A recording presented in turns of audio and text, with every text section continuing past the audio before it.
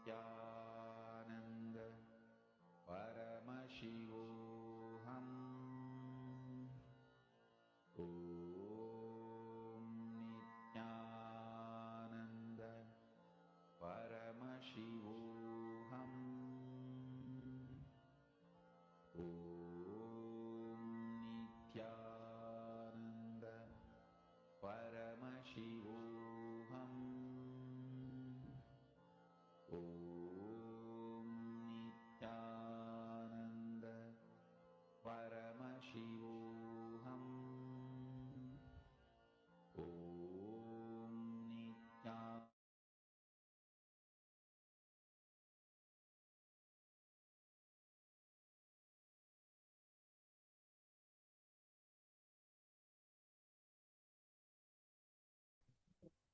Nithyananda. Let us start the day with the Sadguru Vandanam. Nandam Paramasukadam Kevalam Jnanamurtim Dvandvatitam Gagana Sadrisham Tattvamasya Dhilaksham Ekam Nityam Vimalamachalam Sarvadi Sakshi Bhutam Bhavatitam Triguna Sadgurum Tam Namami. Nithyanandam, everyone. We welcome all the participants, every one of you, for the program today. Today, we are going to be addressing one of the key aspects of our life. Our life, as we experience it, good, bad, right, wrong, we all collect memories. And a big part of our memories are the people around us, our loved ones, our near and dear ones, our friends, family, our fraternity. We all are largely dependent on the people around us. What is the experience? What is the purpose that we all share together? Today, all of us are going to be experiencing, receiving the blessings from Bhagavān Kalyana Sundaramurti form of Paramashiva. And all the forms of Paramashiva today embody the right relationship. What is the ideal relationship to have? Every one of you that are here with us today, you are going to walk a path of breakthrough in relationships. The 7 steps to successful relationships, finding your happily ever after. Sorry, Nithyananda. I hope all of you are able to hear us clearly. I'm seeing that some of you are complaining about no audio. I just want to check if all of you are able to see us and hear us clearly. Please let us know. Thank you so much. So, as Nithyananda was mentioning, today we have a very, very beautiful day for your relationships, where you're going to be learning the secrets for a blissful relationship, happily ever after, happily lived ever after. This is what you're going to actually experience. It's not just something to do with one aspect of relationships alone, but completion of all the relationships. How, in whatever status you might be stuck in, Swamiji is going to be giving us a revelation in detail about how you can come out of your struggles, how you can come out of your incompletions, and how you can experience a beautiful relationship in your life. So, are you all ready for delving into today's day?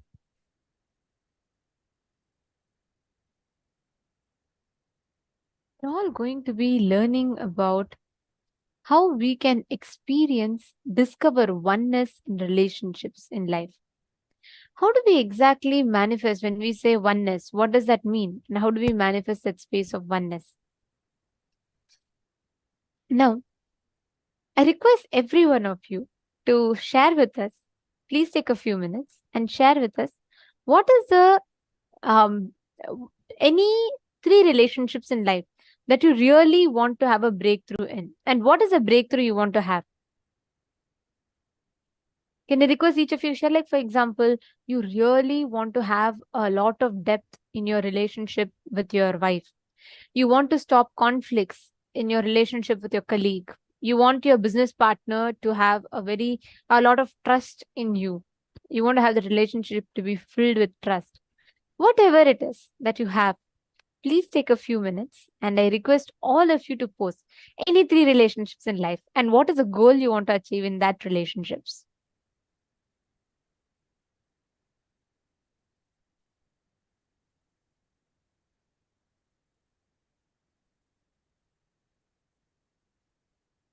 Yes. I request every one of you to post.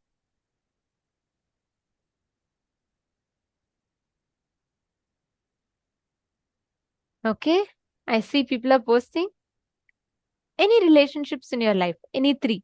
It can be your husband, it can be your mother, daughter, spouse.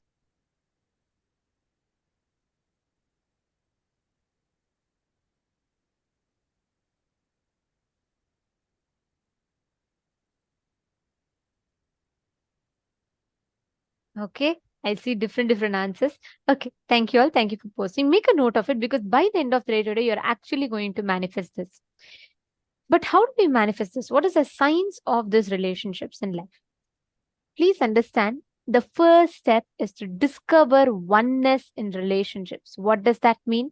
Let us understand now. That's the first session we are going to be having. Let us understand the revelation.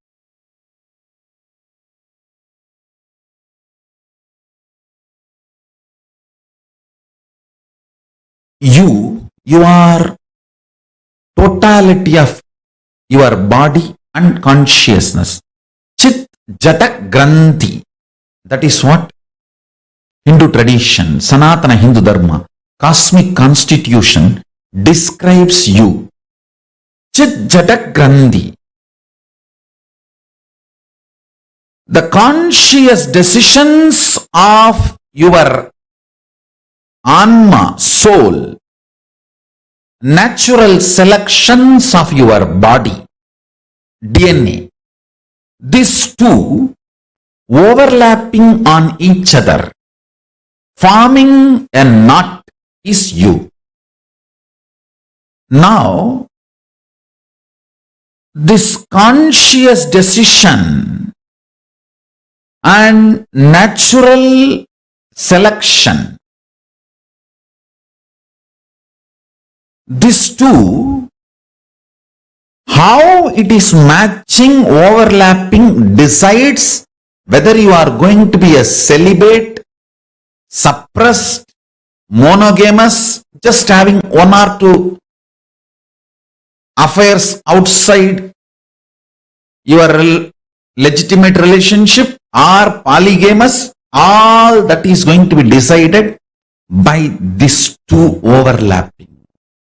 Your conscious decision process and your natural selection DNA. Listen.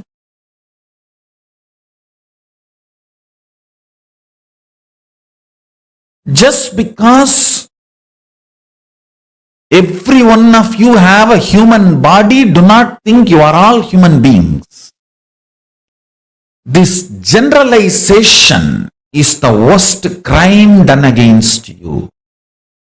Each one of you are unique because your conscious decision process is not measured by any so-called rational scientific methodology till now. Only the natural selection, DNA evolution, natural selection is studied. Only that part is studied and understood. Understand? Just because the science has not yet evolved to study something, you trying to deny that is a mediocre mentality. If you have taken the body from animal to human being first time, now only you have done the natural selection process and jumped into the human body.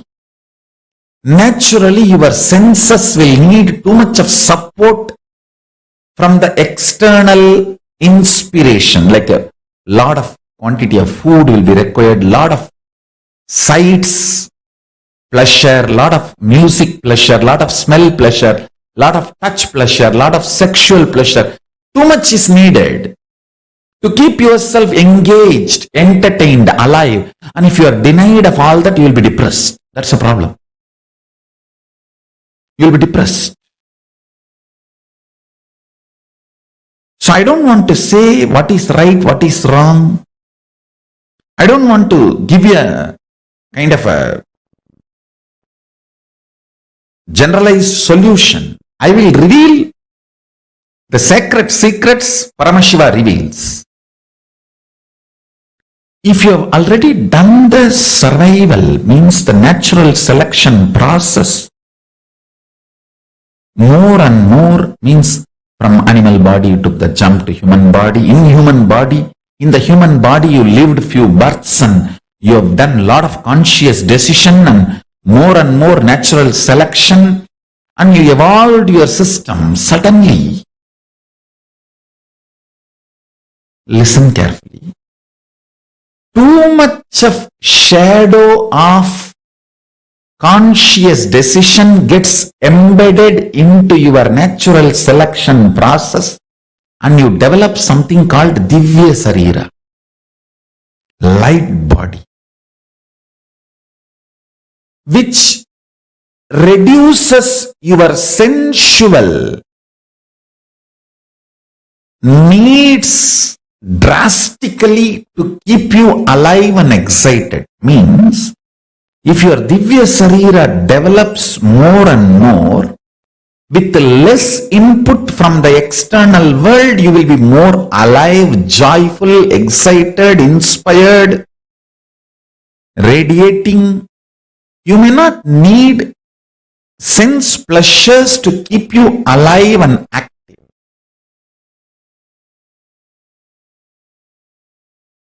Now, you need to look in and see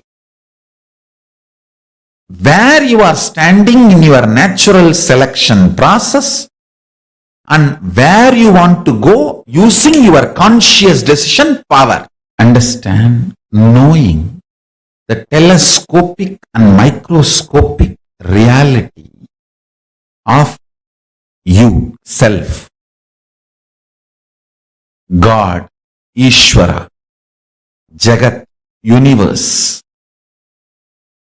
makes you make right decisions about relationships. Understand? Don't think I'm giving an impractical solution for your simple day-to-day problems. No. No band-aid solution can help you in your relationships. You think just a plastic smile can help you completely be happy with your family and relationships? No. Your core need to cognize, powerful cognition. Only then your attitudes and understanding about you and life will get matured. Maturity means having the telescopic and microscopic vision, clarity, powerful cognition about everything you are handling in your life. Everything you are handling in your life, having telescopic and microscopic vision is what I call enlightenment. When you know life cannot be destroyed, you know nothing can touch you, you will start loving and being compassionate with everyone. You can't destroy me, so I am compassionate and loving to you. You are not a threat for me. Nobody is a threat for me.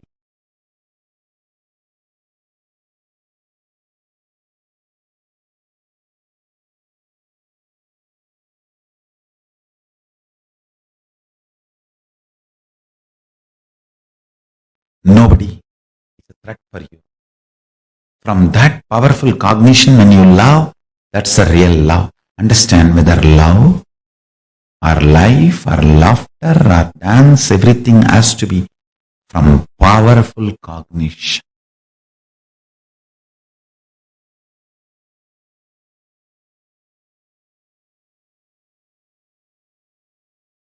The shades of relationship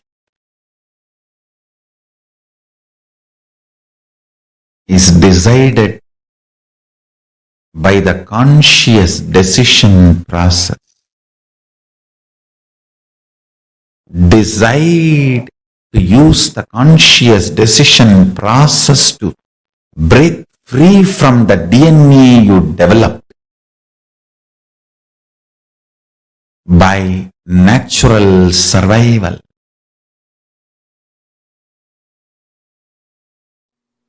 From the space you are Paramashiva, even if you eat, that food will become one with you and you will become one with that food. You will bless the food and the food will bless you.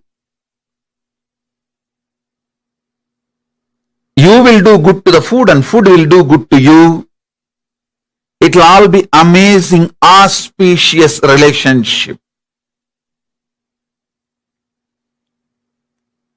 I am giving the example of food, whether food or any sense, listening, smelling, seeing, touching, including sexual relationship. If you operate from the space you are Paramashiva, if you operate from the space you are Paramashiva, including sexual relationship, all will be auspicious, lead to more and more oneness.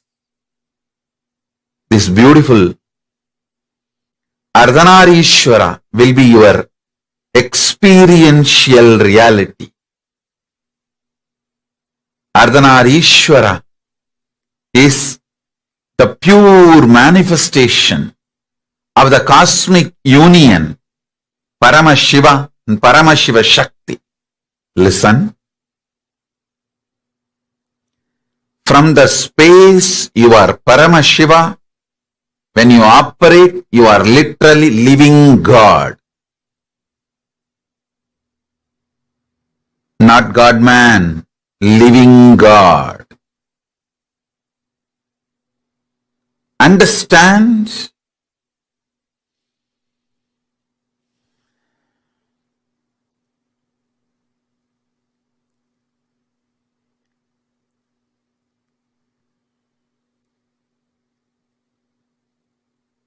Anything you do from the idea you are a body, you are mind, it will all be just situationship.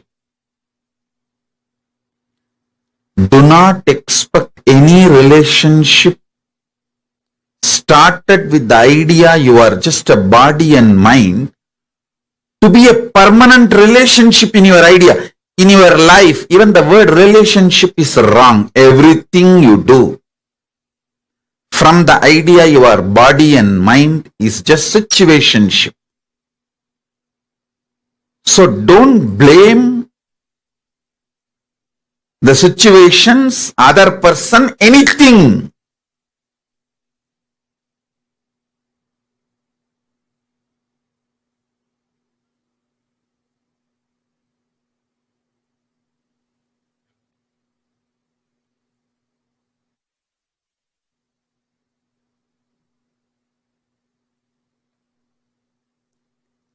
You are trying to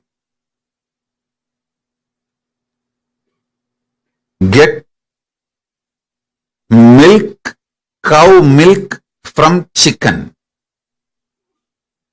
from hen. No, it is not possible. Don't expect the fulfillment of a relationship from situationship.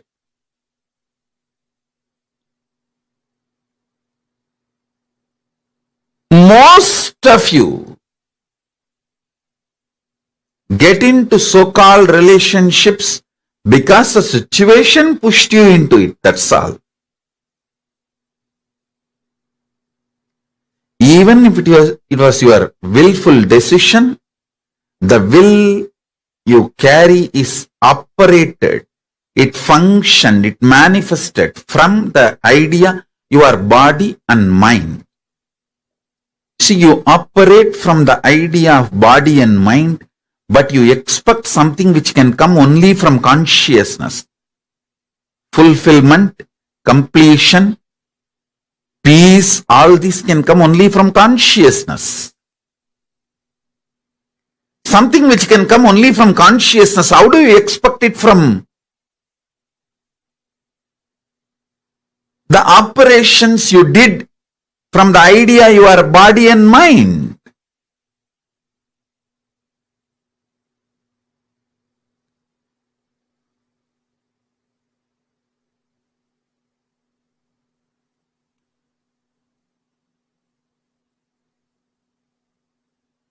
So listen.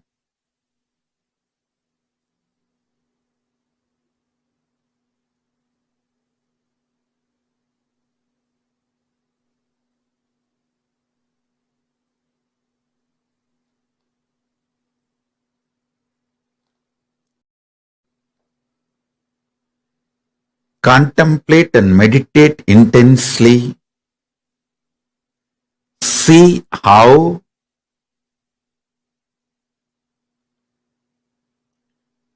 you build situationships in your life, but you expect the results, fulfillment which can come only from relationship.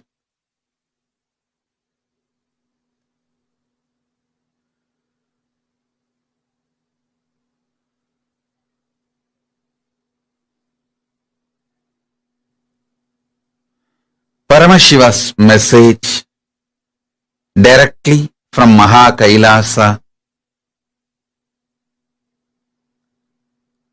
Whatever expression you do from the truth you are, consciousness, sparkle of Paramashiva. Whatever you manifest from this truth is relationship. Everything else, whatever you manifest from the idea you are a body or just mind, just emotion, will all be only situationship, not relationship. The realization you are consciousness, the relationship you build with Paramashiva, that can be called as relationship. Other than this, do not call anything as relationship. Everything else is situationship. Everything else is situationship. Listen. This one truth will solve all your problems of life about relationships. All your relationship problems can be solved, resolved with this one understanding. This one understanding can resolve everything.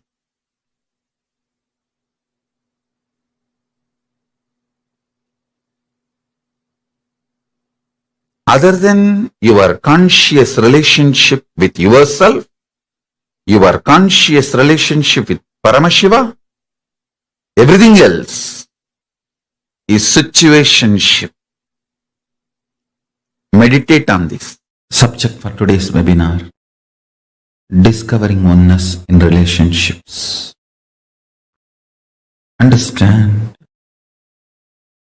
discovering oneness within you is powerful cognition manifestation. Means you apply the right powerful cognitions within you, you will discover oneness within you. You apply the powerful cognitions in your life, you will discover oneness in relationships. The whole married life in Hinduism is all about discovering oneness in the relationships. Listen, more and more powerful cognitions were asked to be applied, to be manifested. More and more powerful cognitions were supposed to be breathed and lived. I tell you, more powerful cognitions, more matured you will be with you. More powerful cognitions, more matured you will be with others. Fundamentally, oneness in relationships is nothing but more and more powerful cognition. Means the cognitions you carry about you, life, cosmos, body, mind, pleasure, pain, right, wrong, sex, lust, greed, death, all this should become very high, powerful cognitions. The more and more powerful cognitions, more and more you will discover. I strongly recommend, when you fill yourself with these kind of powerful cognitions, I tell you, you will come to a realization, just like you feel insecure, the other person feels insecure. You feel greed, other person feels greed. You feel attention need, other person feels attention need. You will realize the oneness between you and the other person. You will have such overflowing love and compassion when you realize your oneness with the other person. You will just be ready to heal the other person's insecurity, fear. You will have so much of your inner space, I tell you. Your inner space will become so vast. You will be able to just hug that person. I am not saying, please listen, I am not saying all your conflicts will immediately be destroyed. You will come to an understanding. No. First thing will happen, both of you know, you reflect each other. Then suddenly you will see that maturity both of you feel, experience. Conflicts will evaporate. Not that you sit and sort out one by one. No. Conflicts will just evaporate. Understand, whenever you know the other person is you and your reflection, you know how the other person is going to respond every moment, and you know how you should be acting and reacting. I tell you, knowing the other person is your reflection is power. It's not just a spiritual strength. It is a real power in the world. You just know how the other person is going to behave. You just know how to deal with him. Because you know he is going to reflect you. You just need to see which part of you he is going to reflect. And you know how to handle that part. And you handle that part in that person over. How you handle your greed, same formula applies to handle his greed. How you handle your fear, same formula applies to handle his fear. How you handle your inspiration, same formula applies to handle his inspiration. How you handle your laziness, the same formula applies to handle his laziness. How you handle your cunningness, the same formula applies to handle his. Knowing the other person is your reflection makes you intelligent. Deciding to use compassion to heal the other person makes you God. It's life. Whoever decides for life, compassion as the strategy for their existence, live like a God in the cosmos. Understand?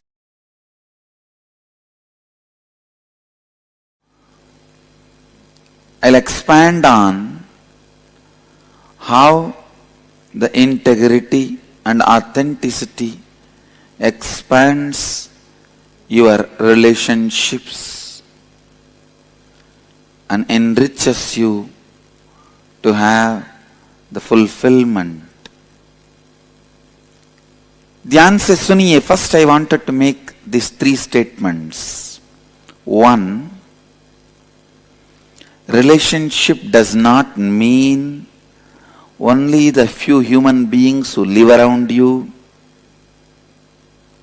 When I use the word relationship, I mean your relationship with your health, with your money, with your life, with your success, with the nature, everything.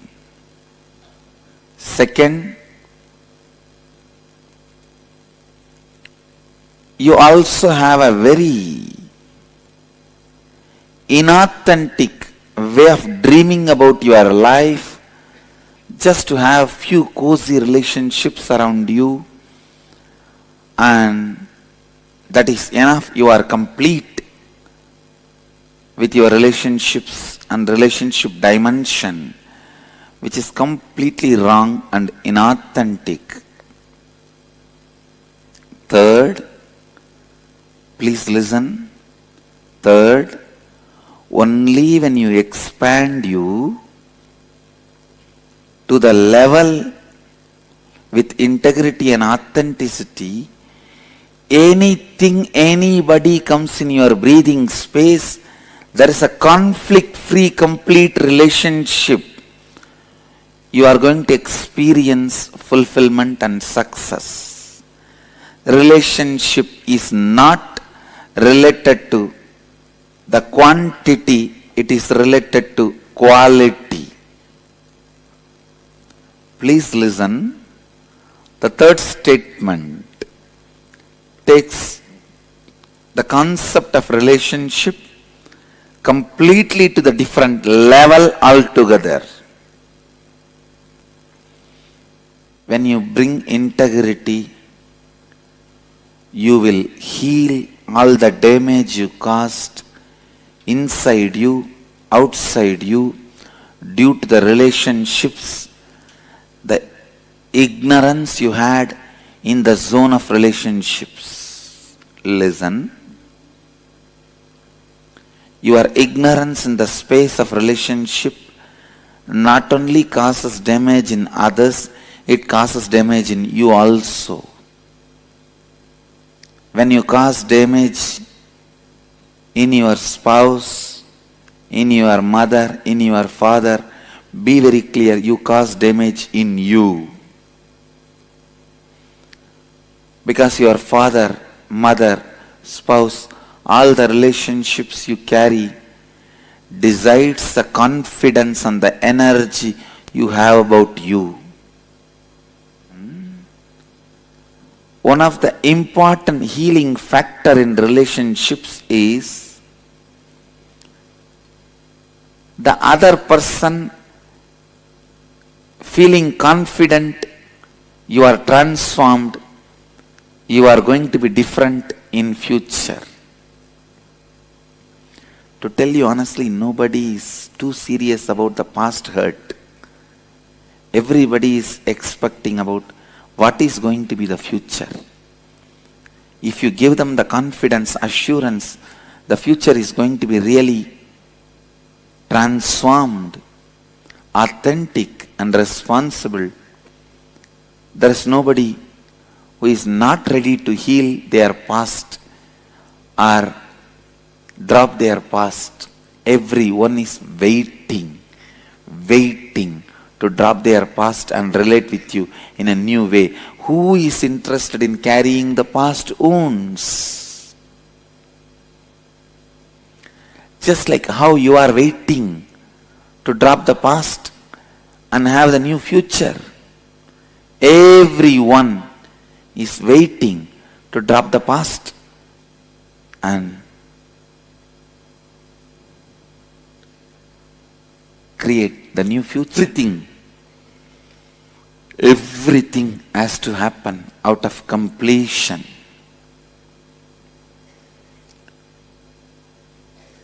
living out of completion is your birthright.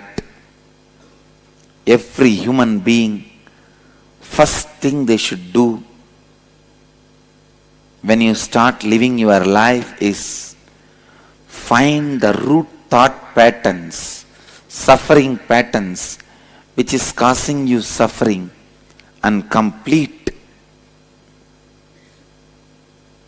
That completion gives you the courage to relate with human beings with integrity and authenticity. People are afraid to relate with other human beings. Even when you go to meet your friends, you prepare all the statements you have to tell him. Why can't you be spontaneous? Even to meet with your friend, why do you need so much of preparation? Why do you need so much of inauthentic strategy planning? Why do you need so much of lack of integrity verbal preparation? It is so unfortunate. The trust level between the friends is dropped because the trust between you and you is stopped. You are afraid. Even with you, you don't sit spontaneously. Even with you, you rehearse and talk. That is why you can't talk spontaneously with others. Take the responsibility for love. That is where relationship starts. Do not say to anybody, I love you, unless you are ready to take the responsibility to fulfill their expectations about you without bothering whether they are ready to fulfill your expectations or not. When they are also fulfilling your expectation, you are also fulfilling their expectation. It is called business partnership. It is partnership in the business called life. Don't call it as love. Sometime, not only you have partners in the business, even in the life you have partners.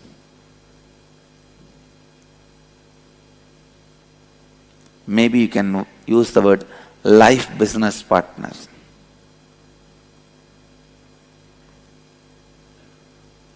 But life happens to you, brings you excitement when you go on fulfilling others' expectations.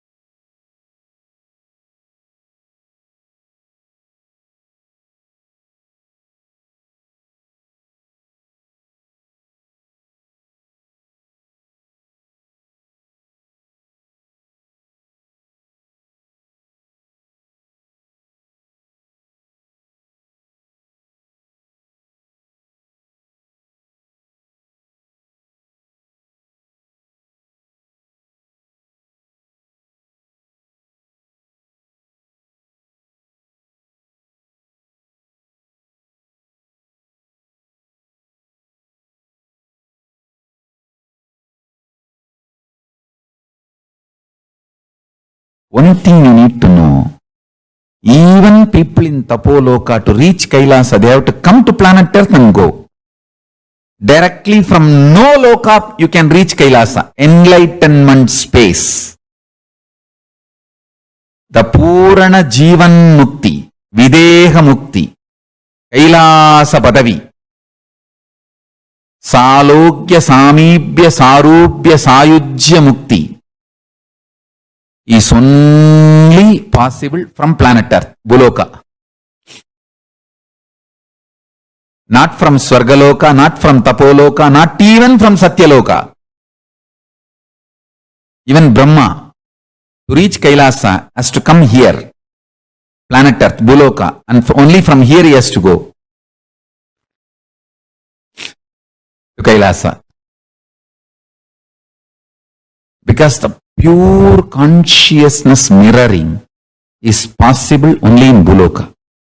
That is the beauty of Buloka.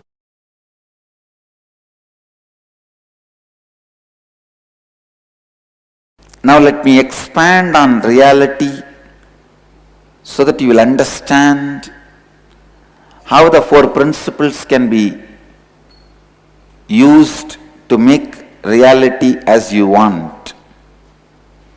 Let me define what is reality. This is a very important definition. Only when you experience this as your reality, you can experience Brahmanyam Bahuputratam. Listen. Not having any conflict internally and contradictions internally about what you want to experience as your inner world and outer world, and projecting it powerfully, so powerfully that there is no conflict between your projection and your experience, perception. No conflict, no contradiction. Because there is no conflict and contradiction inside what you want and outside what you are experiencing, feeling the non-duality, Advaita, is reality. First thing, inside itself you have so much of conflict and contradiction. What you really want inside you and outside you.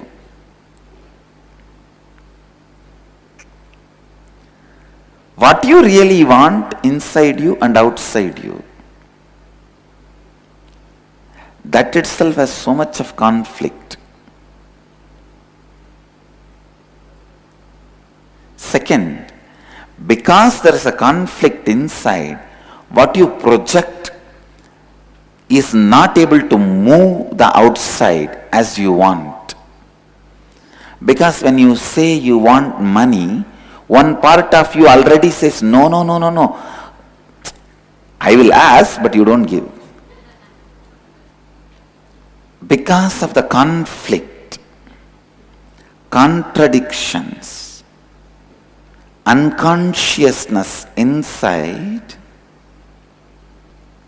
what you project also has conflicts, contradictions, unconsciousness outside.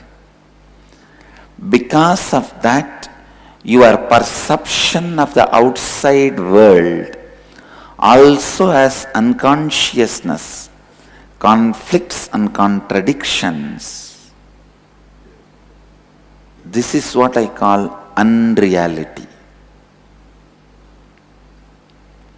The confusion of dvandva, duality.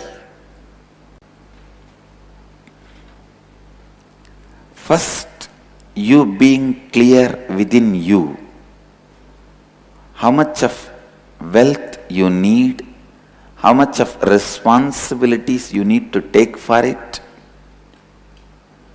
what is the way you want to feel you, what is the way you want to project you to others, what all the ways others may perceive you. Having clarity and taking responsibility for all this, so inside you feeling completion, and please listen, the power of your inner completion will be so powerful, I tell you. The moment you project something out of completion, the whole world runs to fulfill it and serve you. You need to know a beautiful story from Prahlada's life. When Prahlada's dad was asking Prahlada, is your Narayana God in this pillar, in that pillar? Is he in this stone? Prahlada was about to raise his small finger. A child naturally takes little time to lift his hand and show which pillar my Narayana is there. I don't even know which finger he showed, or he would have shown. He may not even know how to fold the fingers and show one finger or anything. He must have shown even through face. That is the way kids show. Kids sometimes don't even know how to raise the hand and show. They just show the face.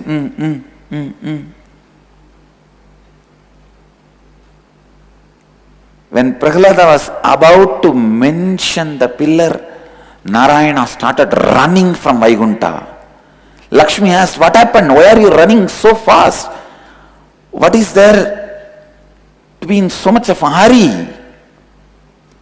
Vishnu says, no, you don't know. Whatever pillar he shows, I have to enter into that pillar. Wherever he shows, I have to occupy that place and come out. Listen. When a child is established in integrity, just for his hand movement or the direction he shows, God lands. Listen. Whole world moves as you want when you are established in integrity.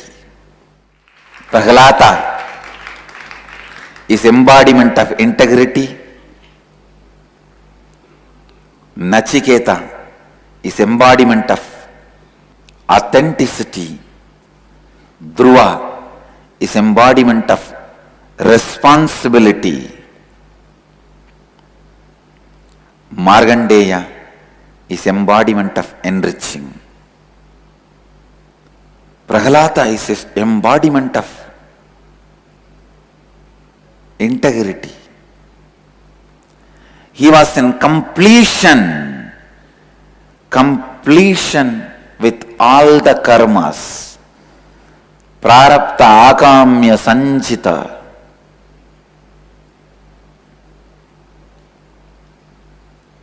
That is why the direction he was turning his face or trying to show, God lands there. Same way, if you are in completion with integrity, without conflict, contradiction, internally, whatever you project on the world is project for the cosmos. Whatever you project on the cosmos is a project for cosmos. simply does it. Simply Cosmos does it. When you are integrated and project on the outer world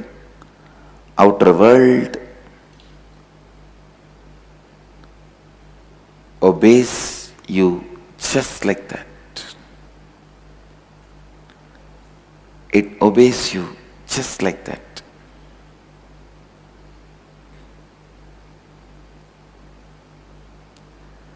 Power of integrity. Please listen. Nothing is political in the planet Earth. Means nothing is accidental in the planet Earth. Everything runs with these four principles. How much ever you doubt, no. Some of the fellows who are head of the countries, statesmen, are they integrated? Are they authentic? Are they responsible? Are they enriching? How come they are having whatever they want? No. When you are in completion and project to the world, you see that becoming reality, and your inside is in completion, outside is in completion. When both are in completion, the experience of you and your life does not have any conflict or contradiction. That is what I call flow of Advaita.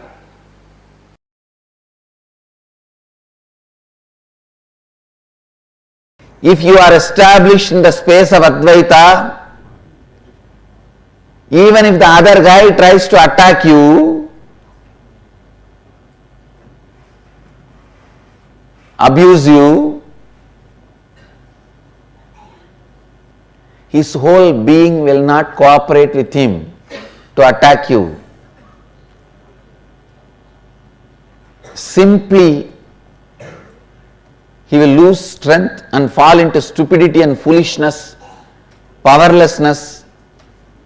He will not be able to attack you.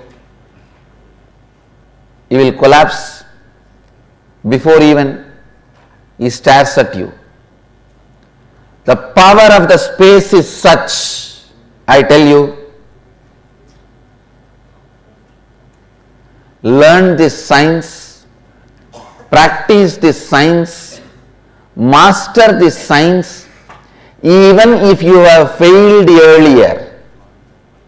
Can Swamiji define what is the space of Advaita? Means there are some ultimate truths. Everyone is extension of you. Whether you call us a Hitler or Bin Laden, Buddha or Mahadeva, please understand. Hitler or Bin Laden, Buddha or Mahadeva, Krishna or Kali, everyone is extension of you. You should be very clear why somebody is Buddha, somebody is Bin Laden. Let me make it very plain and simple, straight. So now you need to know which part of you is paining you,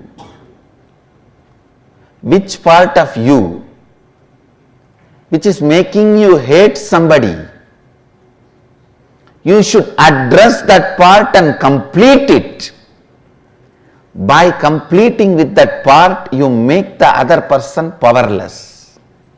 If he still holds on to the violence, please listen. Listen once more. For example, In the world, in fact level itself, there are violent people, terrorists who attack, abuse, destroy.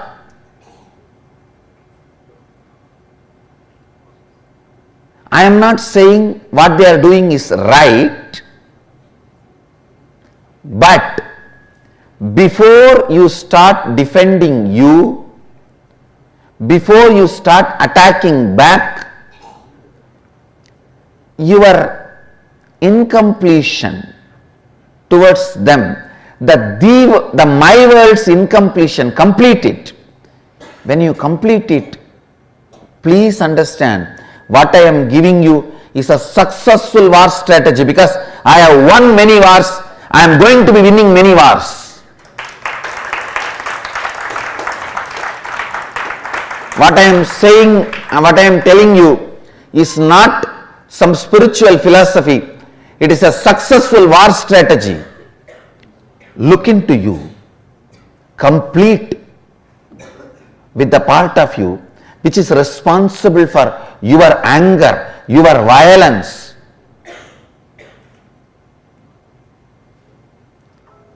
Complete with that. You will see that guy, the world terrorist, loses all his power. He will become powerless. You entertaining anger towards him, which is in the my world, keeps his violence active and alive. The moment you complete with this, your enemy will no more be lion, he will become a rat. You just need a little rat poison. You don't need a gun and AK-47.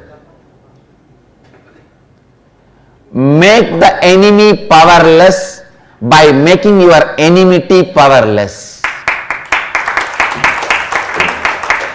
Sincerely, when you create the space of Advaita in you, means non-violence, no enmity. Again and again get back to that space, no enmity, non-violence. I am not even saying become friendly, that is up to you whether you want or not. But decide to be non-violent, no enmity. I tell you,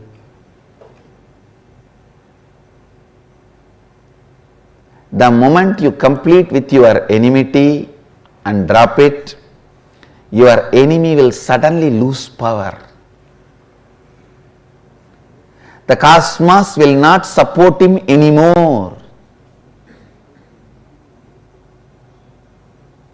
The person who is not supported by the cosmos is like a fan which is not supported with electricity, power. It cannot run. If it was running, maybe it will take few seconds for it to stop once you switch off. But not more than that.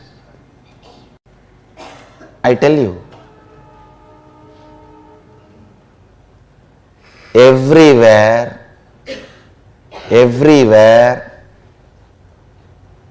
Advaita has a direct utility value, whether you are in a hospital for health, you are in a marketplace for wealth, you are in a court fighting a case, you are in a war field fighting some people, you are in a place of riot where you have to survive,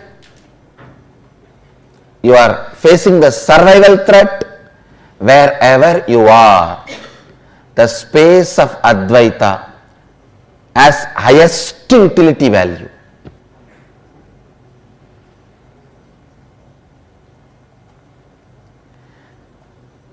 Just be brutally fanatic and practice Advaita. I am telling you.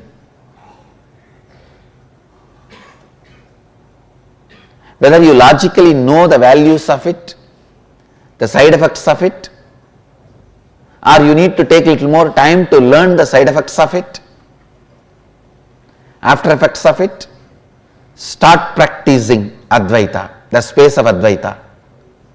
I tell you, it will be amazing Kalpataru, giving constantly what you want, and amazing protection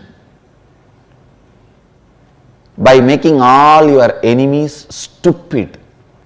By cherishing enmity, you will make yourself weak and make your enemies strong.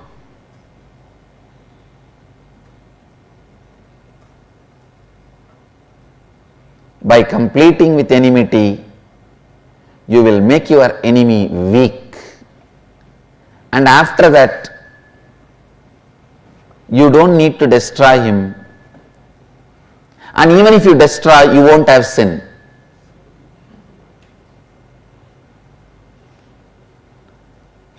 You may not even need, because he will die by his own powerlessness. Even if you want to destroy him, you may not need weapon. Understand, the space of Advaita is the best strategy planner, whatever situation you are in. The space of Advaita can be the best war strategy, political strategy, business strategy, economic strategy, health strategy,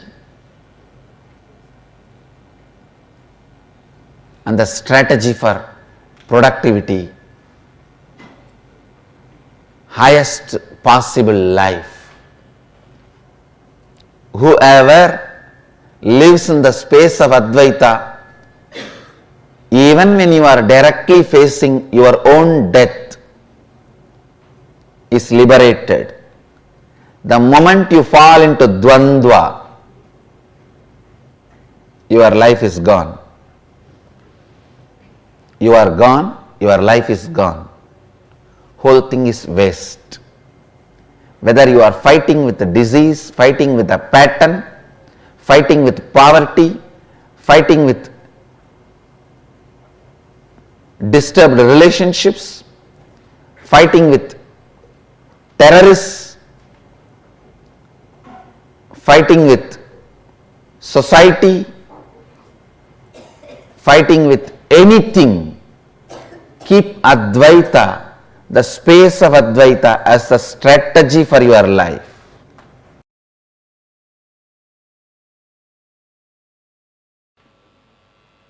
Please listen. Whole life is a business. Whole life is trading. You give something, receive something. Either you got more or you gave more, or you got and gave equally. Whatever is said and done, whole life is a business. Please understand, but the good news is, what you consider as you is the starting point. The best news is that can be just updated by the Advaita.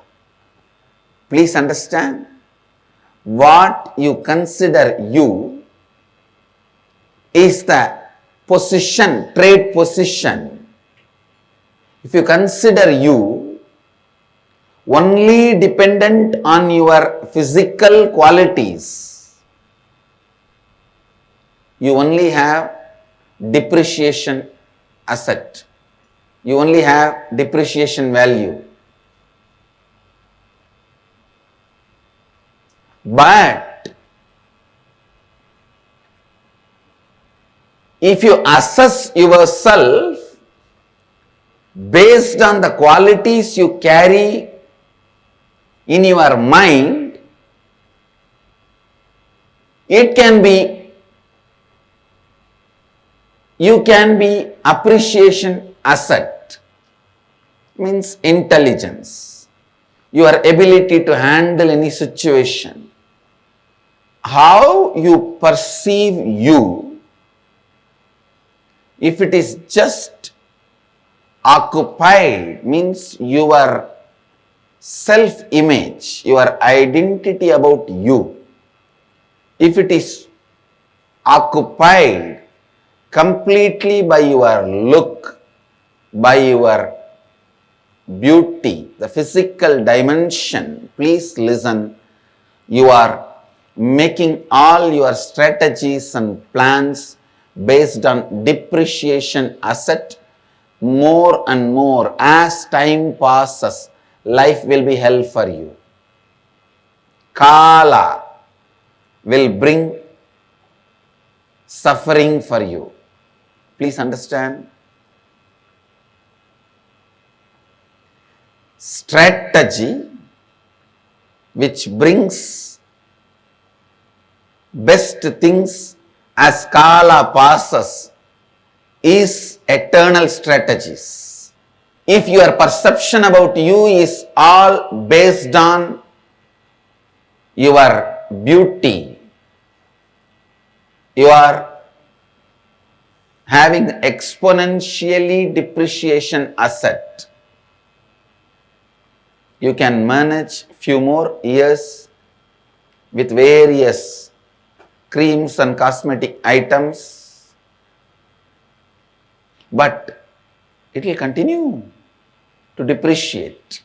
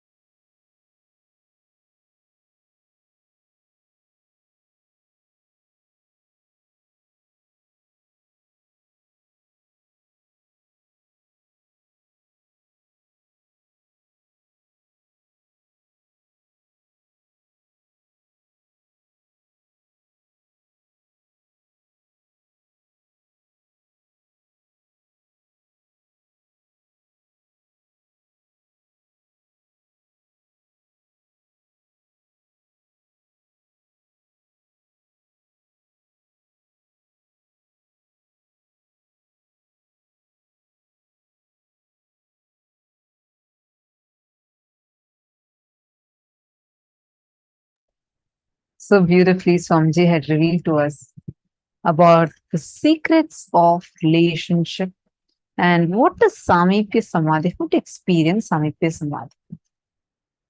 Physical nearness to Guru is called as Sameepya Samādhi, a method of realizing oneness or Advaita.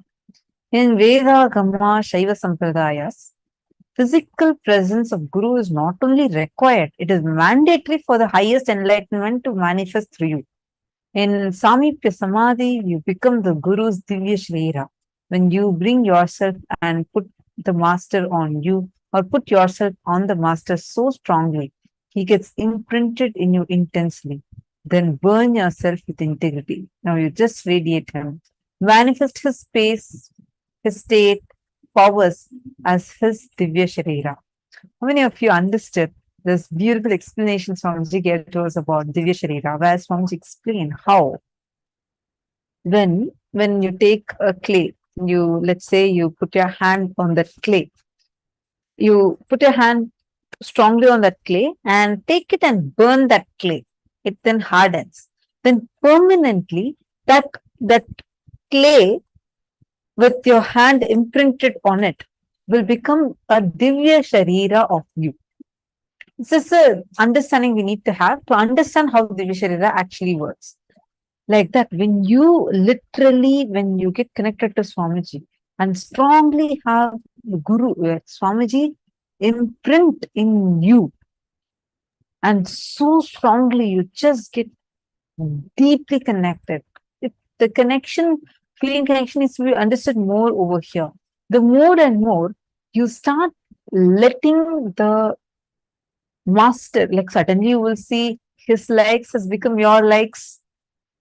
What he wants, that's what you're doing. His vision has become your vision, and your whole life is suddenly seeing that everything that is there in your life, literally you're living as his own extension.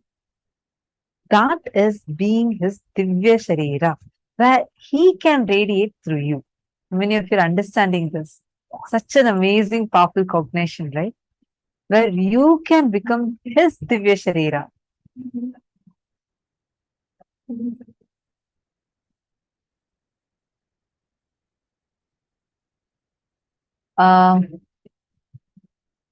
Okay. Xian Ying Zhou is asking, what's the reason honey cannot be eaten? There's actually no necessity that honey should not be eaten. No? The only issue is the honey, if it is sourced from violence, like where they kill the bees and then take it, that honey should not be eaten. There are many farms where they do not kill the bees. They don't put fire and kill the bees. That honey can be consumed.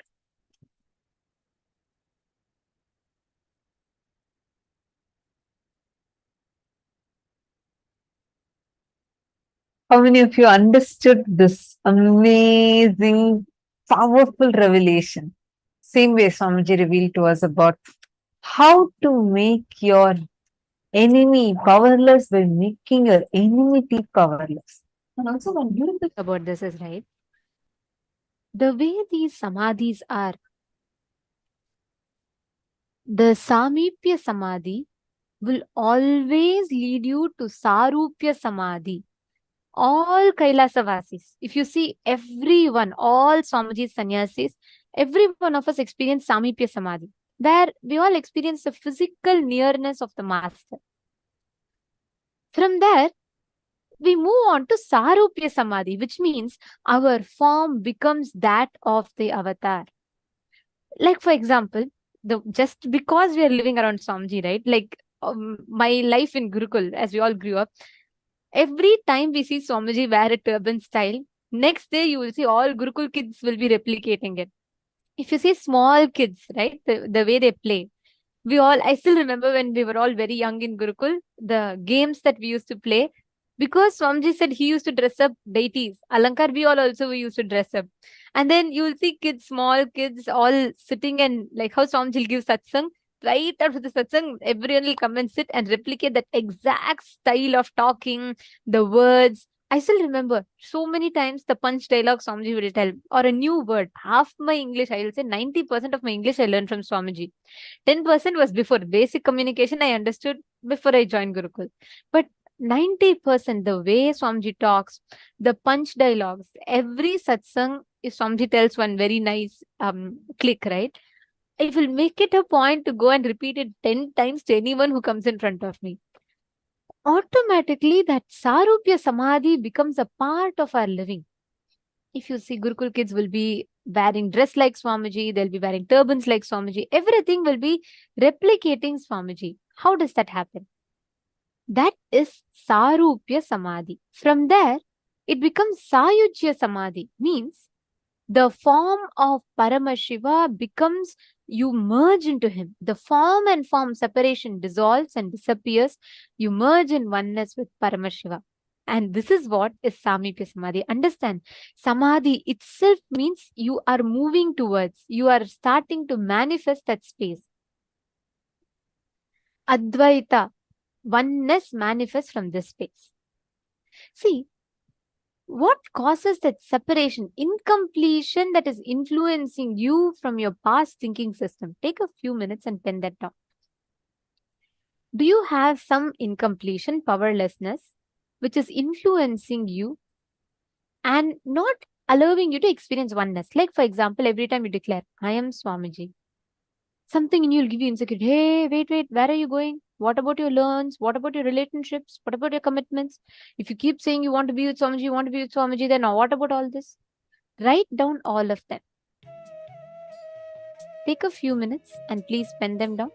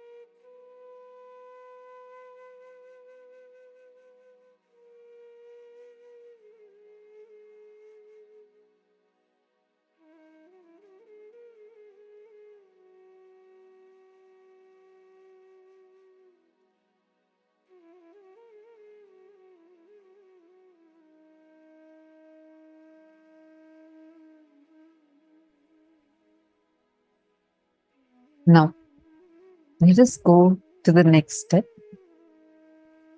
Complete with Atmurti. Just sit with Swamiji's Atmurti. Verbally talk.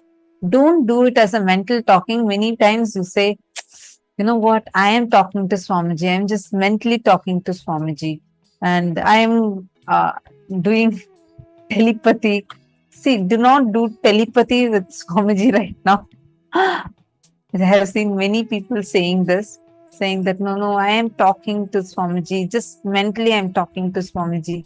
I am mentally sharing whatever I am experiencing. No, do not do that. Talk verbally and tell whatever incompletions or the struggles, whatever you're facing. Go verbally, talk it out to Swamiji's Atmamurti and literally relive the whole thing. Relive the entire incident and relieve it from you. Okay? I request all of you to take a few minutes, go to Swamiji's Atmamurti.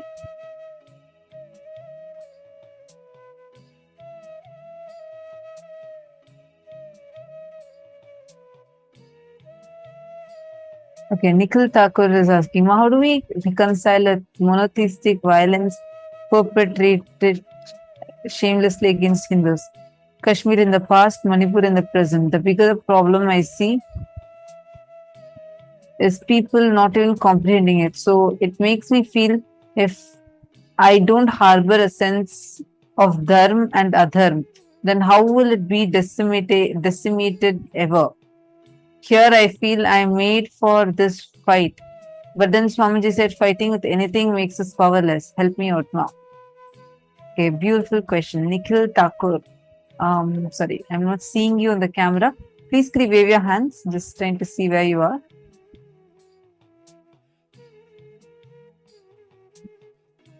Nikhil Thakur.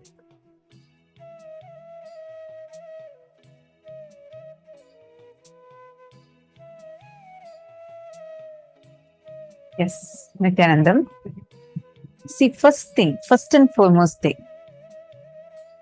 fighting is different, standing up is different. Listen carefully. What Swamiji is doing, right? If you see, no other being on this planet has been persecuted in the most atrocious, cruelest, and the longest ever way, like what Swamiji's faced. And that too for what? For all the great work that he is doing for humanity. His life is the most documented, most public. Like if you see, literally every single day is chronicled and available as nithyanandapedia.org. Like with pictures you can see, every day by day. For us, even if we chronicle a month by month, we'll only have so much. But if you see, Swamiji's every single day has so many things that he's working on. But despite of all of that, the kind of attacks, persecution that he has faced, continuing to face character assassination. Forget about others. Hindus themselves don't understand. Hindus themselves don't understand that the supreme pontiff of Hinduism is getting attacked. Understand, Swamiji is not telling you should be powerless. Swamiji is telling, complete the powerlessness, be powerful and be a powerful warrior. Powerlessness is not needed for you.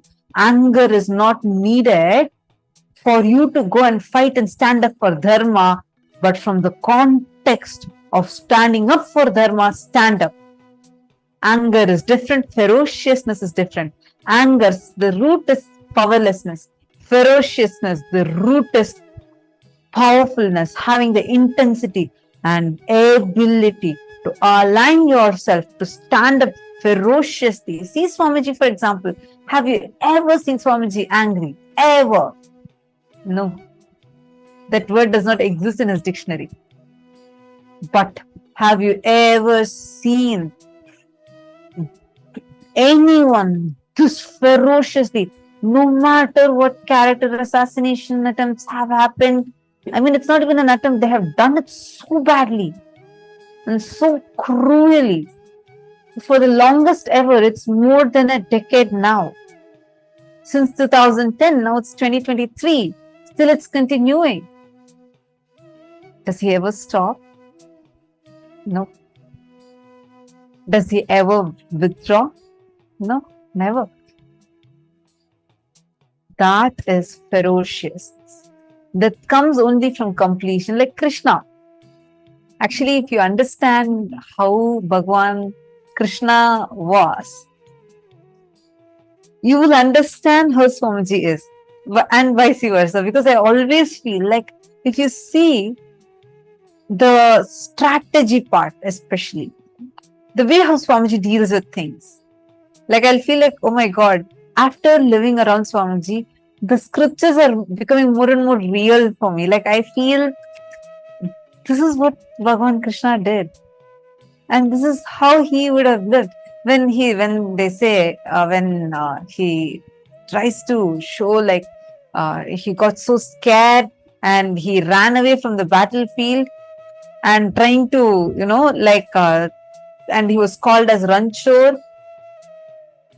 Swamiji says so beautifully. He says, all Krishna would have done is you just be a little bit away from the battlefield, sitting and playing with the gopikas. And when suddenly the spies are coming alone, he'll suddenly put up a face saying, oh, I'm so afraid. And as soon as they go, he'll be smiling, laughing and playing with all the gopikas around him. Understand the way when you are established in completion, know whether the inner image, outer image, others image, life image will become a tool in your hand. It will not put you into powerlessness. Only completion can bring you that. If you see the cruelest things that have happened, they for absolutely no reason. There was no police complaint. I don't know how many of you know this. There was no police complaint. There was absolutely no victim. No victim. When the 2010 attack happened, there was zero case filed on Swamiji. There was zero victim. But the media and the anti-Hindu elements made it such a huge thing. 53 days illegally. Swamiji was imprisoned illegally, held without, they tried to force feed meat. Swamiji was starved for 53 days. No food was allowed. For a person who fed millions and millions of people and continuing to serve billions of free meals even to this day, he was starved for 53 days straight. They didn't allow even his puja kit with him. For what? And there is zero case, like I can't even cognize it. It's just like injustice to the core. But even despite of all of that, and they all had only one thing. They were continuously telling Swamiji, give up on your vision for Hinduism. You're a threat for Hindu. You're a threat for us. Hinduism cannot flourish. Just drop your revival of Hinduism. Call yourself a secular. There are so many gurus who say themselves as secular. Like that, we will also be good with you. Everyone will be good with you. Swamiji said, no question of that. They tortured. They used to cut tiles. The tile cutting sound is extremely painful. It causes physical pain. So they got those tiles and they put Swamiji in a small cell. Swamiji is 6 feet tall. And they put Swamiji in such a short cell, imprisoned illegally, made the floor completely wet and tortured in the most horrendous way for 53 days straight. It's not a joke. I just can't remember like what Swamiji has been through just for the sake of each one of us. And even after all of that, Swamiji said, I will not, never, ever even deter away from my vision to revive Hinduism. I will make KAILASA happy. He has made it happen. He has made it happen.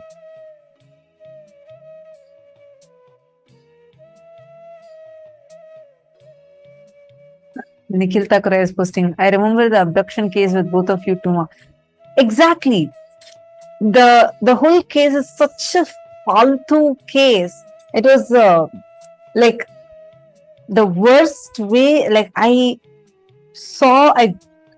experienced how the whole thing is just a joke. Like they can just manipulate the legal systems and attack anyone. It's not a joke if I start talking about it, because the way the anti-Hindu elements can do it in the most cruelest way, attack. It's just something unimaginable. Like, since you brought up this, Nikhil Thakura, I just want to give a context to what you're saying, because like from my age of 14, I've been growing up in the Adinam. All of a sudden, the anti-Hindu elements are filing a false case, claiming that we are abducted, like as you said. And we are saying, look, I'm a major, I'm an adult, and I'm saying, no, I'm not, and I'm living out of my free will. But even through all that situation, till date, the attack is continuing. Till date, they put such a false, malicious case and attacking us. But despite all of that, Swamiji does not give up on his vision or his commitment to each one of us. See, why I gave you the example of what Swamiji has been through is, despite of that, have you ever seen Swamiji ever get angry? Scold someone who's attacking? Swamiji won't even take their name. Forget anything else. Swamiji would not even give them the legitimacy by even uttering their names.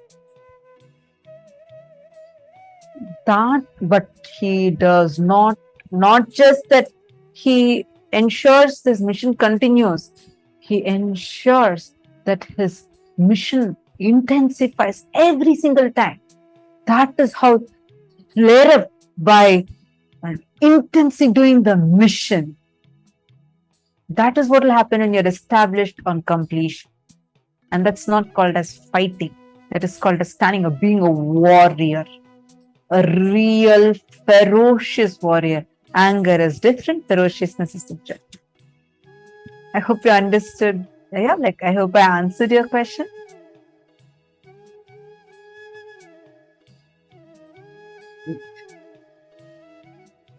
Any other question anyone else has?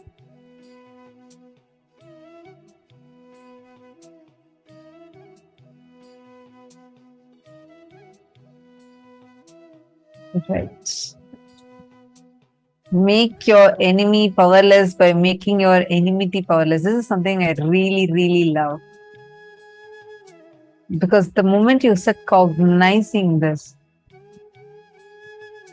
you will understand how to deal with life the way how Swamiji is dealing.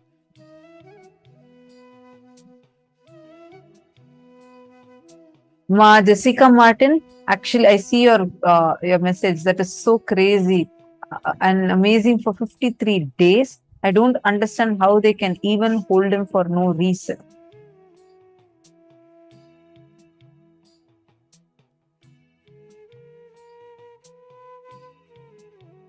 I think it's beautiful to be so convicted on your purpose, to be able to deal with life in this way. You will just melt if you see.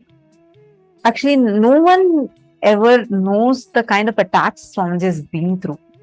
We all know only, even if you think, no, I have heard all the sessions, we only still know tip of the iceberg. There's too much what Swamiji has been through. But you will never see that ever affecting the mission. Swamiji's for personal, for himself, he will never do anything, like meaning not a penny he spends for himself. Like if you see the way Swamiji lives, right? For all of us, all the disciples, everyone, Swamiji will just shower us saying, get the best food, get the most organic food, get the best clothes, best place to live in, get everything the best. But for Swamiji, even the jewels Swamiji wears, it's all only what devotees have offered. Swamiji says, just because the devotees have offered out of their love, I will just reciprocate it by wearing it, just to see that smile on that devotee's face. And just to fulfill them. You will never see someone like Swamiji ever, like the way, whether it's relationships or how to deal with life, everything, unless you have physically lived around Swamiji and been able to see his life. How much ever you listen in satsang, it's one level. But when you see how Swamiji lives, it gets transferred directly from his bio memory to your bio memory. All right. Now, I think it's getting time. Let's continue this internalization exercise. I hope all of you finish the second step. The step 3 is you're going to be completing with the mirror.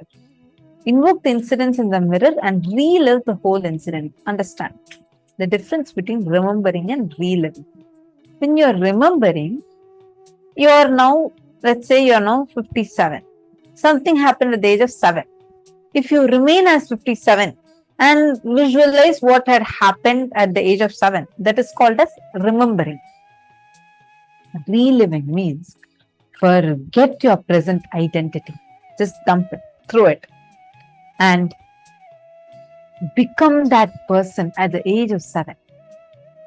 What intelligence you had, how you were, visualize and become that person. Enter into that person's physiological, psychological frame. Take a few minutes and meditate on that person. Become that person. Then you relive that instant by invoking it in the mirror. You're going to literally look at a reflection. All your 3 eyes should be locked on your 3 eyes reflection. And literally visualize the whole incident playing on the mirror. I hope you're clear. Let's do the step now.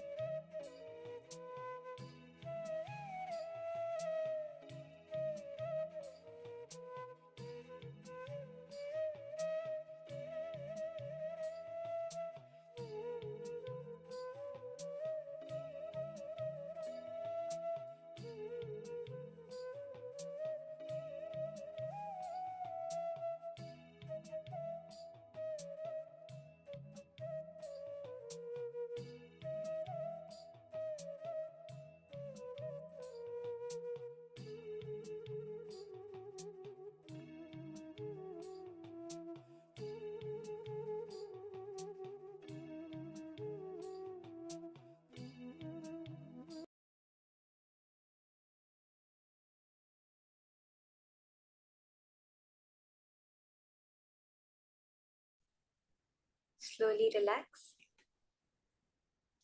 You can all open your eyes. Come down. Now, we're going to be entering into the power manifestation session. Today's power is a very exciting power and very related to the topic that we are learning today. The first power that today we are going to be starting with is the power of mind reading. If you just knew what was going on in your partner's mind, you would never mess up, right? That comes from this power of mind reading, where Swamiji has initiated us, telling, if you know your own inner space, you'll be able to understand the space of everyone around you. Because fundamentally, the way you perceive people, like I said, it's the way you perceive people. So it's dependent on you. When some breakthrough happens, some completion happens within you, the way a person responds to you directly changes. It manifests as the power of mind reading. You're going to be able to scan an image another person is thinking about, an incident a person is thinking about, and a root cognition of a certain incident today during the power manifestation. See, this is a beginning level. We are going to just start with learning how to do this power. Suddenly you will start seeing in your daily life, when you interact with people, you will start being able to understand their space. You will know exactly how to respond to another person in such a way that it's completion for both of you. Are we all ready for this power? This power of mind reading. Let us see the Shastra Pramana for the power of mind reading, which is directly revealed by Paramashiva himself for all of us. The Shastra Pramana for the power of clairvoyance is from the Shiva Samhita, chapter 5, verse 86. Jnananya cha pratimam tasya trikala vishayam bhavet durashruti duradrishtihi svechhaya khagatam brajet. Bhagavān Paramashiva says, he gets immeasurable experiential knowledge, knows the past, present and future time, has duradrishti, the power to view anything in a far off distance, durashruti, the power to listen to anything at a great distance, anywhere, khagatam, the power to walk or move in air by your will like a khaga, a flying bird, and the ability to speak on any unknown subject, omniscience. This is the power we are manifesting, this power of clairvoyance, being able to see something which is not directly visible to our eye. For the Apta Pramana, we beautifully see the incidents in the life of Sangasiddhar. Sangasiddhar is a very great Siddhar who lived, and he was living a regular Grihastha life. He was the employer of his boss name was Simpson, a British, and he worked in the railway. And there were many incidents where he has helped his boss with this power of clairvoyance. So one such instance was when Simpson was about to go sleep for the night, and Sangasiddhar told Simpson, do not go and sleep in your bed tonight, sleep somewhere else, it's not safe for you. But Simpson dismissed the words of Sangasiddhar and went and slept as usual. So as soon as Simpson had fallen asleep, Sangasiddhar called a couple of men and they carried the bed out of the room in which Simpson was sleeping. And just moments later, the entire roof collapsed on the place where Simpson was sleeping. And Simpson woke up and he thanked Sangasiddhar, and from then he recognized the clairvoyance that Sangasiddhar had. Another incident which happened was a time where Simpson ordered for the lizard which was crawling on the wall to be taken out of the room. And Sangasiddhar said, no, just let it be. Its partner is coming from London. And Simpson was confused, but he let it be. And just a week later, Simpson received a parcel from his wife back in London. And as he opened the parcel, a small lizard jumped out and ran to join the other lizard on the wall. So exactly another instance where beautifully Sangasiddhar predicted, was able to clairvoyantly see the whole happening that was about to happen. This is the extreme of power manifestation. Now, each one of us are also going to be manifesting this power. The way we are going to start off is I will be thinking of an image. I will be thinking of a particular image, and each and every one of you are going to be scanning me. Just remember how Swamiji said, it is not about something happening externally. It is about you establishing yourself on Paramashiva. Once Swamiji said that if you have a problem with your boss and you quit the job, you're going to face 10 more people who are exactly like your boss. Because the way your boss is, or the way a certain person is in your life, is actually within you. Now, if that is the case, that means the thoughts they are having, the feelings, the emotions, the reactions, all of that is a creation of yours. It's just a part of you that you have not yet recognized. With the initiation, with the powerful cognitions, with the completion, now we all are given, empowered to access that part of us and be able to see our reality as it is. Okay, so now I'm going to be thinking of an image, very clearly thinking of an image, and you are going to just scan my inner space. The key. Now we are so full of thoughts. Actually, the cosmic information is available to us. But the cosmic information can only download into us if we are empty. That is why unclutching is the key to power manifestation.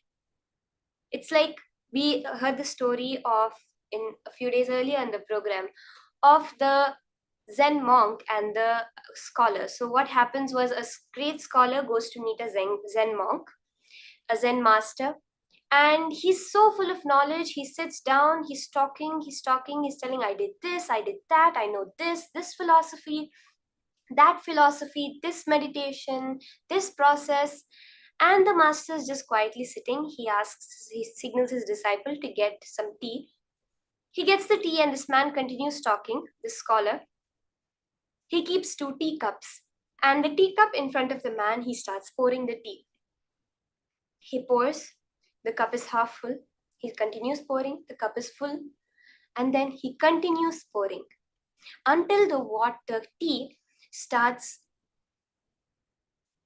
overflowing from the cup. Then suddenly the man realizes when the hot tea falls on his lap, he realizes, the scholar realizes, and he tells, oh, sorry, master, the tea is overflowing. Why are you still pouring it? And the master says, just like a full cup cannot hold more, the same way an full mind cannot hold more information. Then the scholar realizes. So the more we keep engaging with our thoughts, the less we are able to see the cosmic thought or the cosmic being. So the science of unclutching is for that. When you're doing the power manifestation, unclutch, just sit completely silent, vibrating with the Mahavakya, the frequency, to raise yourself to that cosmic frequency. And listen. Just sit in that space, connect to Swamiji, and the answer will come. So now, let us start the round of manifestation. I'm thinking of an image, and you're going to be scanning the details. what is that image? You can say colors, you can say shapes, sizes, items, various things that you are able to see. Okay? Are we all understanding clearly what this round is about and how to manifest? Yes? Can I just have a wave of hands if you're all understanding? Can just wave your hand in the camera if you're all understanding the whole round. Yes, ma. I see ma. Dhanvantri Shaktini. Okay, thank you everyone, ma. Mary Claire. Okay, so let's start this round. I'm thinking of an image and you're all going to connect to Swamiji and scan what I'm thinking of. Let's keep the round quick. We'll have a couple more rounds after this. So let's start.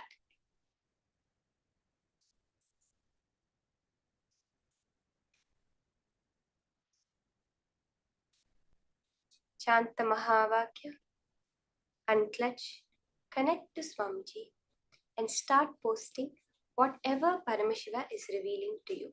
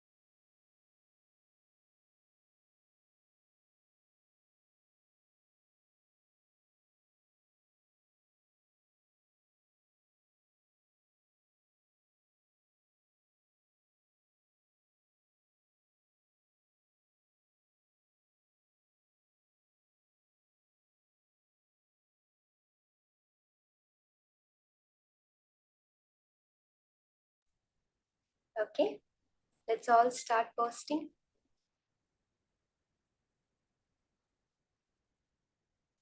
Let's all post in the chat whatever Paramashiva revealed to you as it is, the colors, the shapes, the items, the objects, any feelings you got, whether you were able to feel something, you smelled something, you heard something, whatever it is Paramashiva revealed to you, just post it like that.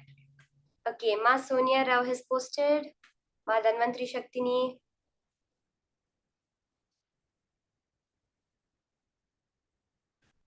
Okay. The image that I was thinking of, the colors, the shapes, items, whatever feeling you got, whatever Paramashiva revealed to you, just do not have any doubts. Just as it is, you can post, okay? Just quickly post so that we can move on to the answer and we can have a couple more rounds, because then you will really start to get the hang of it. You will start understanding exactly the methodology. How is the power manifesting within you? Okay, I see my stick. Ma Priyatma Srupini, thank you, ma. Okay, let's see the answer now. What the image that I was thinking of is. Does anyone left to post? Quickly post before? Yes. Now, this is the image that I was thinking of. It's an image of lilies in a pond. There's a light. Ma Sonia Rao, I think you've gotten it very accurate, ma. You saw a water body. You saw a white light, bright light, which is coming from the back. Awesome, Mama Sonia. So awesome. You got it exactly, literally exactly. The exact color, the shapes, the water body, the brightness that's coming in, all of it.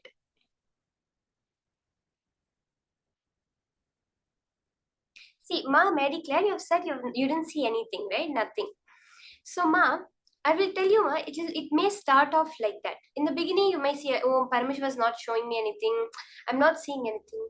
But it's important to bring that understanding. It is Paramashiva who has to show you. It is Paramashiva who has to flow through you. So the more and more you relax, the more and more you unclutch from our identity, which is so used to getting involved in everything around us. The more and more you unclutch, you'll be able to see how the manifestation happens. You'll be able to recognize that how the happening around you itself is also just a manifestation. Ma Nithyananda Jnana Yogini, Ma awesome, Ma, you saw pink color. You saw the color pink. You said pink round fruit like apple peach. Pink color is exactly right. We have the lilies in the image. And Ma Priyatma Surupi, an open sky, that's exactly right. Blue color, green color, all of this is so perfect, Ma. So close. You got like the essence of it, I should say. You got that. You saw the open sky, you saw the blue color, like a blue background kind of thing, and the greenery. You saw the green lily pads, the leaves. So awesome, Ma. So beautiful. Ma Jadashaktika. Ma awesome, Ma Maha Jadashaktika. You have seen the water drop, blue ocean. You also caught the water in the image. That is so beautiful, Ma. So awesome. So nice. In this first round itself, we had so many people manifesting. Let's do one more round, okay? So many people saw water. That water, the very fact you're seeing it, that the feel of the image, relaxing. I know someone posted. You're tuning in right now. Just little more to get settled down. You'll be able to just like that manifest it. Let's have another round, okay? And I want all of you to remember that if one person is manifesting in your space, like we just saw, everyone is a projection of you. Everyone is some thought current within you that you see around. So that means you have manifested. If you are there witnessing a manifestation, it is a manifestation of you. Okay? So let's get into another round.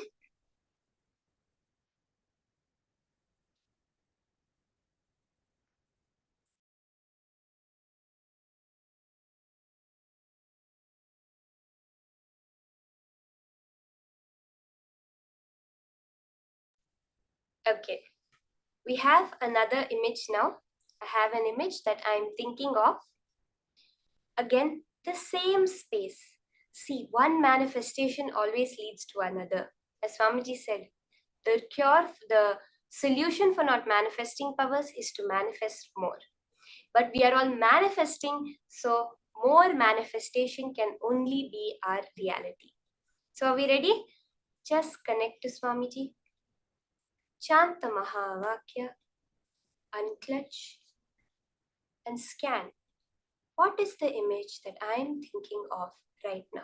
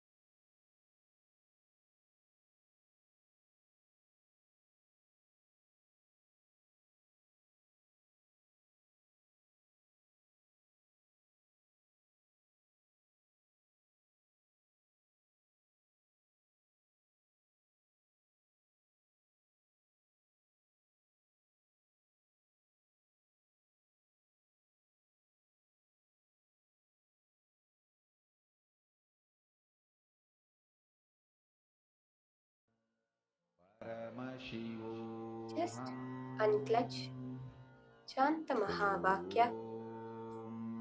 Don't try to guess it. That's the key point. Don't say, okay, last time she was thinking of this, maybe this time she might be thinking of this. No. Just be very clear. It is only Paramashiva who is going to reveal it to me. Anything that Paramashiva does not tell me, I am not going to say it. You will see how powerfully he manifests, how strongly he just reveals everything to you. Just connect and sincerely, whatever comes in your third eye, colors, shapes, images, objects, whatever Paramashiva reveals to you. It can come as sound, can come as sight, it can come as a smell or a taste, whatever Paramashiva reveals. Exactly like that, type it down. Okay? Continue manifesting. We'll have a few more seconds for this round.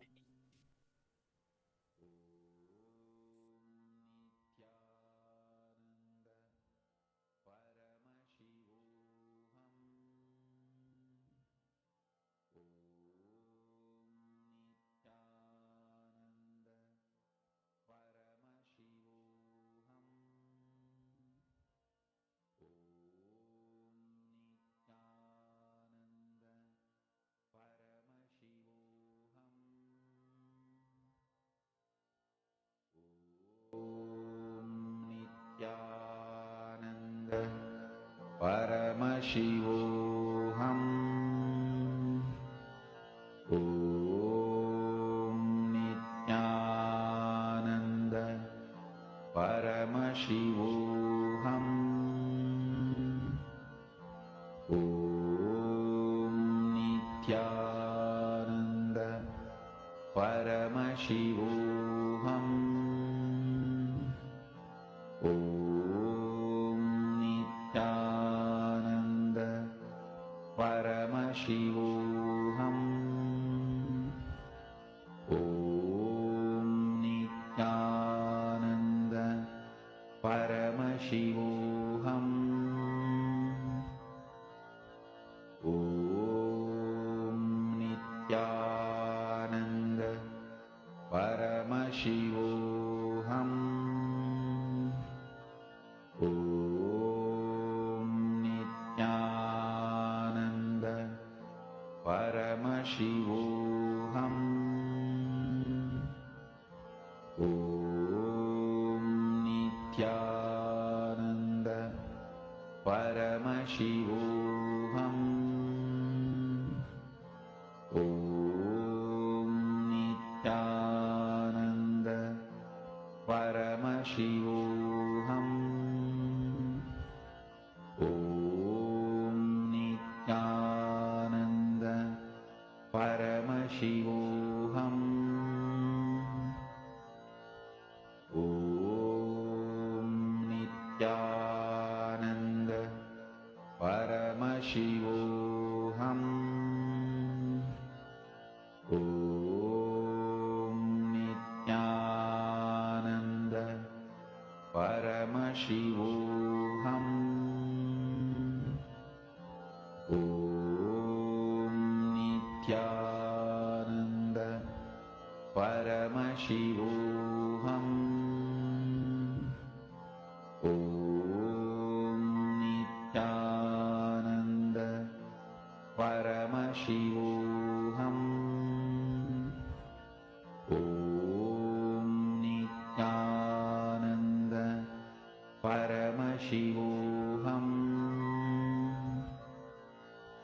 Om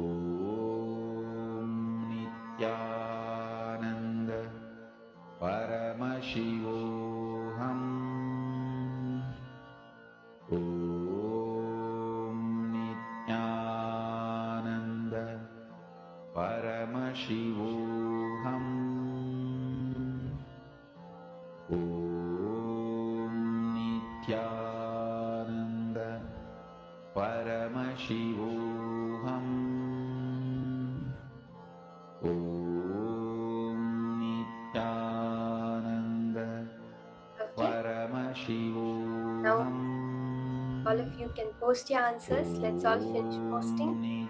Nithyananda Whatever Paramashiva revealed, Paramashivoham colors, shapes, whatever it was, just exactly like that was. Nithyananda Paramashivoham.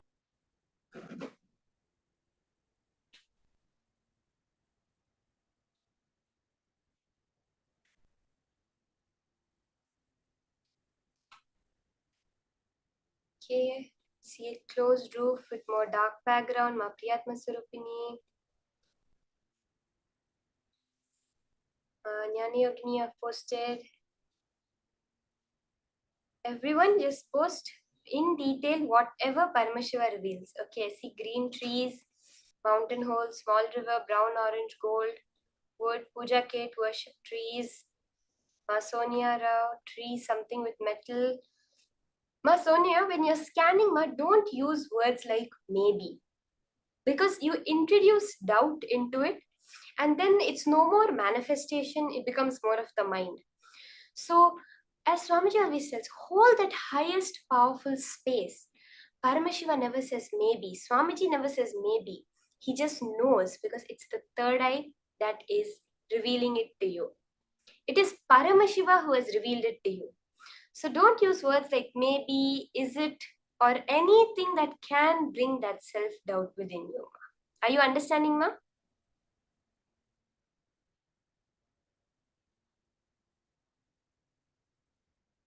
Okay, let's verify the answer now. Let's see what this image is.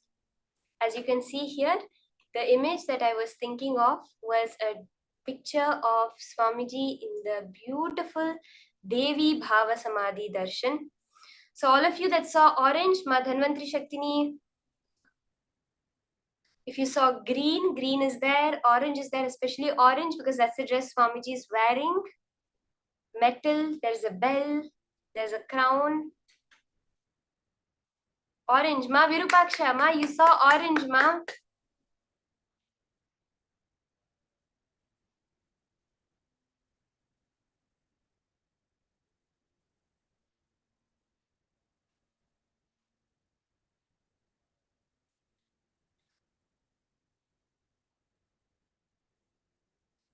Ma Istik, you saw flower and you saw bell. Both of that you saw, Ma.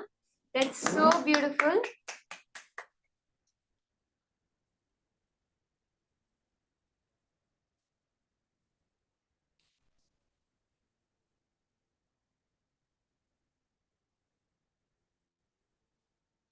Okay, Pavanaya, you're posting that you saw mostly darkness with some colors flashing, randomly appearing in between. See, Aya, you're actually getting the manifestation. I always tell people, and Swamiji always says, when you start seeing something, right, even if it's like not coming exactly the way you think it's right, or else you're not able to make any coherent out of it, it just needs more unclutching. That's all. You're starting to see, Aya, that itself shows that the manifestation has started. When you're seeing that colors flashing or some images starting to appear, to stabilize yourself, to clearly be able to see it or have it as a clear vision. The only thing is more unclutching, more feeling connection with Swamiji and vibrating with the Mahavakya. Just remind yourself, any one powerful cognition that has clicked with you. Yes, this is correct. Unless I am Paramashiva, nothing can happen in my life. Then hold that as your cognition. Let's take one previous time where you got something right. What was going on in your inner space at that time? Hold that again. The science is repeatable, so something that has worked before has to work now also. Are you understanding, Aya? Just unclutch more. It will come. You're starting to see, Aya, that itself is a manifestation. Okay, Ma Donna. You saw brown, orange, gold, wood, puja kit, worship and trees. Oh my God, Ma, that's so close, almost accurate. You saw the puja, the bell which is there. It's worship. Yes, it's Devi Bhava Samadhi Darshan. You saw the brown color, the orange color, the golden color. that is so close.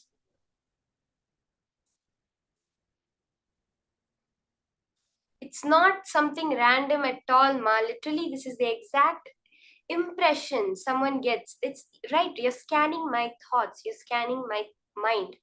So what am I thinking is what is coming. So when I think about Devi, obviously the worship, the puja, all of that is also what you have caught on to, ma. This is so beautiful. The manifestation is so accurate for you, ma.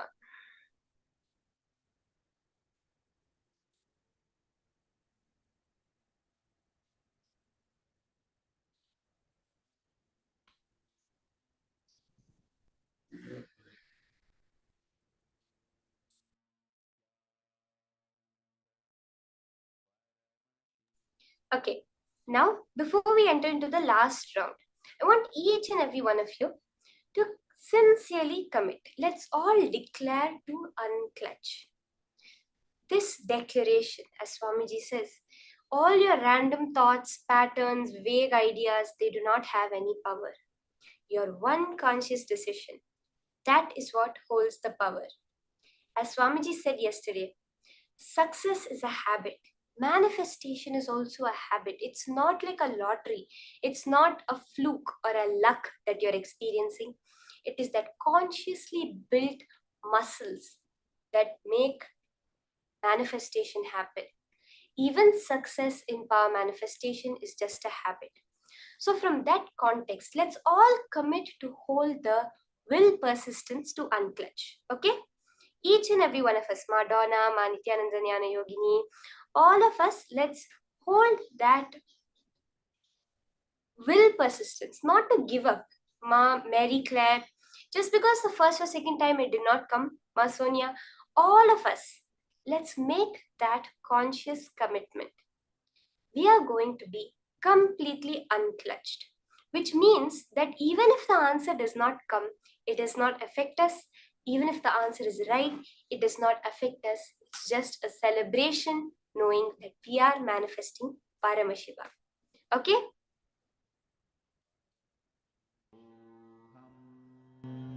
So let's start. I'm thinking of another image now. Just without guessing, whatever Paramashiva reveals, exactly like that, type it down and post. Okay?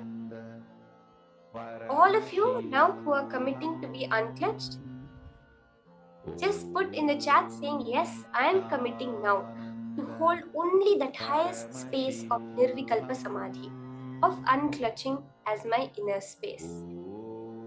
Okay? Can I request all of you just to post that, yes, I am committing to be in that space of unclutching for this round of manifestation. Yes, Ma Priyatma Surupini has posted. Thank you, Ma. Paramashivoham. Om Nithyananda. Paramashivoham. Om Nithyananda. Paramashivoham. See many yeses. Let's start. Chanta Mahavakya. Intensely unclutch. Connect to Swamiji. Know that Swamiji is always manifesting. Therefore, he will manifest now also. Scan what is that image that I'm thinking of now. Nithyananda. Paramashivoham. Om Nithyananda. Paramashivoham. Om Nithyananda. Paramashivoham. Om Nithyananda. Paramashivoham. Om Nithyananda. Paramashivoham. Om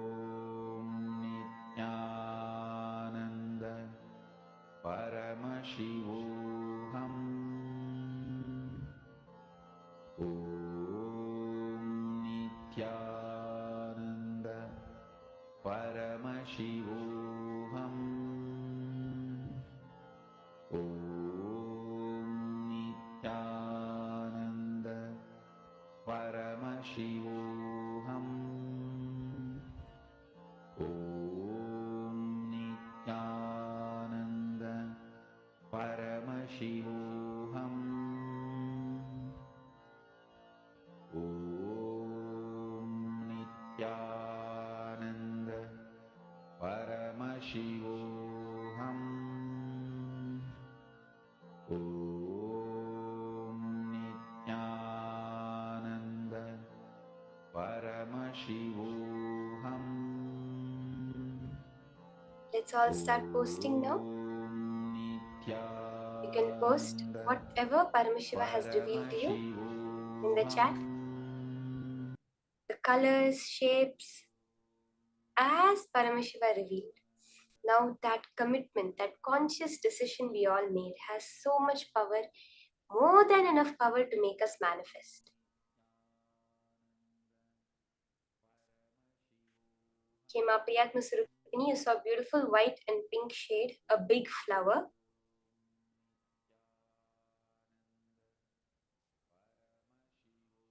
Green, yellow tree,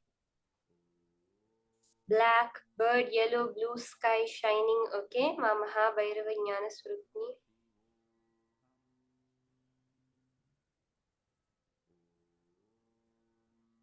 Animal, round, black, sky, white clouds, snow. Just exactly as Paramashiva is revealing. See, don't try to guess it. There's a difference. When we are guessing it, right, there will be doubt in what we are thinking. But when Paramashiva shows you, just know it has to be true. So the more you're doing it, connect to Swamiji, let him show it to you. Don't try to guess like, oh, because last time it was like nature, so maybe this time it might be nature again. Just connect to Swamiji and intensely post.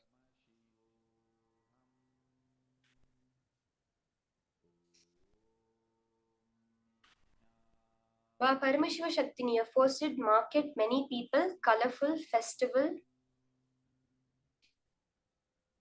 rectangle, okay. Ma Mary Claire, visualization, nothing, but all of a sudden powerfulness in the way of singing the mantra. Okay, that is nice. Okay, let's see the answer now. What was the image that I was thinking of?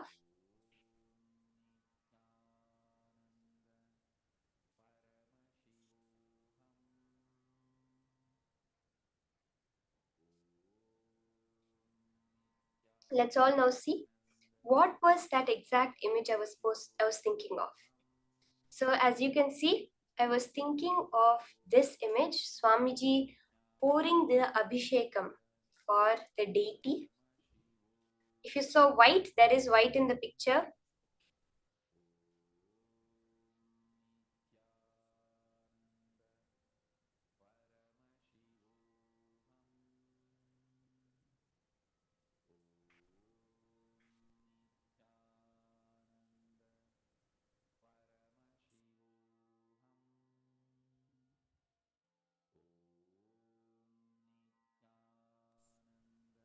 I saw some people saw white. Ma Sonia Rao, you saw white color.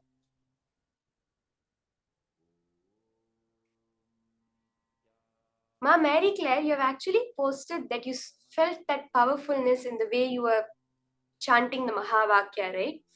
You're able to catch, I'll tell you, Ma, that essence of the image, that Swamiji's powerfulness that he's expressing, right? When he's just doing that Abhishekam, that's just that small act, that sincerity, that dedication, that powerfulness. I think, Ma, you are able to catch on to that, which is why you're saying that sudden powerfulness in the way of chanting the Mahavakya.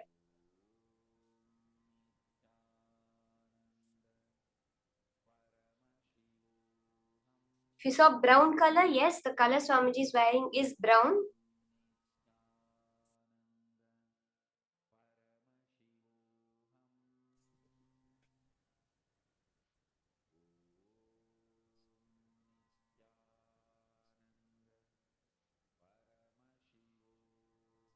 Okay, Ma Istik is saying to everyone, has typed a message saying that I notice it is good to verbalize or type whatever comes to the third eye during the session, even if we do not get the full image. Like I let Bell out and typed only triangle. Exactly, Ma, you've caught it so properly that when we are doing, that's why I always say just keep putting it, just keep posting it, because at that time when Paramashiva shows, many times either you forget it, or you think, oh, maybe it may not be this, it may be that, oh, other people are posting this. Sometimes that is also something that comes up. So Ma, that is a very powerful way to just constantly be typing and posting. Ma Mahajada Shaktika, you saw Swamiji yellow, white, and black. Perfect, Ma. You saw Swamiji. You caught the exact subject of the image, Swamiji. That is exactly manifested. So beautiful, Ma. Now, with this space, let us enter into the next session. This session that we are going to be entering into is about relationships. Are we seeing how are we viewing our relationships? Do we feel like we keep getting into the same situations, the same type of angry bosses, or the same type of abusive relationships? That means we are seeing our relationships as a pattern. I think this would be what the case is for most of us. But Swamiji gives us that larger expanded view. How are we supposed to look at a relationship? As a possibility. Each and every time you meet a person, they are new. They are no longer the same old person. How do we do this? And what difference does it actually make? Let's now listen from Swamiji by the further powerful cognitions on relationships, pattern, or possibility.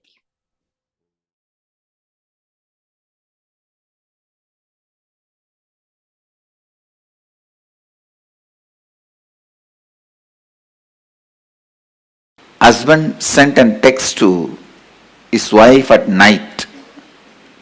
Hi, I'll get late. Please try and wash all my dirty clothes.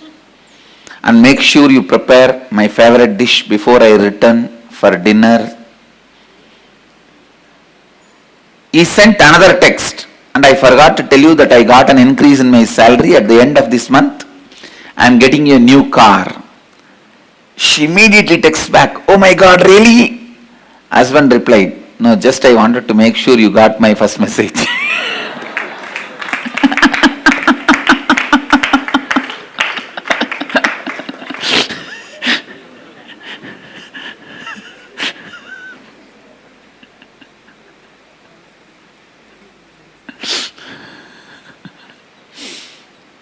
Husband texts to wife on cell.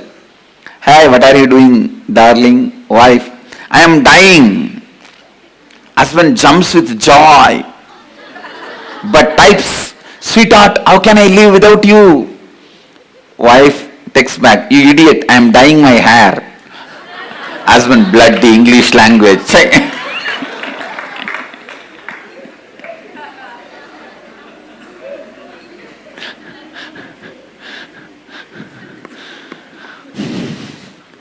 Boss hangs a poster in the office. I am the boss. Do not forget.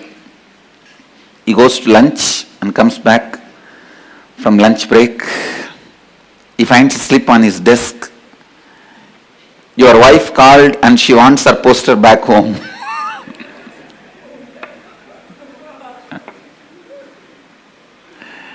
Understand, relationships can either lead to more and more imprisonment in your patterns or liberation. Pattern or possibility, it can lead you to more and more space of possibility.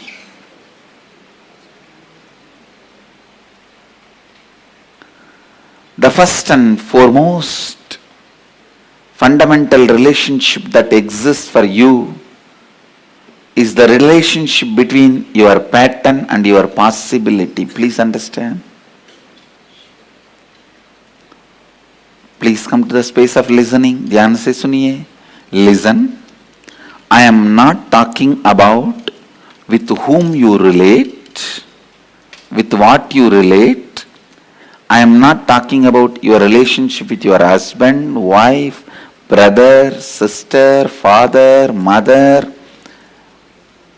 I am not talking even about all that. I am talking about from which space you start relating. I tell you, if you relate from the space of possibility, even if you live with a large family, you are a great sannyasi, enlightened being. If you relate based on the patterns, even if you are living alone, you are bound, bhakta, fallen, grihastha. Understand?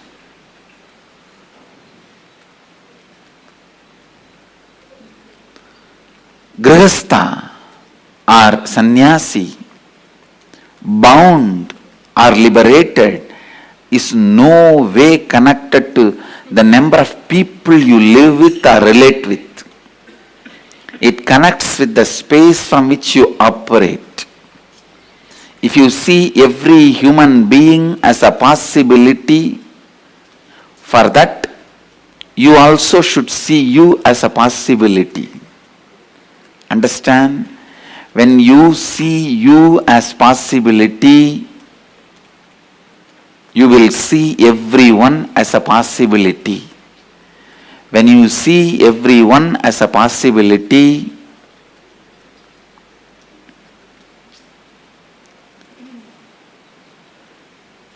life, wherever you may be living, whatever you may be doing, you will be living with Vijaya Lakshmi. Means the Lakshmi of victory. Don't say my neighbor house is Vijaya Lakshmi. My neighbor name is Vijaya Lakshmi. When I said the word Vijaya Lakshmi, I meant the Lord, the deity of victory, the goddess of victory.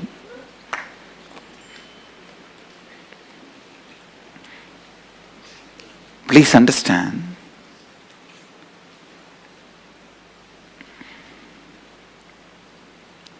How you see you, how you see others, how you see you and how you see others. All relationships you experience in your life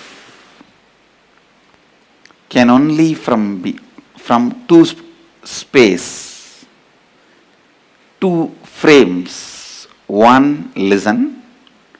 Please listen, because I am giving you the punch statements for your life. One, inside the frame and perception given by your pattern.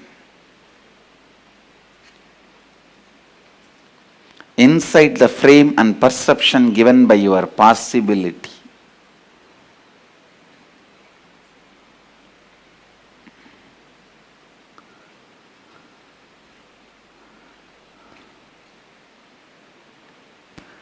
When you are able to see people as possibility, you will have tremendous passions.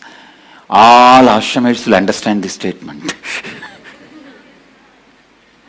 You will have tremendous patience. You will wait,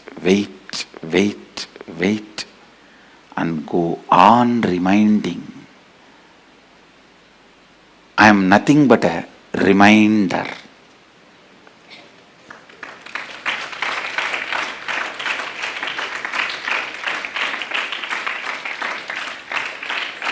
I am nothing but a reminder.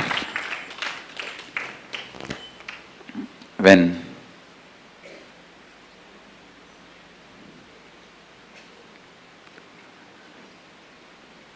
you see the possibilities, I can say in a way, eternal reminder.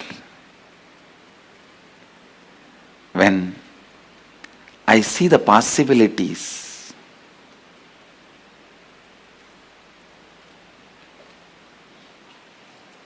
Please understand. When I see the possibilities,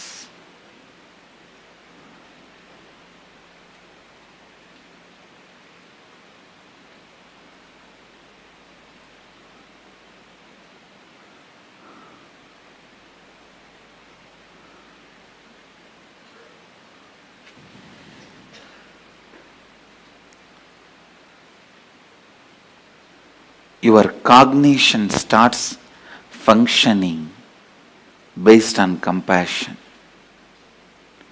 I tell you, please understand, even if you feel suffocating, imprisoned, live with a person who sees your possibility. Even if you feel free, liberated, don't live with people who see you only from pattern. I'm defining real freedom and real bondage. Living with a person who sees your possibility, who sees yourself as a possibility, who has seen his possibility and who sees you as possibility, even life around him, with him, feels like suffocating or bondage.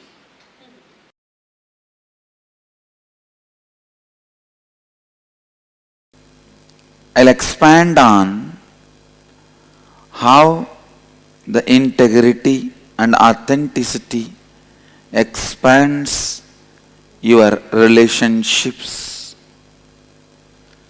and enriches you to have the fulfillment. First, I wanted to make these three statements. One, relationship does not mean only the few human beings who live around you. When I use the word relationship, I mean your relationship with your health, with your money, with your life, with your success, with the nature, everything. Second, you also have a very inauthentic way of dreaming about your life, just to have few cozy relationships around you, and that is enough. You are complete with your relationships and relationship dimension, which is completely wrong and inauthentic. Third, please listen.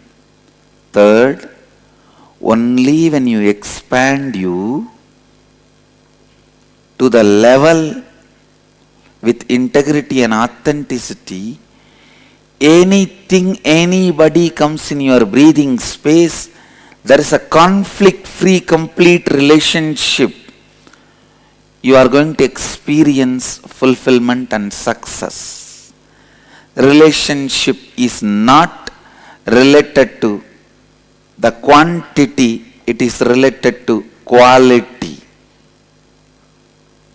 Please listen. The third statement takes the concept of relationship completely to the different level altogether. When you bring integrity, you will heal all the damage you caused inside you, outside you, due to the relationships, the ignorance you had in the zone of relationships. Listen. Your ignorance in the space of relationship not only causes damage in others, it causes damage in you also. When you cause damage in your spouse, in your mother, in your father, be very clear, you cause damage in you. Because your father, mother, spouse, all the relationships you carry decides the confidence and the energy you have about you.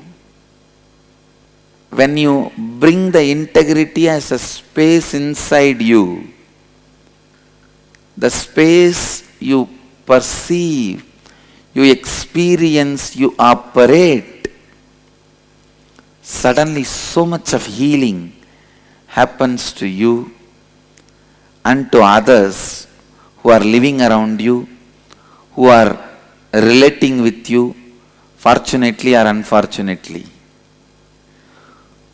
Listen, one of the important healing factor in relationships is the other person feeling confident, you are transformed, you are going to be different in future. To tell you honestly, nobody is too serious about the past hurt. Everybody is expecting about what is going to be the future. If you give them the confidence, assurance, the future is going to be really transformed, authentic and responsible. There is nobody who is not ready to heal their past or drop their past. Everyone is waiting to drop their past and relate with you in a new way. Who is interested in carrying the past wounds? Just like how you are waiting to drop the past and have the new future. Everyone is waiting to drop the past. I have seen in my experience, when authenticity happens, you are ready to spontaneously relate with every new being who is coming in your presence. I have seen some people running away from society, hiding themselves in caves. Listen, sitting in cave and meditating is not wrong, but if you are doing it for wrong reason, it is wrong. If you are inauthentic and unable to handle the people who come in your space authentically, spontaneously, you just want to escape from all relationships and you go and hide in the caves. Living out of completion is your birthright. Every human being, first thing they should do when you start living your life is find the root thought patterns, suffering patterns, which is causing you suffering, and complete. That completion gives you the courage to relate with human beings with integrity and authenticity. People are afraid to relate with other human beings. Even when you go to meet your friends, you prepare all the statements you have to tell him. Why can't you be spontaneous? Even to meet with your friend, why do you need so much of preparation? Why do you need so much of inauthentic strategy planning? Why do you need so much of lack of integrity verbal preparation?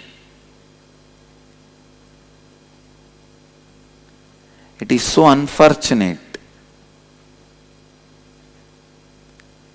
The trust level between the friends is dropped because the trust between you and you is stopped.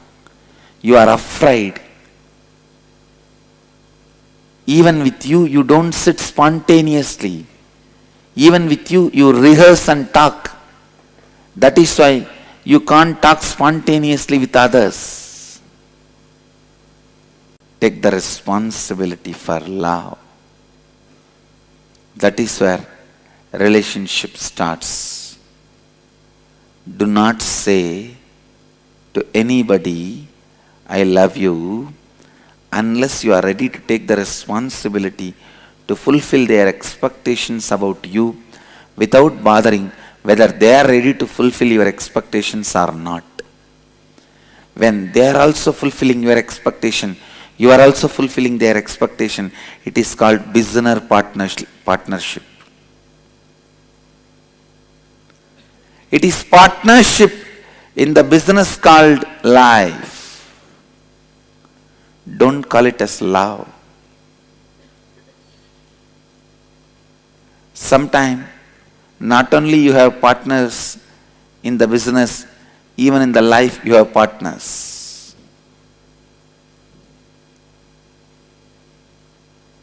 Maybe you can use the word life business partners.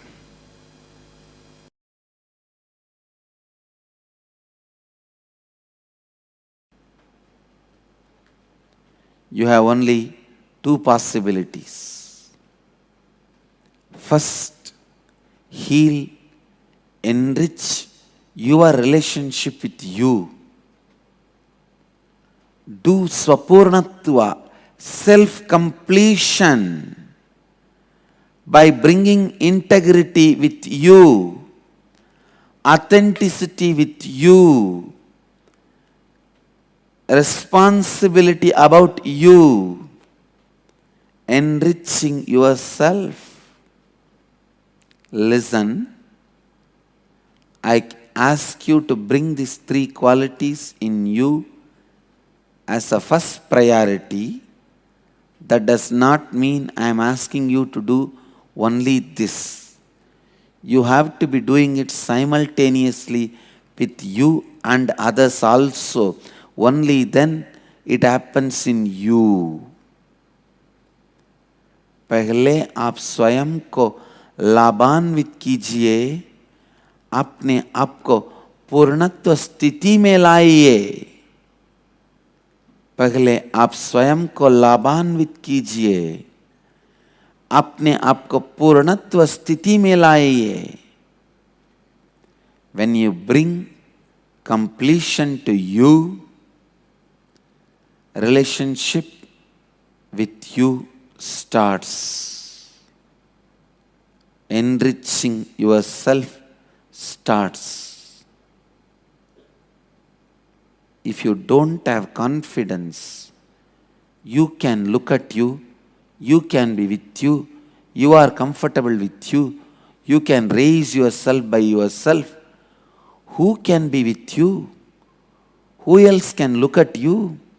Who else will be comfortable with you? I tell you, in the cosmic constitution, the first amendment is you should be taught to be comfortable with you. That is your first amendment right. Man should be comfortable with himself. You should be able to be comfortable with you. That is the first amendment in cosmic constitution. Freedom of speech comes second. You have freedom to speak with others only if you have freedom to speak with you.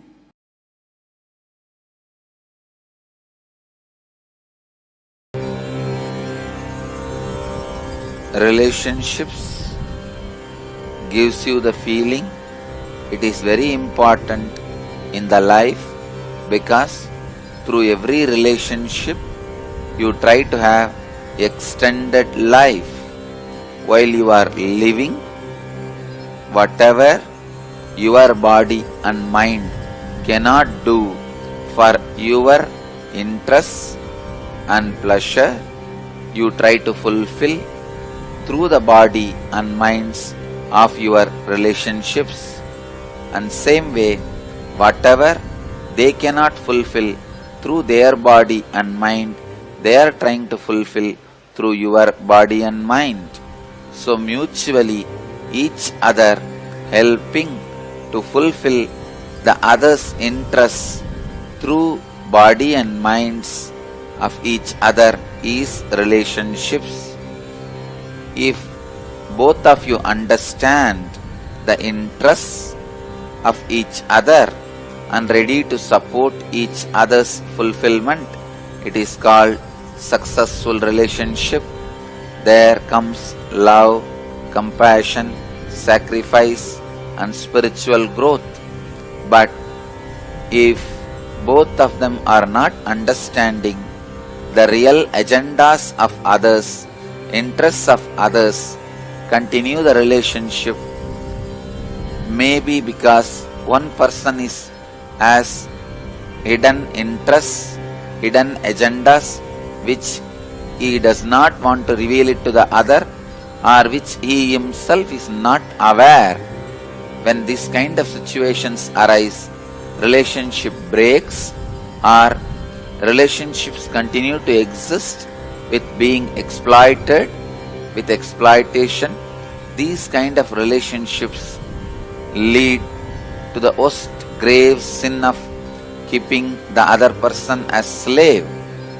Whenever the slavery happens, cosmos strongly condemns it.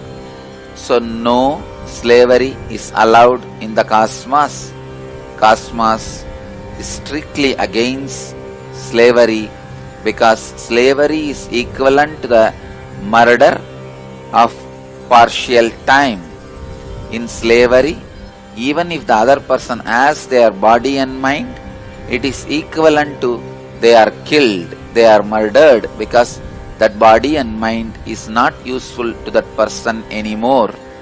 So, relationship with an open, mutual interest should be encouraged, and it supports both the beings to evolve towards the fulfillment and finally the understanding how many bodies and minds you may use to fulfill your interests, that your interests are not going to lead you to your restful awareness. So that understanding may help you to renounce all the interests and even your own body and mind and settle down in restful awareness. So this understanding will naturally be leading you towards enlightenment. Going smoothly towards that understanding will be happening through the right understanding relationships. The relationships with the mood of exploiting other person with a hidden agenda without you revealing it to the other person about your interests, or you yourself may not knowing it by yourself, will lead to more and more destruction, depression. If the relationships continues, it will be the sin of slavery. If it breaks, it will be giving you a great divide, depression, feeling of emptiness.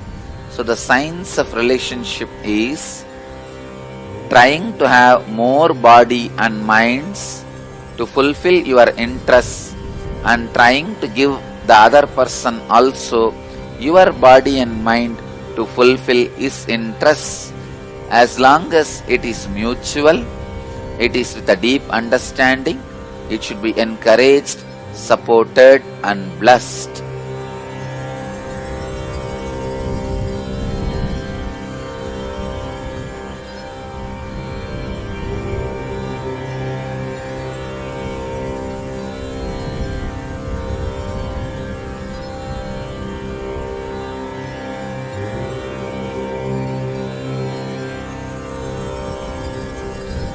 Relationships with deep understanding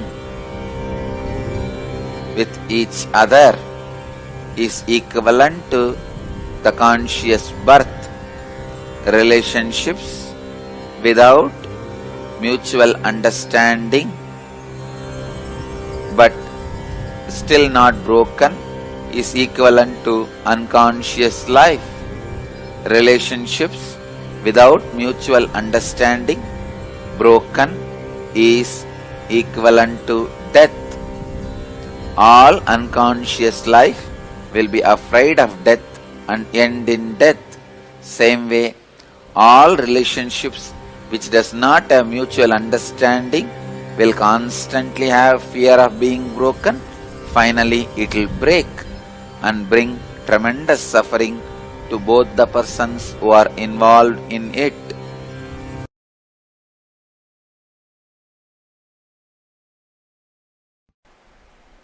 Understand the science of relationships.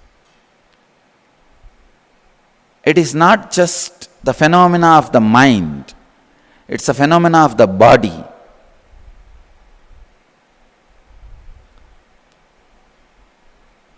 Do not collapse relationships. Please understand. Do not illogically collapse relationships. It will directly affect some part of your body.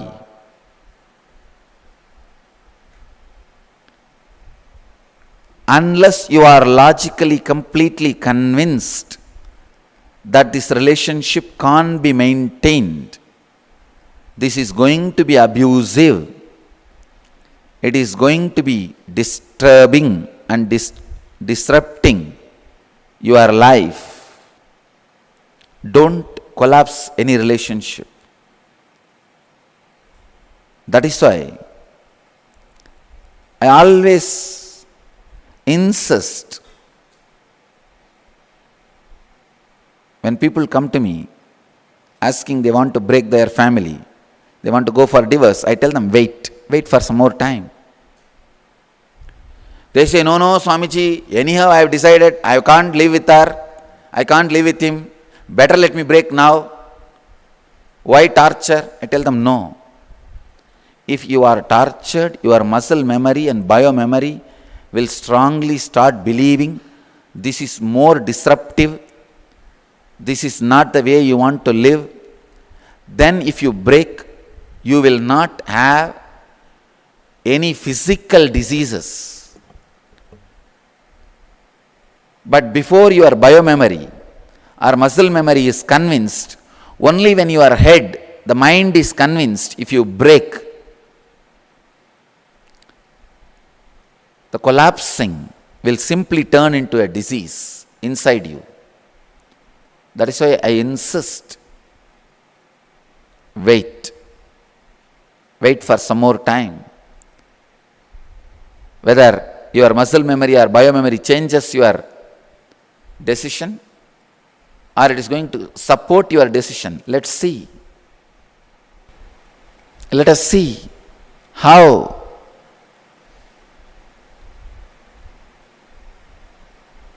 your mind is able to continue.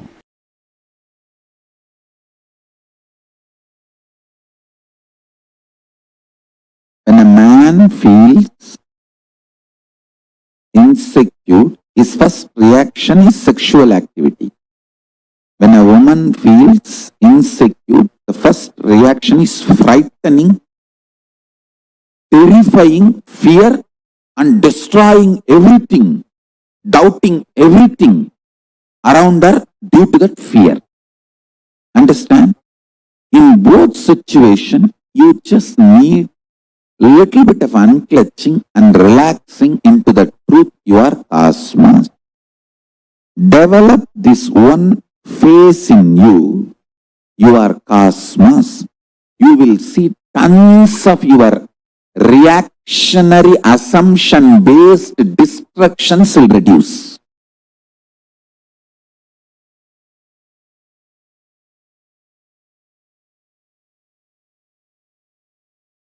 All women, if you teach your man he is cosmos and help him to unclutch, you will not be harassed, demanded, you won't feel exploited, you won't feel used. He will be such a beautiful part of your existence. All men, listen, if you teach your women. They are cosmos and little unclutching. You don't have to shiver in your own home for the 3 days.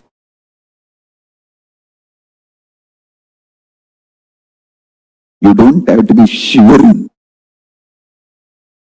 terrorized, terrified. You can be relaxed. Realize this one truth.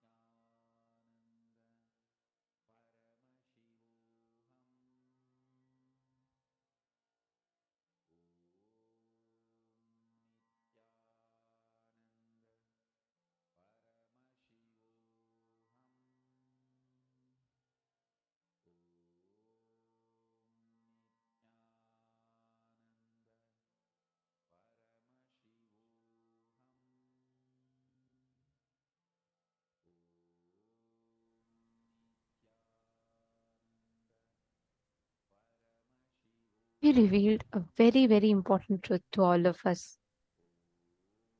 Where do we experience the relationships as patterns?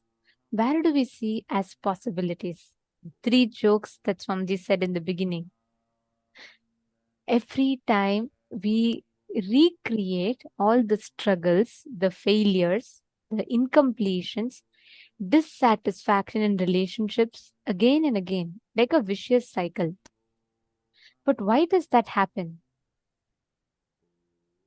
All relationships that we have in life, each of them are projected from our incompletion. Again and again, they are a manifestation of our incompletion. How does your incompletion work? It is like let's say you take the same clay, the same color paint, and you keep painting it over and over and over again and trying to change the color. It will not change. You might change the object, but if you have a purple paint and paint things purple, everything is going to appear purple. Relationships can either lead to more and more imprisonment of you in your patterns or to liberate you from your patterns as a possibility. First thing, heal and enrich your relationship with you. Do swapurnatva, self-completion, by bringing integrity with yourself, authenticity with yourself, responsibility with yourself, and enriching with yourself. Just know how to unclutch, how to just sit in that space of samadhi, where to put the boundaries, where the other person needs you, where you need yourself. Completion will give you that courage, the courage to relate with human beings with integrity and authenticity. See, Swamiji is saying that very important example, right? Swamiji is saying only when you are able to enrich yourself, the conversation you have with you, only when that conversation changes, you will see the relationships with others in life will start changing. Only when the understandings, the kind of words that you use with you, only when that changes, you will start bringing integrity. You will start healing all the damages you unconsciously caused in your inner space. See, understand, how many of you are catching this? How many of you see many times that people outside, their reaction outside is just like a reflection of what is in the inside? Now, Karen is asking, but what if we have a hidden agenda that we are not aware of? Okay, so Makari, if you are first in completion with yourself, I'm asking how to discover what it is. First and foremost, look in and do self-completion. So, Purnatva Kriya. That would really, really help you a lot. First, to get a better understanding of yourself. You'll first have a clear understanding, clarity of you in every relationship. Spend a few minutes. Actually, you can see start with relationships you're having some problem with. Look at what is the thought current from which you're trying to approach that relationship. What is it that you're trying to gain from it? Some kind of a security, some kind of an assurance. Many times, even love is become more like a transaction based. It's no more a real love. It's more like a transaction. So what happens is that we start having a hidden agenda without even us realizing it. The moment you just spend some time in shedding awareness to it, it's like a dark cloud. How when sun shines through it, just few sun rays are enough. The dark cloud disappears. Awareness is that sunlight you have.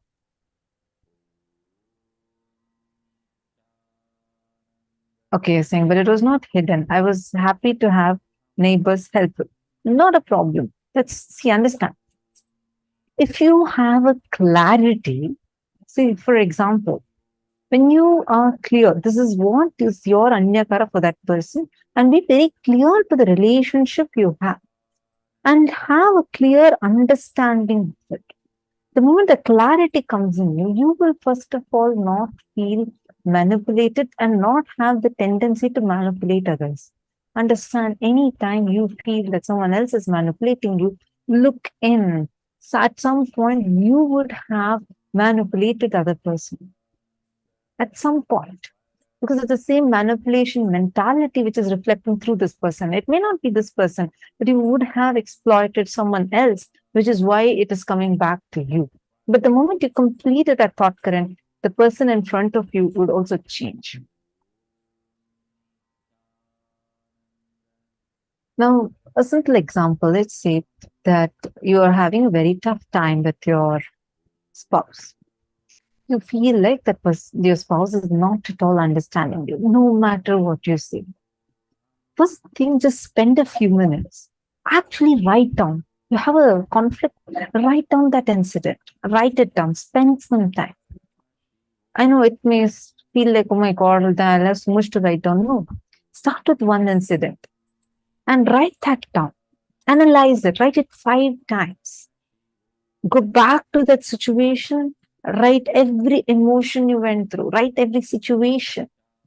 The chilly, angry feeling that you have. The kind of a thing you go through. Write it down.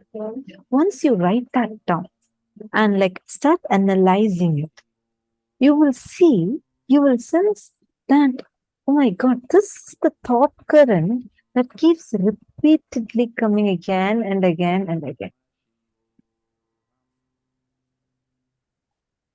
Are you understanding? That again and again, the thought current that keeps coming back. That pattern you will be able to identify. Oh my God, this is what the other person is reflecting in this man. I am having this agenda. You'll complete with it. The moment you get into the context of enriching, don't think you will be exploited. Someone else will use that powerlessness. You will not have powerlessness. Enriching love does not make you powerless. Love makes you powerless is a very convoluted, corrupted, manipulated cognition force-fed into us. Love is a power. Compassion is a power. It has the ability to transform people. I have seen the way how Swamiji, just with immense love, without giving up, works with every individual. Even when people are trying to attack, there was one person, I still remember, someone when Swamiji was being persecuted, there was a person who was going and spreading rumors and trying to create and was conspired. And just a year later, after things slowly started settling down, she herself came back for receiving healing from Swamiji. Everybody around Swamiji tried to stop her, saying, no, how you did so much of Guru Droha, you cannot come here. Swamiji said, it's okay. Now if she's ready to complete, I'll bless her and I'll heal her. And Swamiji healed that person. I was like, oh my God. In no way Swamiji ever gives up. And that compassion Swamiji has, that love Swamiji has, transforms people. Understand the love of Paramashiva. When you actually start understanding it, you will see. I have seen even when the Adinavasis, like when Swamiji starts a project, right? Swamiji gives a project, like each one, Swamiji will give a vision. Swamiji will give detailed guidance of how to do it, what needs to be done. And Swamiji himself will be personally sitting and micromanaging it too. But let's say that we didn't do it properly, we mess it up out of laziness or some pattern, we mess it up. Normally, if you're working in any other company, they would fire you. The kind of mess ups, they'll just fire you. But Swamiji will patiently work with that individual without giving up. He will repeat the same instruction again from scratch and make sure, even if it takes years, he'll work with that person again and again and again and make sure that they transform.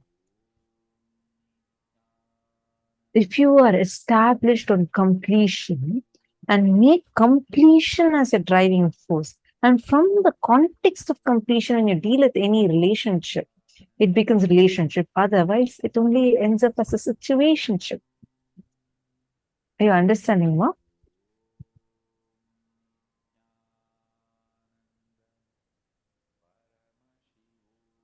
The times the struggles in our relationships is because of this. See, it is like, let me give you an example.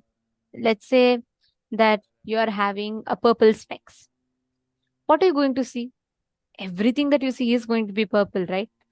Can you expect, can you say, oh, I'll wear purple specs, but everything in front of me should only appear golden? How will you get that? All of our patterns is like that purple specs. We all wear patterns. We say life is inauspicious, people don't love me, and people all hate, people are filled with hatred. So you have all these ideas and thought currents, but we expect life to reciprocate love to us. How is that possible?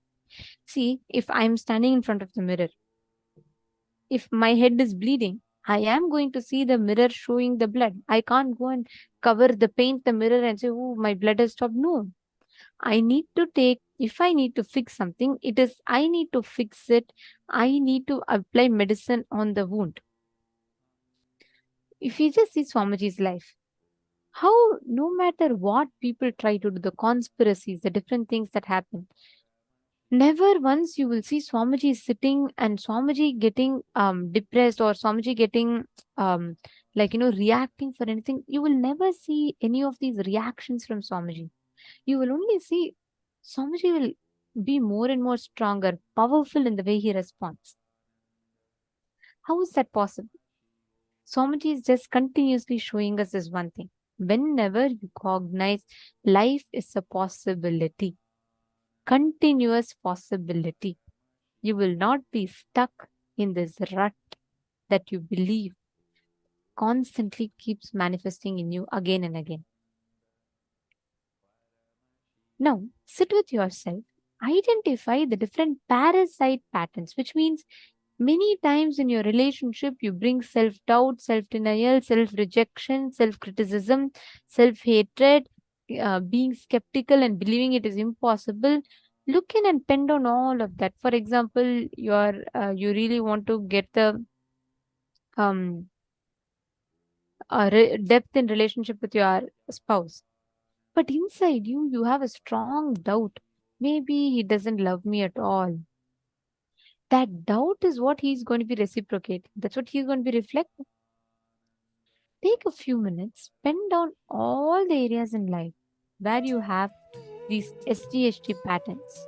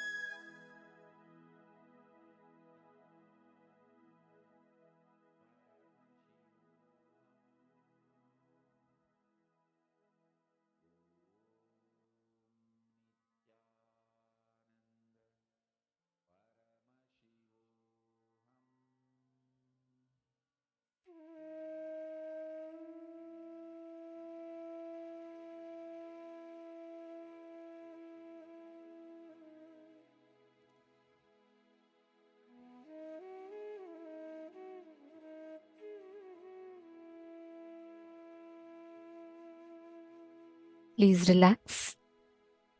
Now, hope all of you were able to come sleep, look in and identify these patterns. Just you identifying this pattern is powerful enough to lead you to completion and from there to breakthrough. You will not have to create this struggle, create this whole confusion within yourself. Just this one, make this as your habit for success. Do completion every single day. Anywhere, anytime you feel like, oh God, I really need a breakthrough in this relationship of mine, and I really want to experience some kind of a success in this, just follow this one principle. And you should know this one principle is powerful enough to give you the breakthrough. Many times we get stuck in life without knowing, like, how to proceed, where to proceed. If you're going in the right direction, how do you get the breakthrough in life? Just do this. Do completion. You will see the situation completely change. Ma Vinuta is asking, how do I complete? I identify and know the situation now. But how is it completed? Just by reliving. Just by reliving and relieving. What does that mean? Ma, when right now, let's say when you're 7 years old, there's a situation where your mom comes and she's trying to call you. I'm just giving an example. So let's say she's coming and saying, okay, Vinuta, come in, don't play out. Maybe you listen to her, but you're more enthusiastic about playing in the rain, so you want to continue playing. Let's say the third time she comes and she just gives you a slap and then she drags you inside the house. Now if you look back, it would be funny for us, right? You'll be like, oh God, my mother did it out of her concern. But at that moment, with the intelligence of a 7-year-old kid, at that point in time, what would have been running in you? You would have probably said, like, God, how can she do this? She doesn't love me. She doesn't care. Some words run in us, right?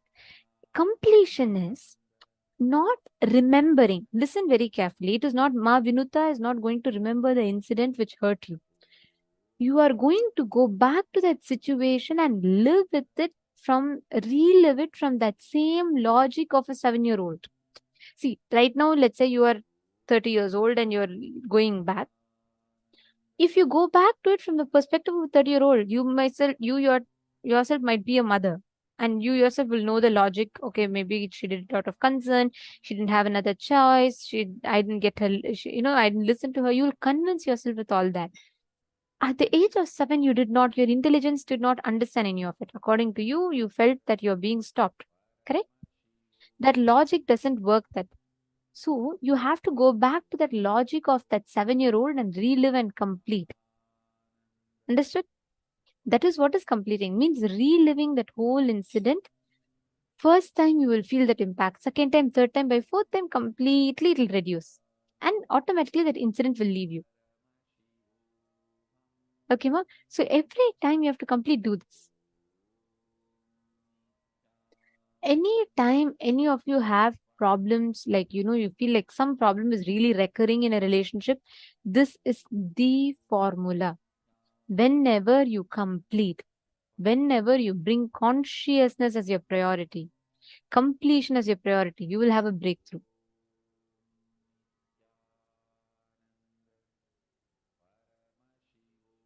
Great. Okay. Wonderful.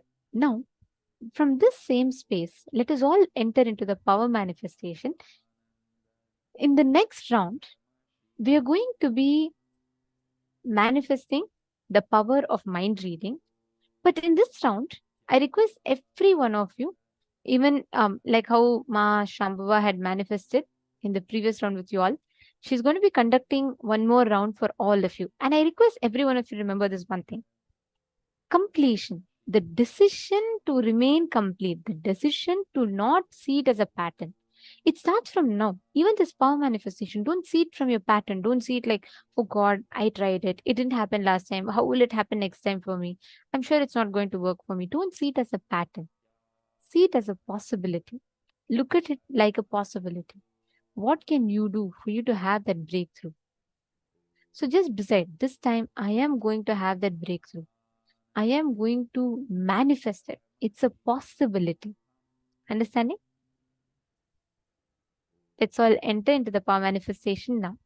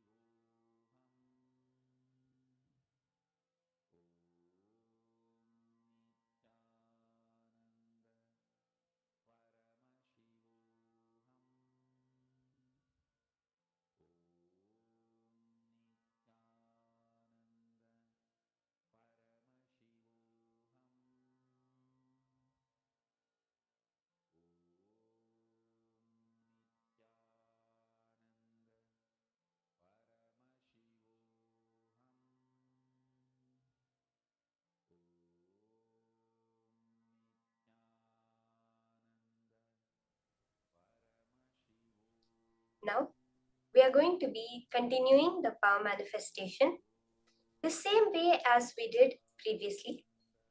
Just connecting to Swamiji and being able to clearly see into the mind of another person.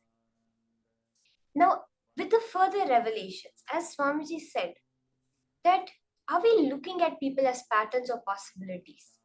See, patterns is the repetition, the length, breadth, depth that keeps repeating again, our past becoming our future again and again. But the possibilities is when you establish yourself as Paramashiva. When you establish yourself as Paramashiva, everything becomes a possibility. Even the last rounds we did, you did not manifest. Every moment has that possibility for you to manifest. Okay?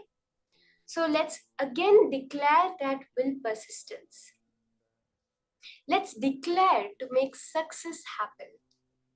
Because success is a habit. It takes that will persistence. It's not that suddenly you come, sit, do, it happens. It is when we consciously decide that yes, I'm going to make myself a channel for Paramashiva to flow through me. Then just he's waiting to flow through you. He just needs the go ahead from you. Okay? I have a picture now. I'm thinking of the picture. We'll do a few more rounds. We'll do it exactly as we did the previous round. But let's go into the details. Let's not guess. Let Paramashiva manifest. The minute we try to use our mind, could it be this? We go through some logical flow to get the answer. That moment, we are being our limited identity that we associate ourselves for. We are being a pattern. But the minute you see your mind is like that, it'll just come, it'll say, no, you have to do it like this only. You see, this is what they did, this is what they are going to do. That's how the mind behaves. But you have to be clear. saying that, no matter what you say, I am not going to listen to you. I am only going to say what Paramashiva tells me to say. Okay? So let's begin. I'm thinking of an image. Just sit. Intensely start unclenching. Let pure silence within fill it with the Mahavakya. Om Nithyananda Paramashivoham. Vibrate yourself with that Mahavakya. Bring an intense feeling connection with Swamiji. Just remember yourself sitting there as Swamiji and start scanning what is that image that I am thinking of right now.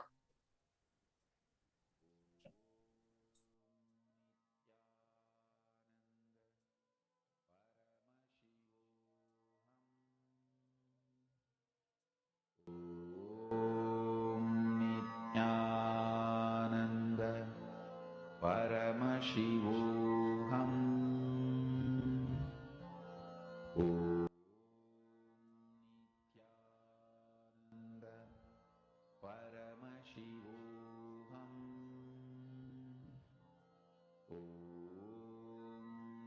Nithyananda Paramashivoham.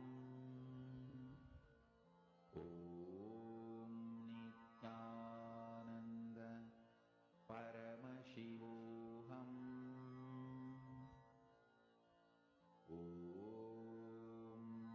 Nithyananda Paramashivoham.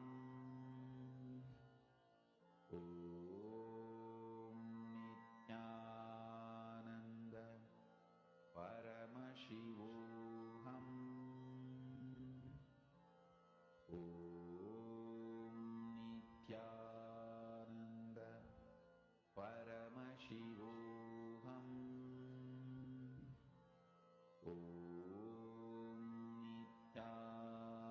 Nithyananda Paramashivoham.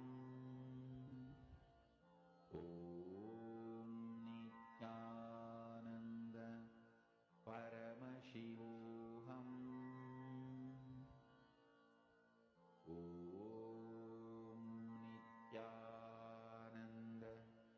Nithyananda Paramashivoham.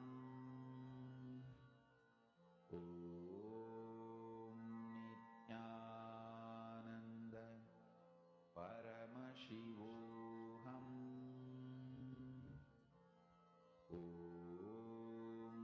Nithyananda Paramashivoham. Nithyananda Paramashivoham. Nithyananda Paramashivoham.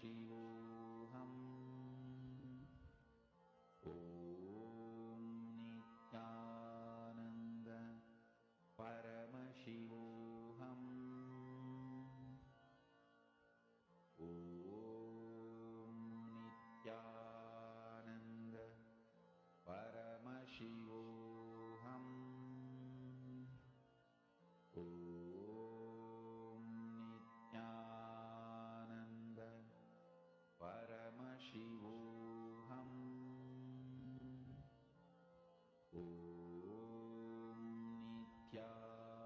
Nithyananda Paramashivoham.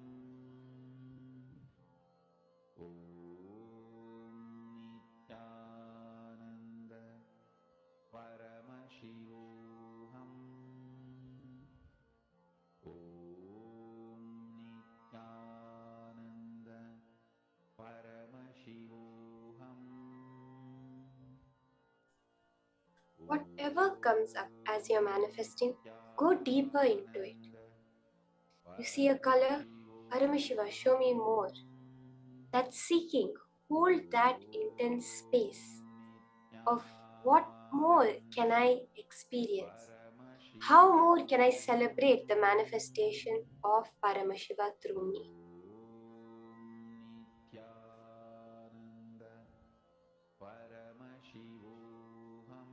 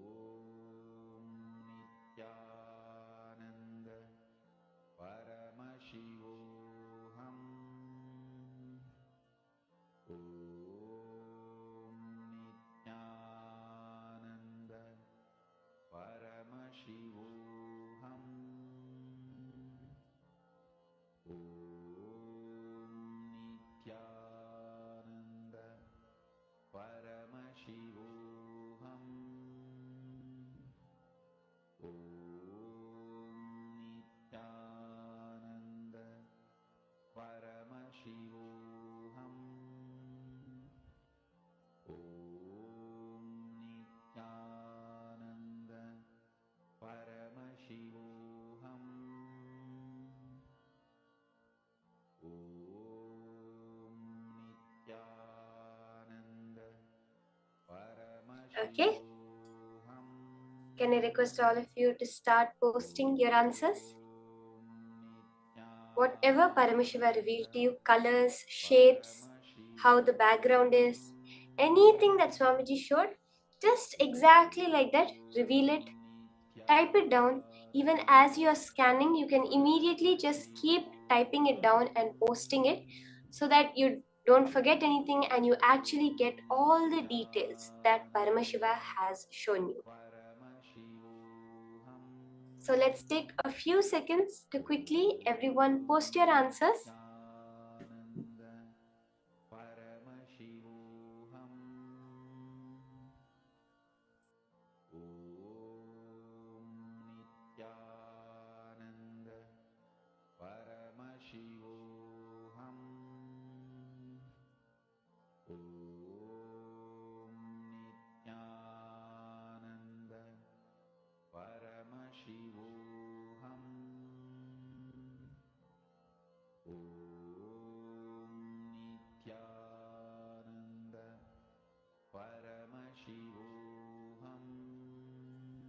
So I'm seeing the answers coming in. We have water, green, fish, wood from Ma Mahabhairava Jnana Swarupini. Yellow, red, white and grey from Ma Dhanvantari Shaktini. Go into details, whatever Paramashiva reveals to you.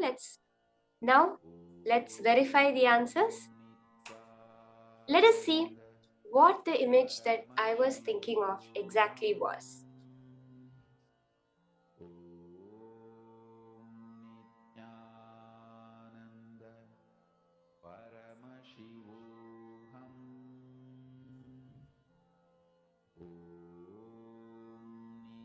Okay, we have someone, Mariano Perez, has posted color, yellow, gold, and a sun. Micro vision of a flower with huge petals moving. A black bird flying. Oh my god, the petals! Mariano Perez, Aya, you got exactly the petals, the huge petals floating on the river. That and you see like the petals are a yellowish orange color also. Wow.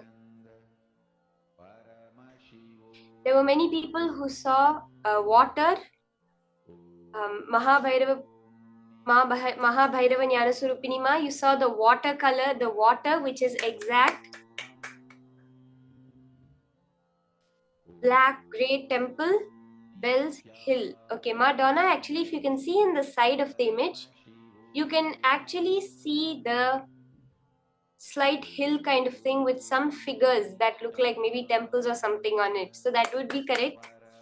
Yakash Geronimo Sayya, you have posted that I was shown a blue background and a golden color tower-like structure. Akash Janavasaya, you have gotten it exact. As you can see, blue is the main color of the image, and then the side you do see the tower-like structures. So that is exactly right, Aya. Superb. That is so close to the whole image itself. You can see the blue and the towers in the side. Just the golden color, maybe little more unclutching, and Paramashiva will just open up the whole thing for you to be able to see it.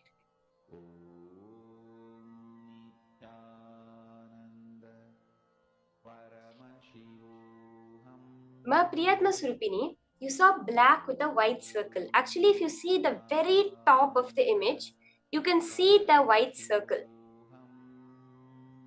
What happened, I would say, is you started to see it, but then you stopped. Some thought came in, some distraction came in.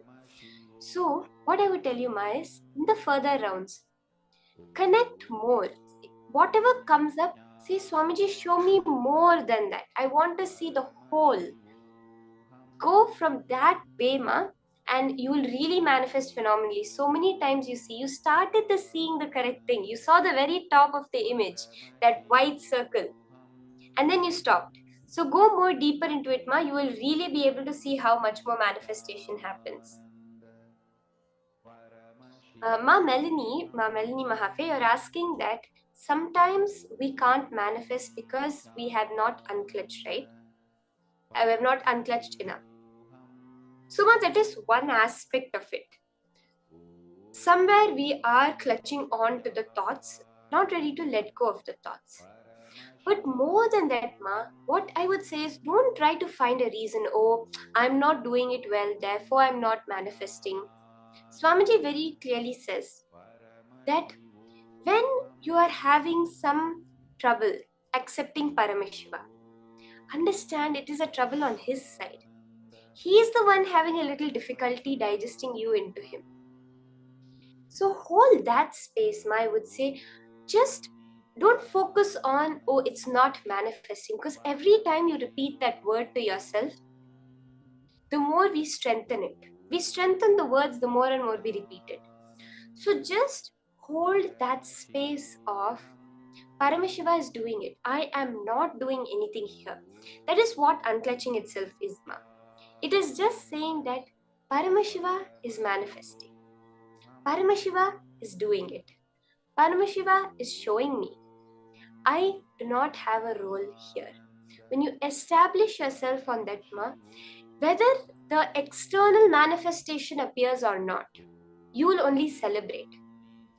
The emphasis here is not on the physical manifestation. That is the side effect.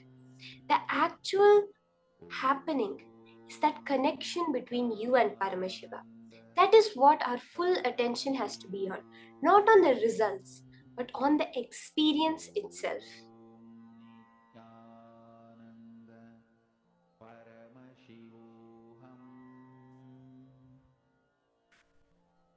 Okay, Ma Madeline Portuguese, you're saying that you partially manifested, you saw the pyramid shape and the river and the grace. That is so beautiful, Ma. Even one small manifestation is manifestation. It means that you've started connecting to your existence in the parallel universe as Paramashiva.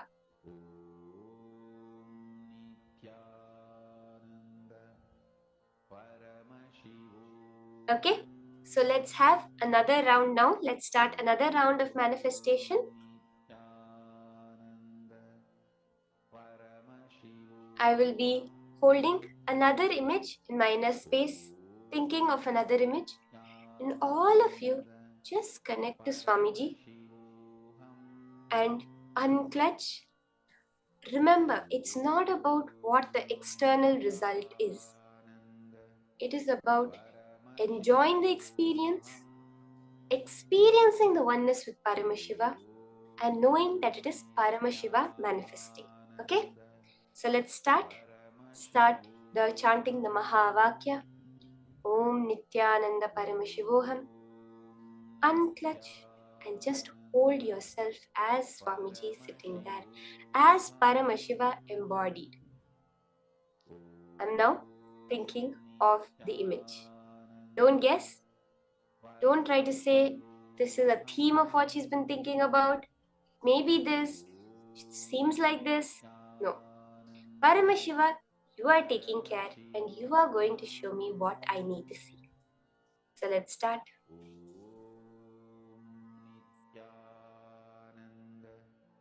Paramashivoham. Om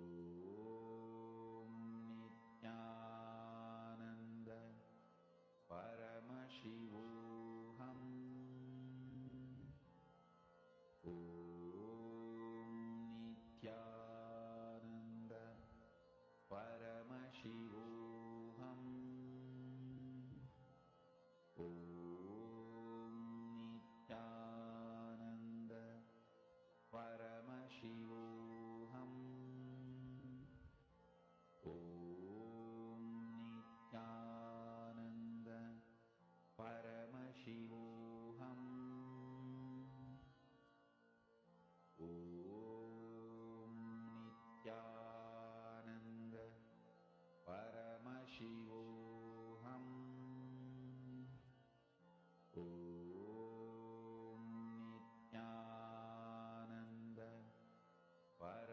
Paramashivoham. Om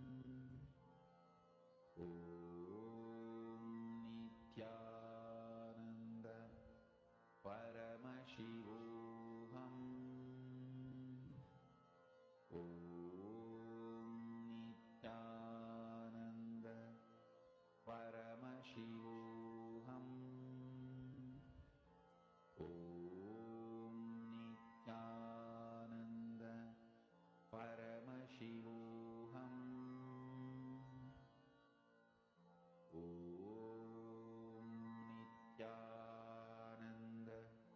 Nithyananda Paramashivoham.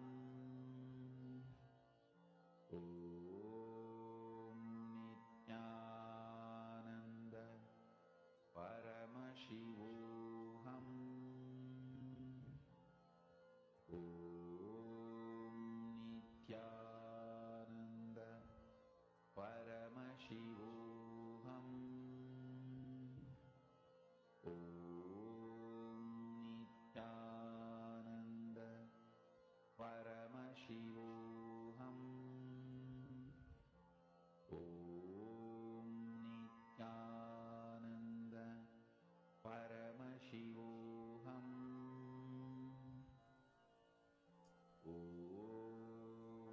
Okay?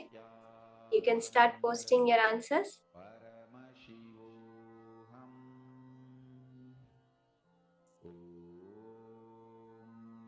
I can request everyone just start posting whatever Paramashiva reveals. Exactly like that, just post it in the chat.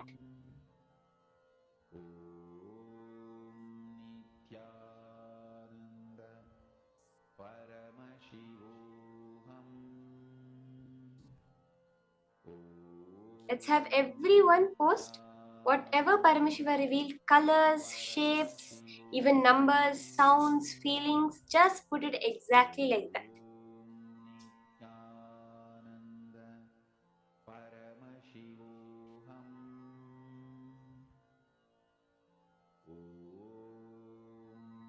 Nithyananda Paramashivoham.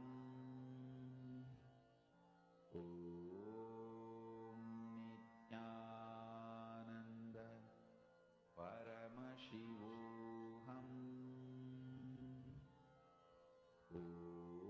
Let me see, what is it that Paramashiva has shown you? Just describe it. Like let's take the example, you're describing the image to someone who has never seen it before. Like, how would you describe it to them? Over here, there was this kind of thing. In the middle, it was like this. It was so beautiful. It really inspired me. There was on the top, this is how it looked. In the middle, this is how it looked. At the bottom, this is how it looked. In the middle, this was there. This is the main image of it, what it's trying to convey. How you would exactly describe it to someone? Exactly like that. Just describe it and post everything. Paramashivoham.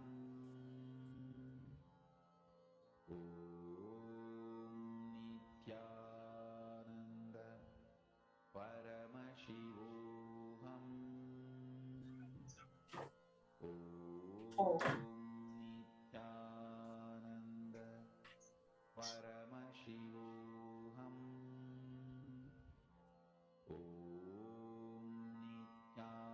Nithyananda. Paramashivoham.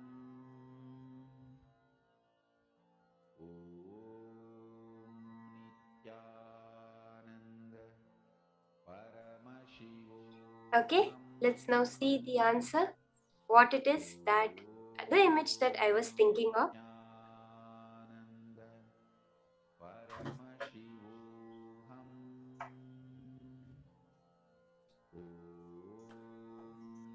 Nithyananda. Paramashivoham. Okay, so here you see the image.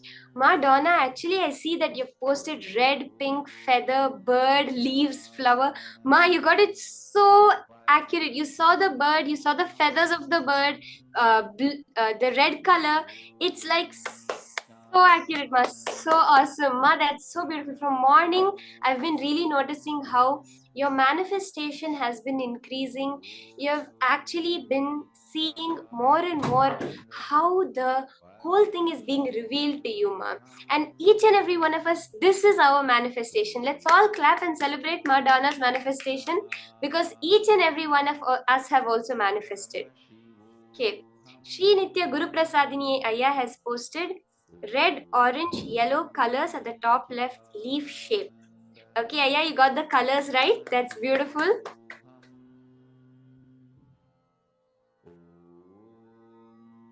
Nithyananda. Paramashivoham. Ma Mahajada Shaktika, you saw the fruit pomegranate and vegetables, red color and white color. Okay, Ma, you are also able to catch on to the colors, the red and white, both which are there. That's awesome. See, if you feel connected to colors, right? I noticed that many people were starting to catch the colors that were there on the screen. Go deeper into it. You will see how Swamiji will form the colors exactly in front of you in the shape of what is there. So, if colors are clicking with you, go through colors to see the whole manifestation. Start seeing the details. How many colors are there on screen? Where are the positions of these colors? And Swamiji will just reveal it so powerfully and so beautifully for you. Paramashivoham. Nithyananda. Paramashivoham. Nithyananda. Okay, with this powerful manifestation, let's enter into the next session. We are going to be learning from Swamiji the next level, how to do completion. We have now diagnosed the issue. We have seen what the solution is. Now, Swamiji is taking us into manifesting that into our very life through completion with others. So let's now listen to the higher powerful cognitions from Swamiji on completion with others.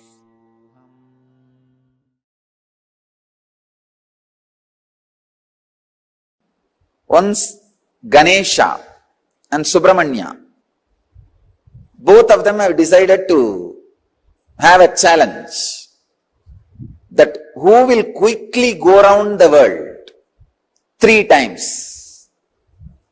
Subramanya, as you all aware, has his own flight, peacock.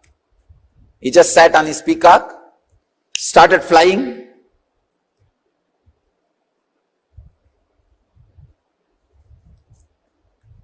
crossing the continents, crossing the oceans, hills, once, twice, thrice. He completed and came back. He saw this Ganesha, heavy guy.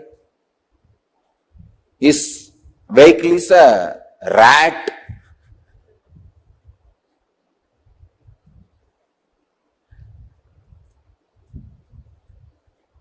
But this fellow claims he won the game by going around Shiva and Parvati 3 times. He says, I won the game. I went around Shiva and Parvati 3 times. With this rat, what else can be done? யானையை எலியிழுத்து கொண்டு போகும் அதிசயம். Tamil I described, the rat is dragging the elephant. What will happen? That much is the capacity. But finally, Ganesha declares, I won the game. I went around the Shiva and Parvati 3 times. Subramanya asked, how can that be? Very beautifully Ganesha says, you went round your world, I went round my world. Understand, you went around your world, I went around my world.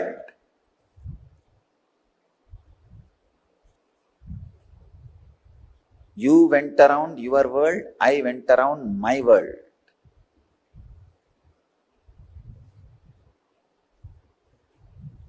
You need to catch this truth. The world, my world. This is the sacred secret. The world is binary, logical, arithmetic, scientific, universal. My world is emotional, based on faith, beliefs, experiences of individual perceptions,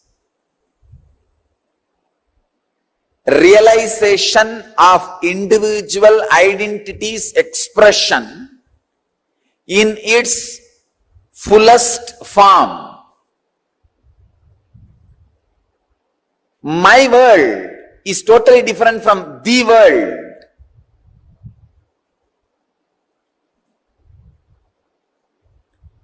When my world is completely in tune with the world, you are a Jivan Mukta. When there is no conflict between my world and the world, please understand, people who are always going around the world are caught in agitation, anger, stress, rajas. People who are completely caught in my world sometimes can miss the world. Here, Ganesha is successful not just because he was centered on my world, he was centered on my world which was in tune with the world. He was completely experiencing my world, the Ganesha's my world and the world is one and the same.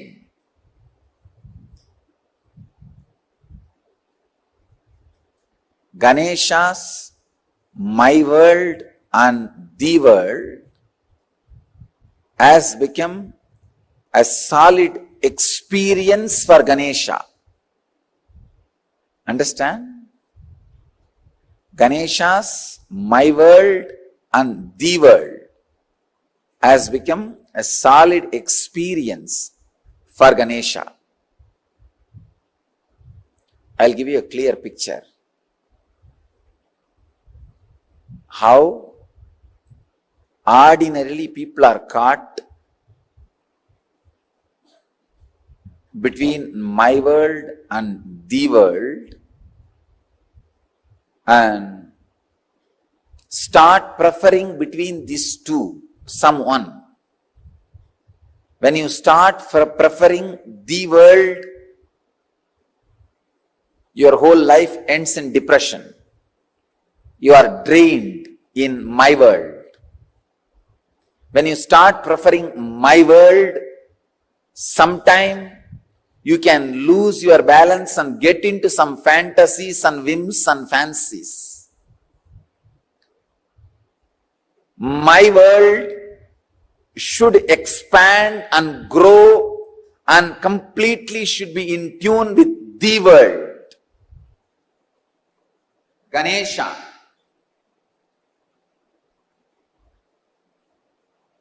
is my world.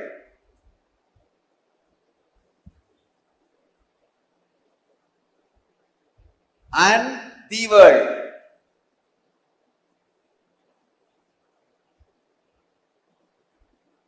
Both are in tune because Mahadeva, Shiva,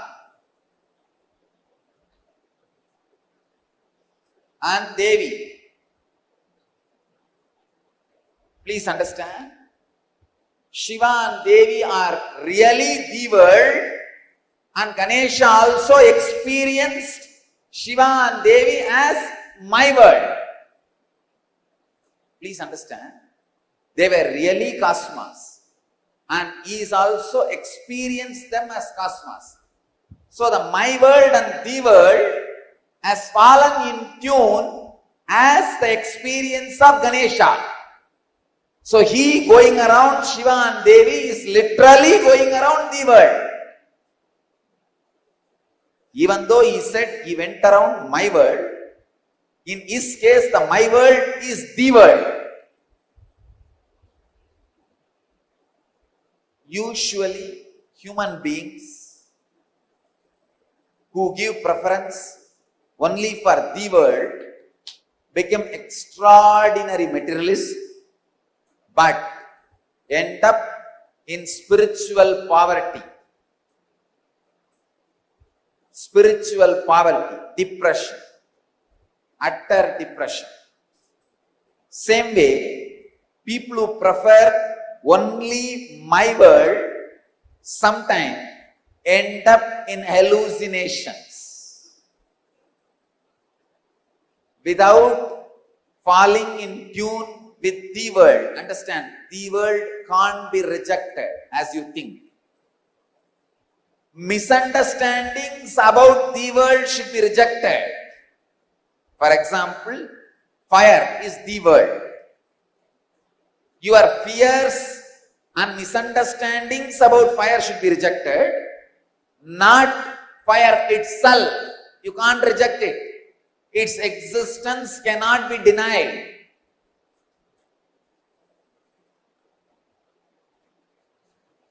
Maya is the ideas which are not in tune with the world, but you are carrying about the world are Maya. Maya is the illusory ideas you carry about the world, not the world itself. When you carry the right idea, when you understand the right ideas about the world, you will realize the world is made of the same stuff in which my world is made. Understand? I am giving a new twist. First statement I am making. The fire, earth, water, air, space itself cannot be denied. Your wrong concept about it is Maya. But when your wrong concepts about it is removed, it loses the identity which you are thinking it is having.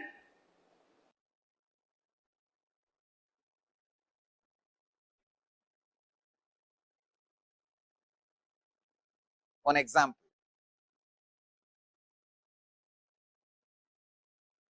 The fire. You have fear about fire. That fear is called Maya. But fire itself is not Maya.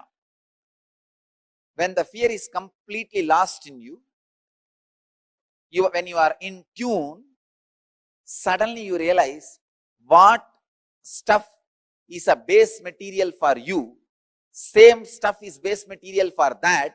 You are in tune already. You can play with it, conquer it, go beyond it.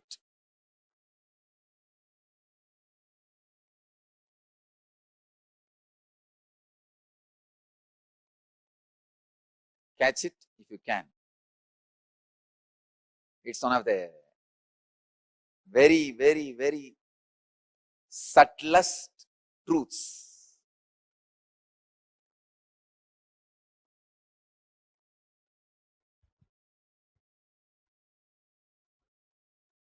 The discrepancy between my world and the world in ideological level is conflict. Discrepancy between my world and the world in practical level is poverty and failure. The discrepancy between the my world and the world in the emotional level is depression. The discrepancy between my world and the world in the conscious level is illusion.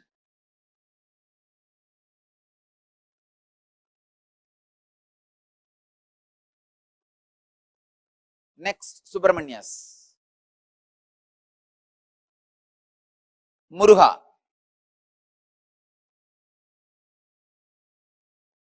First he goes around the world. As usual, when you go around the world, you will get into an intense rajas. In that extraordinary rajas, when you claim the victory, he comes back to see already somebody has won the game. It is like, we have a very beautiful story about Bharata, in whose name the whole Bharat is named. He suddenly felt he should conquer the whole world and conquers, reaches the peak of the Meru hills, which is mythological basically in Hindu tradition, to establish his flag. When he goes there, suddenly he finds 10 million flags are there. Means before him 10 million people have conquered the world. All their flags are there. He felt, oh God, where did I land? Then Brahma appears and says, oh my son, do not think you are the first one to conquer the world. Before you, millions of Bharatas have come. Millions of conquerors have come. All of them have conquered this world and claimed it is theirs, it is theirs, it is theirs. For this period, you are claiming it is yours, that's all. Then Bharata realizes, wow. That realization, click, makes him go for doing tapasya. And in that tapas, he becomes enlightened. How to be in tune with the world and my world. The balancing of the world and my world happens. Please understand, if you don't balance the world and my world, even if you conquer, it will be suppression of the world, it will get back to you as tsunami. The materialistic civilization is conquering the world without balancing my world, which is leading to all ecological imbalances. All natural calamities. Here, just like Bharata, Muruga comes back after going around 3 times the world, sees Ganesha sitting contently, radiating, and that gives Muruga initiation. Click. So he goes to a private place, Palani, stays there and does tapas, by becoming a sadhu. He becomes a sadhu, leaves everything, goes there and establishes himself in my world. When he is in tune with the world and my world, in the tapas in Palani, he becomes enlightened and starts radiating enlightenment to the world. Understand? The world and my world.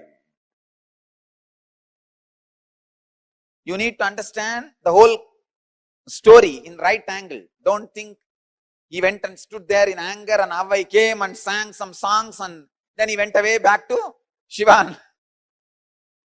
It is a cinematic version.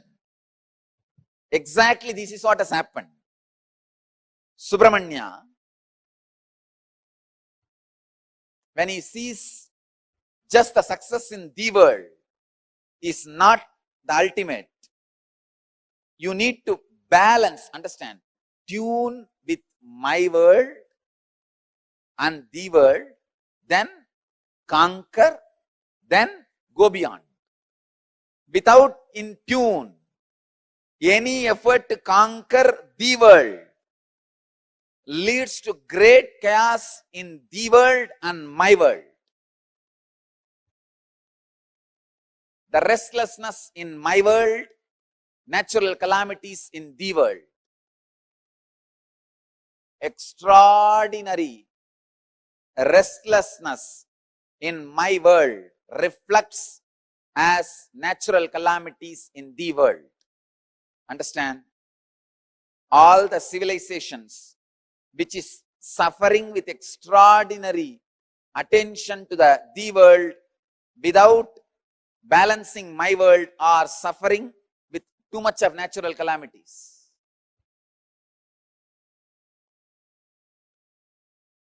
If you study, you will understand this truth.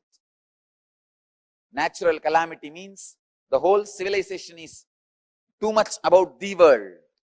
The balancing of my world is not happening. History should be in tune with mythology. Logic should be in tune with emotion. Facts should be in tune with truth. Binary should be in tune with zero. Understand? The binary logic, linear movement should be in tune with circular movement, logic based on zero. The Indian rishis were able to discover zero just because they were able to understand the secret connection between the world and my world.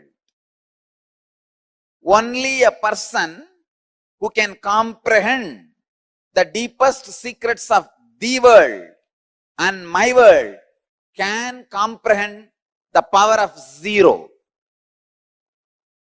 Zero cannot be mathematically understood. It is just a theory. If you want to experience zero, you need to make the world and my world in tune.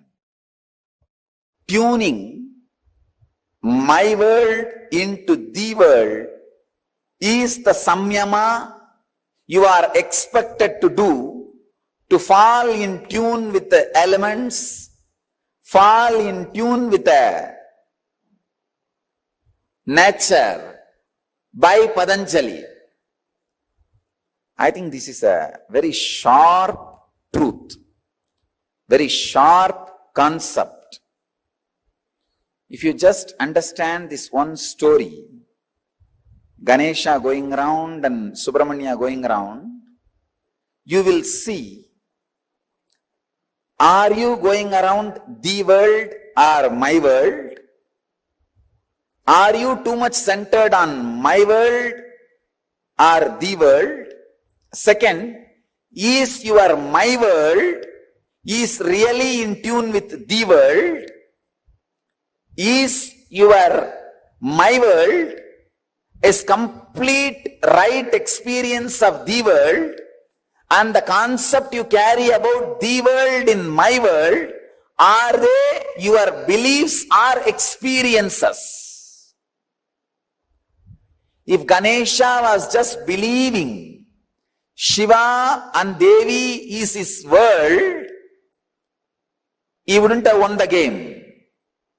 Not only Shiva and Devi should be the world, Ganesha should be experiencing it.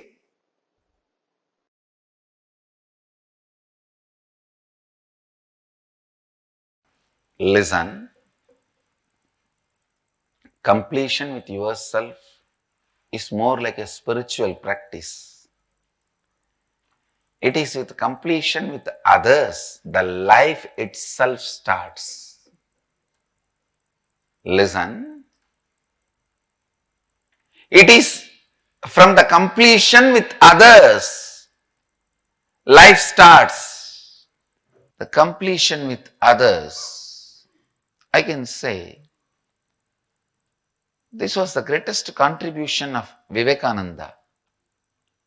Swami Vivekananda's greatest contribution to Hinduism. He brought this idea of completion with others to the front. Completion with others is a spiritual quality, that's all. It is necessary for enlightenment. Unfortunately, we always got the idea, if you have incompletion with others, run away to the higher planes where less people are there. No, that is not a solution. That is not a solution.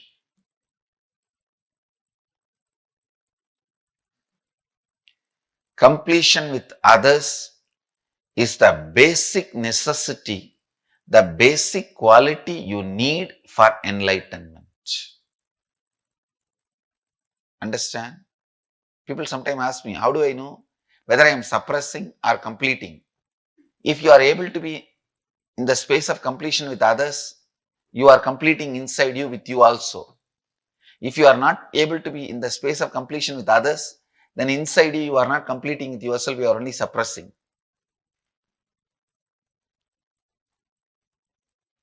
So the scale to find whether you are completing or suppressing, completing or brooding over, completing or waiting for a chance to take revenge. I have seen many people. The name of completion, now I am completing, but I am not going to keep quiet. I will wait for time. When my time comes, I will tell you what to do. I will do what needs to be done. Completion with others is a spiritual practice. Completion with yourself is like Mahadeva. Completion with others is like Devi. Devi is required for the life to happen. That is why in all our temples, I have put Devi along with Mahadeva. I have not put Devi as a separate deity.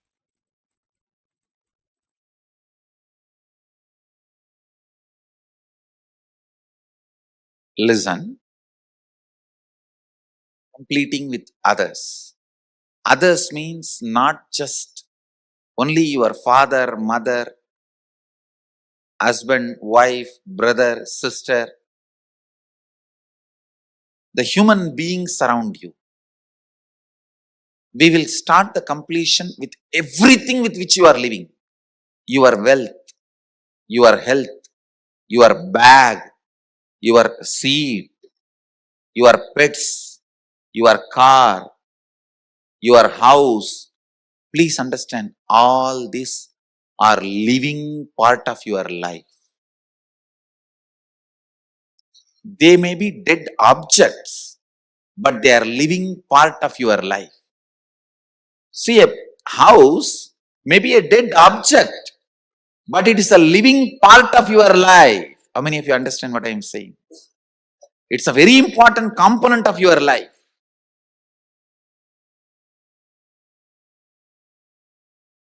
First, we will start completion with all the human beings with whom we are living. First step, completion with everything. With every human being. First thing you need to do is deciding, I have to bring completion with others, with whoever I am living. I have to bring completion with whoever I am living. Even if they don't want, I will stretch my best and I will decide I am in the space of completion. Whenever they want, I am open to have them. I am open. I am going to be in the space of completion. Whenever they are also ready, it will become completely complete. Understand? Completion with others does not mean you are going to apologize to them. No. Apologizing is not completion. Asking sorry is not. So many people were saying, I want to apologize, I am sorry. No. I am sorry is not completion. I am deciding to drop hurting pattern in my life or any incompletion, misunderstanding, anything. I am deciding to drop and I am deciding not to bring them, not to give life to it again. See, past, you can't say you are wrong or you are right. No one can say you are wrong, you are right. It is not apologizing. It is not feeling sorry for the past. No. Deciding, I am dropping this incompletion, hangover of the past, and I will not allow this to happen once more. Completion is actually responsibility, not apologizing. See, apologizing or feeling sorry comes out of powerlessness, but completion comes out of responsibility. Understand the difference. Please listen, see the difference. Now when I am saying you need to complete with your mother, with your father, with your brother, with others, I am not asking you to apologize. I am not asking you to call them and say, oh sorry, oh sorry, oh sorry, bus bus. No. No. Feeling sorry comes from powerlessness. That is not completion. When you call, you explain, this is what has been perceived by me. Here, I am not interested in looking into you are wrong or I am wrong. That will only create more and more anger, hatred and suppressed violence. I am only saying one thing.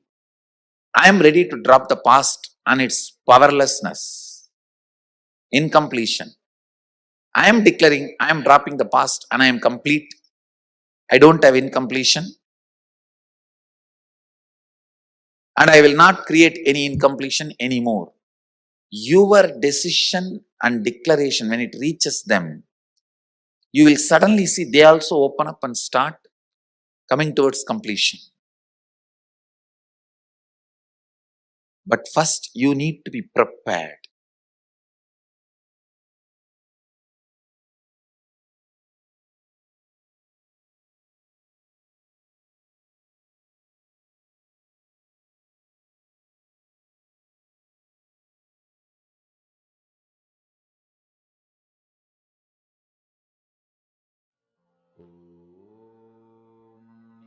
Nithyananda Paramashivoham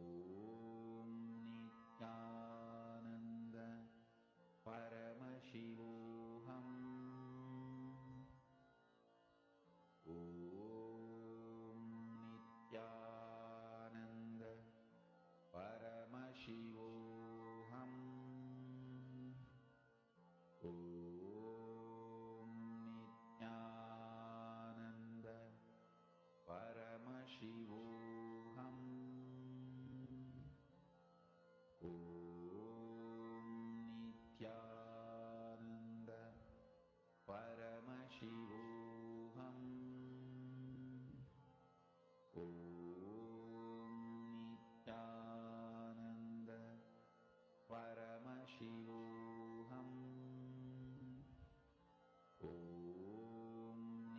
Nithyananda Paramashivoham.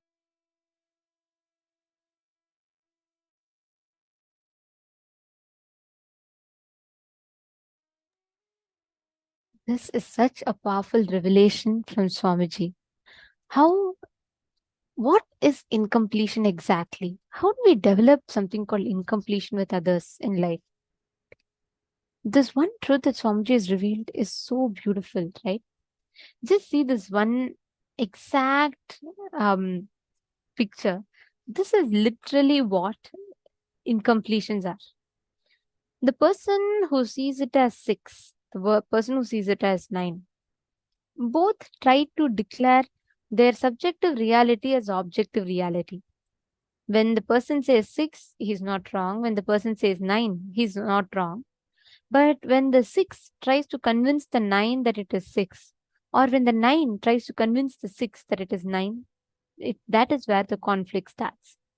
We start trying to declare our subjective reality as the objective truth. This is precisely the point where we start suffering. Suffering starts with this.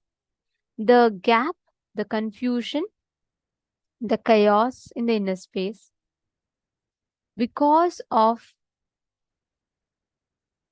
the perceptions of the past, causes incompletion with others. Swamiji tells human beings are a bunch of patterns. So even when you want to be good to them, you have to go near them very carefully. You have to talk to them into their listening with a lot of sensitivity. You're supposed to create the space of completion in you and share that space with others. That is what is called completion with others. So beautiful. See, understand.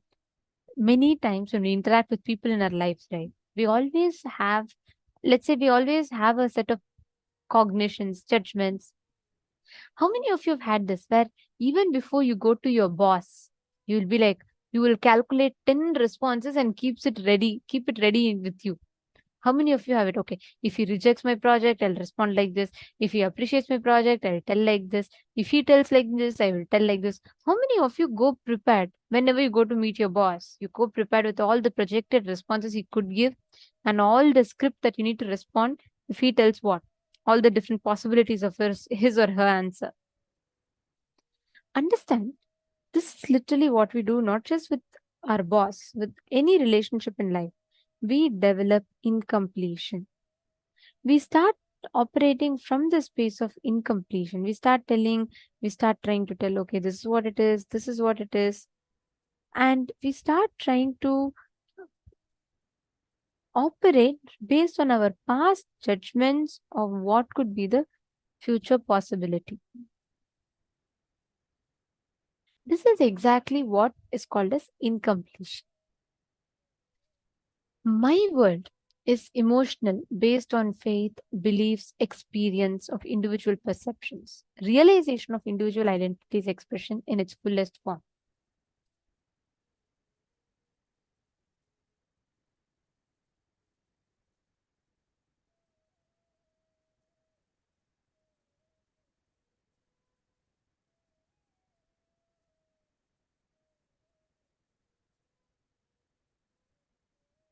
Truth for us to understand. There are two things. One is my world. My world is how you see the reality, your version of the reality. For example, let's say you have a problem, okay? You have some issues happening. The way you perceive that reality in your world, that is my world. The world is the reality as it happens. For example, if there's a conflict, addressing the conflict as it is the world. But your experience, your your subjective perception of the objective reality, this is the my world. Every single time, look back.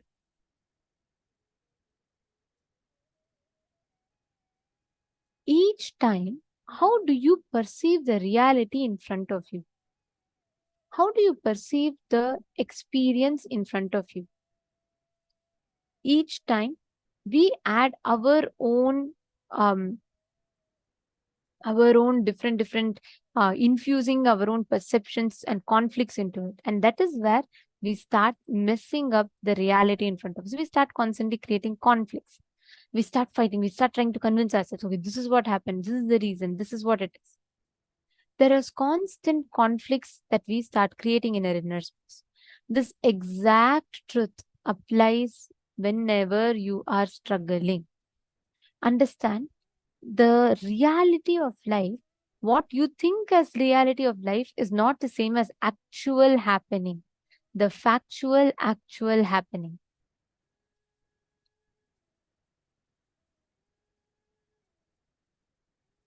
This is what Swamiji explains as my world and the world. Are all of you getting it? Can I request each of you to type out what you understand as my world and the world?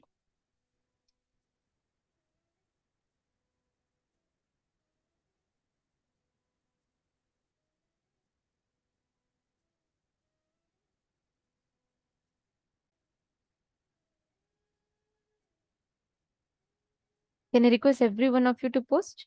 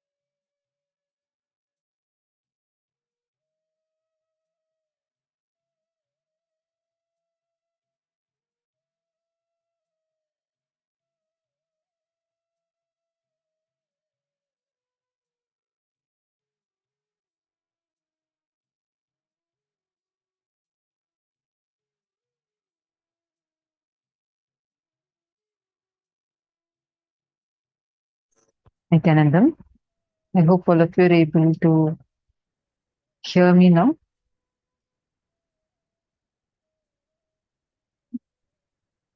Nithyanandam, if you are able to see me and hear me, please wave your hands.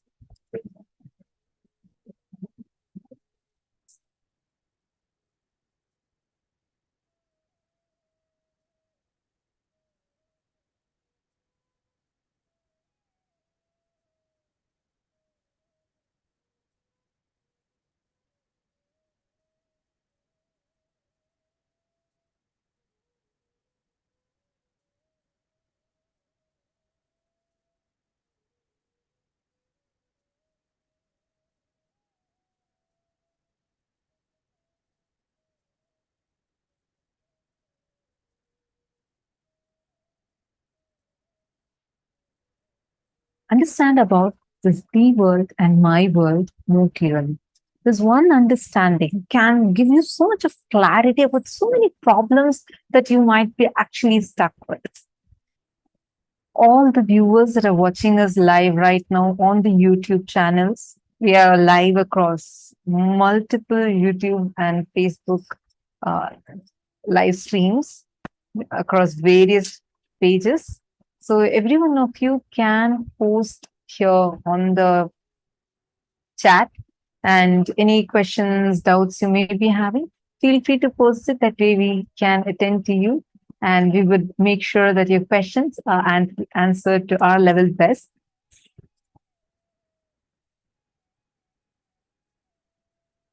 So understand this the world and my world. Most of our problems are because you're stuck in my world and believe that my world is the world. How many of you feel your college time was the best time?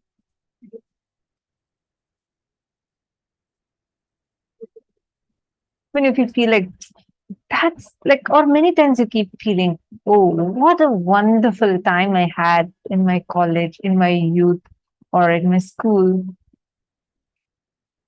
How many of you had this feeling?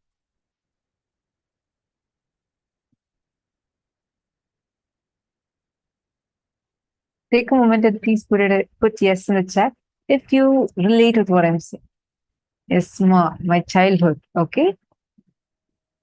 Like your golden memories, that your most cherished memories, or probably a vacation that you went to, or some moments. You just feel like, whenever you remember that, you feel like, oh, that was such a joyful time. So bad. Now it's not like that anymore. And Amma Balini Subbai is like, ooh, yes. Okay, all right. So now, since all of you are able to see thus far like this, okay, my time in Adina, great.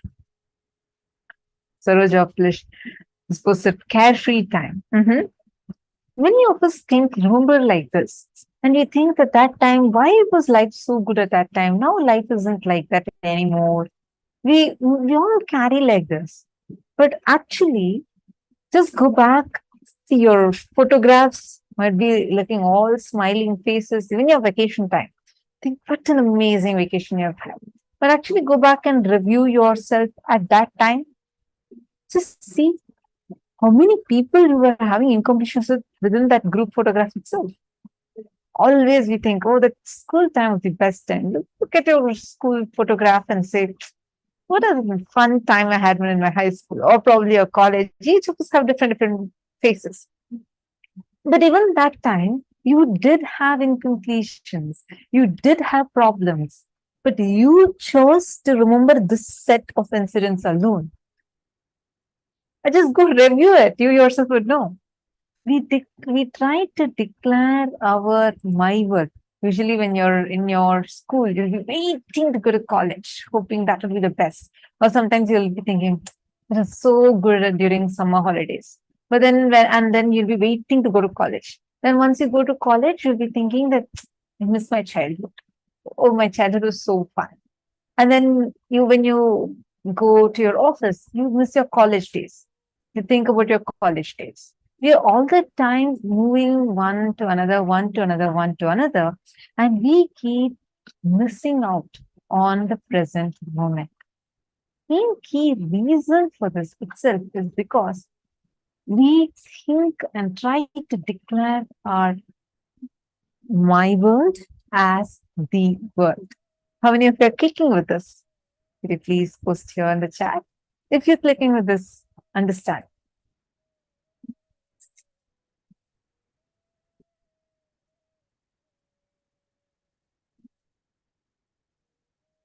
This my world is emotional. It's like based on faith, beliefs. Like you carry certain perceptions, and with that, you go on feeling my world as real. But the world is something else.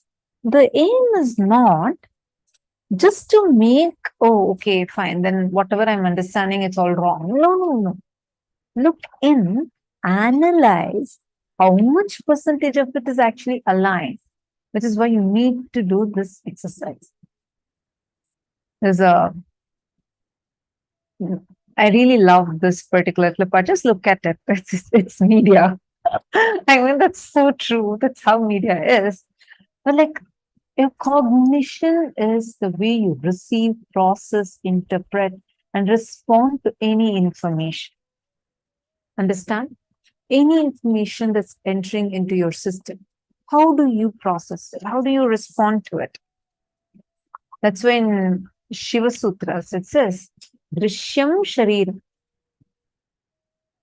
This whole perceived, seen, manifest world is his own body or self. Now, we all carry what we see. We think that to be the ultimate. We think that to be the reality.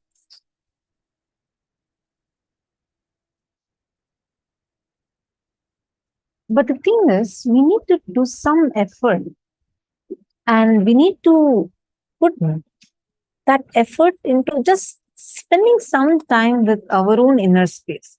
Just take some time. Spend with your own inner space to look into how much of your my world is actually even in oneness to the world. Your my world should expand into the world.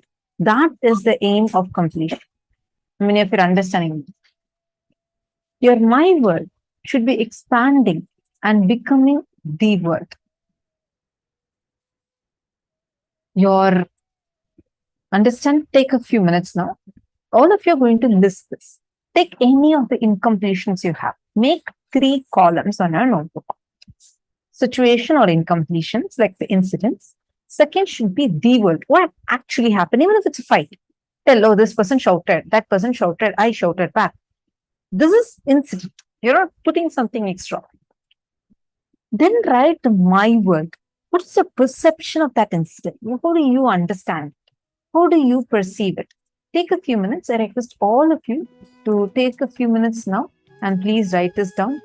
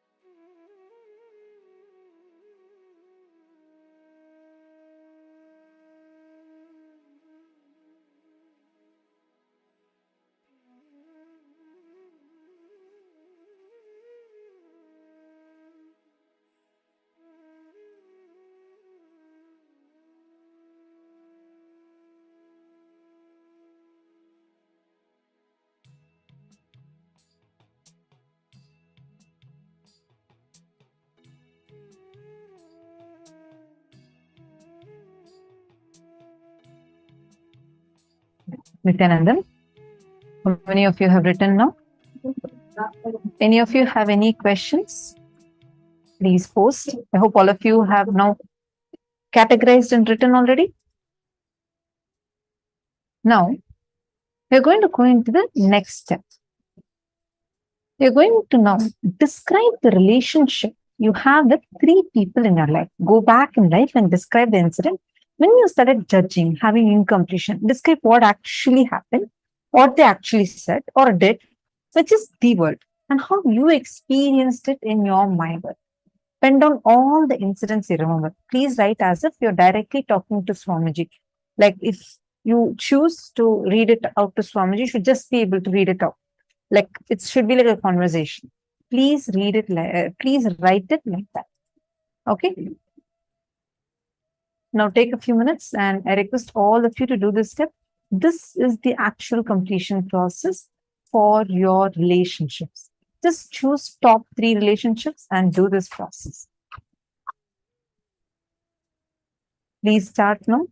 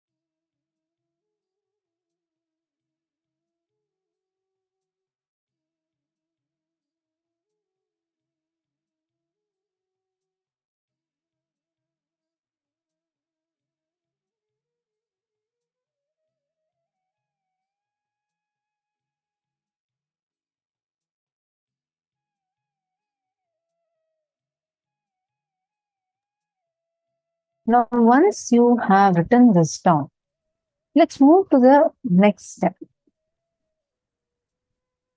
You are going to now invoke these people in Swamiji's Atma Murti and complete them. You're not just going to mentally talk, you're going to verbally talk.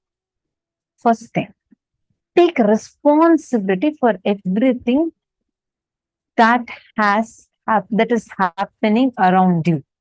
You should cognize that you are the source of everything happening around you. Understand, completion with others does not mean you will put the blame on them and say, you know what, you should have done this right and I would have been better. No, nor are you going to say, I'm so sorry for what has happened. Neither of these. Completion is just thinking inside you. I am deciding to drop this pattern. Drop this pattern of hurting in my life. And I am not going to cherish or encourage this pattern anymore once again. Taking this as a strong decision in your life, that is completion. How many of you are understanding this so far? Are you all with me? You are not going to, let's say that you had a very bad incompletion with your brother. Some really strong incompletion. He was not there in the most crucial time of your life. And you feel so bad for it. You feel like he should have been there. Why is he not there? Why is he not there to support you? Or your spouse. I mean, this chat should be more relatable. Each one of us have like this incompletions of people. Like we think, okay, Why is he not even understanding me? Or why is she behaving so illogically? Why is she just wanting to fight with me? Why is he all the time trying to manipulate me? We have such cognitions about people. And and all those cognitions that we are carrying inside of us are stopping us from experiencing completion in multiple dimensions. It's not just with that one relationship, understand? So now what will you say? Either you really want to go complete this person, if I started saying, you know what, I understand, I could have been this, but if you were a little more understanding, or if you were like this, no, you're not going to add that button to your sentence, and you're not going to put the blame on them. You're also not going to say, I'm so sorry, I'm so bad, I'm like this, I'm like that.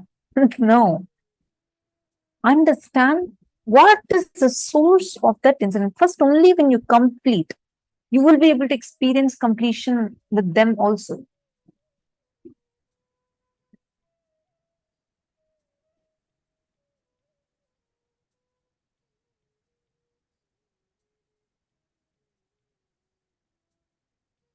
Are you all understanding this so far? Are you all with me so far? I keep falling into the moment. I saw some of my cousins to kill 2 chicks before me to make me cry. When I relived that situation, I think I was very complete to think I should find a way to help people go beyond their belief. When I was less than 6 years old, what can I complete more? I don't see how to react better. Listen.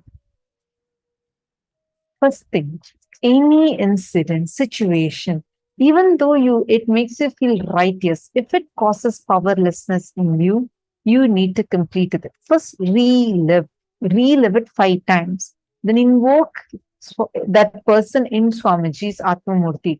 Talk to that person. Complete that person. Completion, as I said, it is not about either blaming them. Oh, why did you kill this person, kill this chicks? I don't like what you did.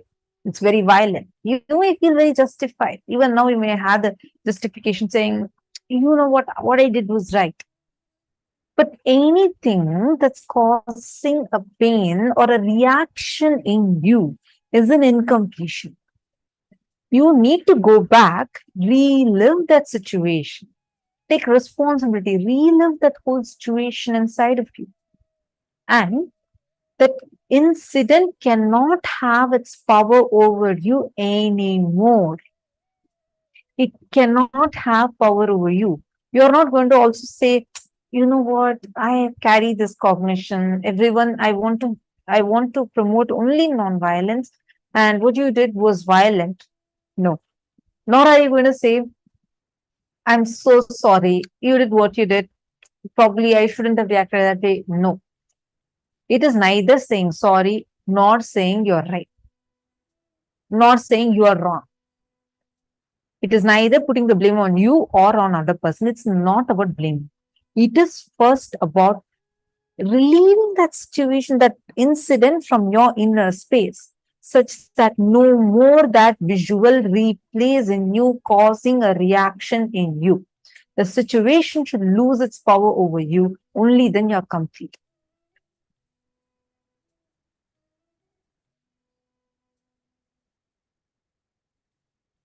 Yes, Ma Karen, I'm not saying you are blaming them. I'm saying, you're saying, right, but yes, it is painful. That pain needs to be completed. And this will not make you insensitive. It will make you powerful. You will know how to handle the people, how to handle situations in a much powerful way.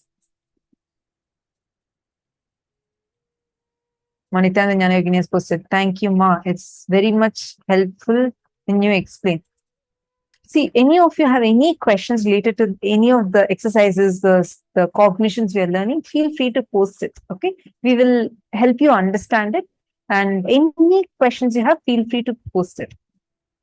See, the incident, the moment it will not have an impact over you. then you're complete. Like such an amazing, amazing revelation Swamiji gives. This is one of my favorite definitions of freedom given by Swamiji. Swamiji says, freedom is not the number of kilometers you're able to travel outside. It should not be based on the kilometers you're traveling outside, but should be based on the amount of time you're able to spend with yourself without reacting. When you're spending with yourself, when you're thinking, remembering, as long as you're able to sit untouched without your memories having the ability to cause reactions in you, you're complete. That much time is your freedom. Swamiji says the freedom, we usually think, oh, I have freedom to travel to so many countries, so many places, I'm able to be this free. But Swamiji says it's not that. It's how free you are inside. The unit of freedom should be measured in seconds or minutes, not in the meters or kilometers. Understand the incident. How much are you able to handle in your inner space without reacting to it? Are understanding? Please do the steps.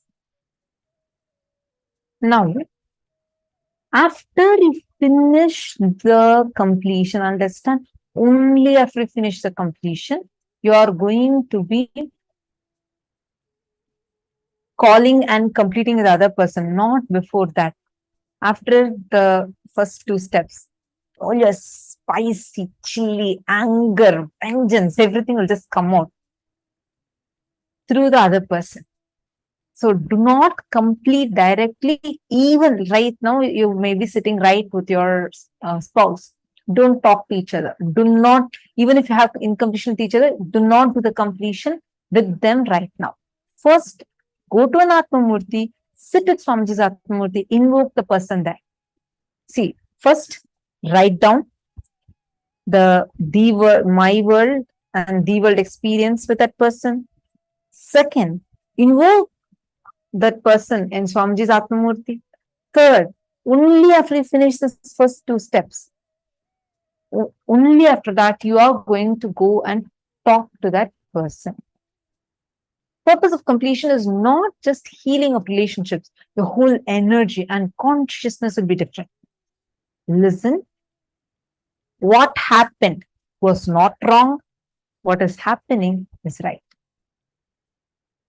What happened was not wrong. What is happening is right. Completion is right. Past is not wrong. You're not blaming or complaining. You're only going to be completing and dropping it from your inner space. However, the other person might be responding.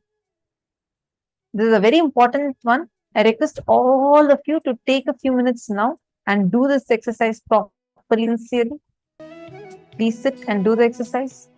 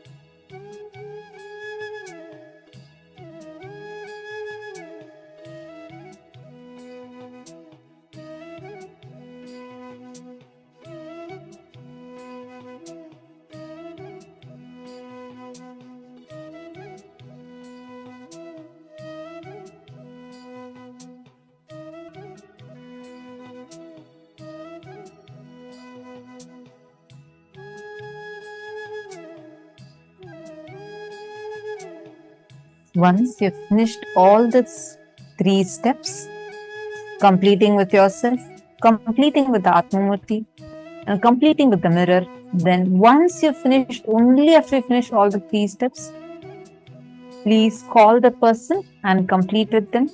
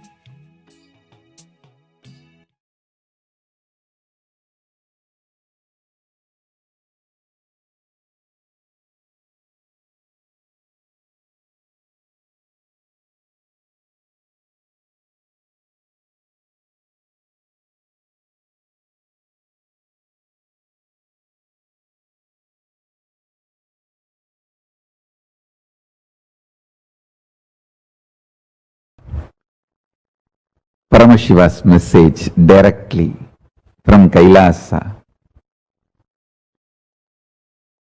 The absolute compassion,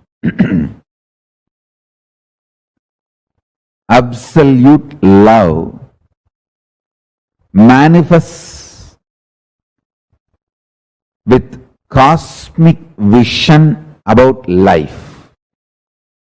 I should say that today's message can be understood completely. Listen to this message. If your vision expands, you ooze, radiate absolute compassion, absolute love, which is power. Understand? Neither compassion nor love is weakness. Both are power. Delusion is weakness. Neither compassion nor love is weakness. It comes from the power of the cosmic vision. Now I want you to know,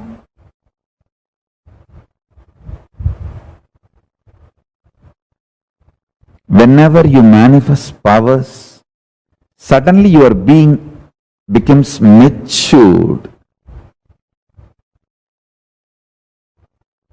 And it starts radiating more and more love and compassion. I have always seen very good power manifestors are absolute non-violent. They just feel everything related to violence is irrelevant.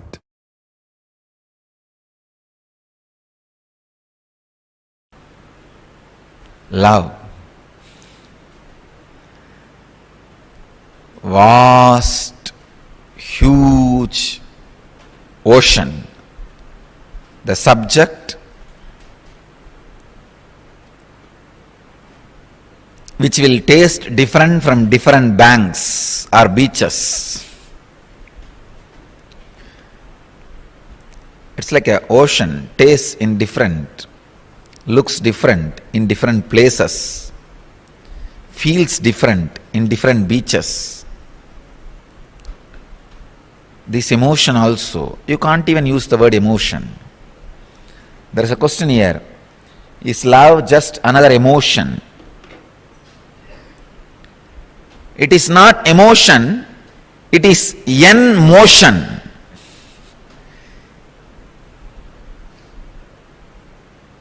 It is the energy which makes motion happen in you towards enlightenment, from enlightenment towards enlightenment.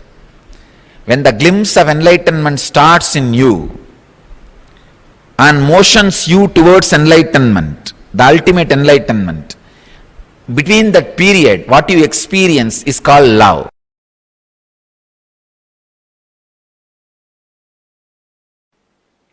You always show the soft things as the symbol of love because you know only pseudo love.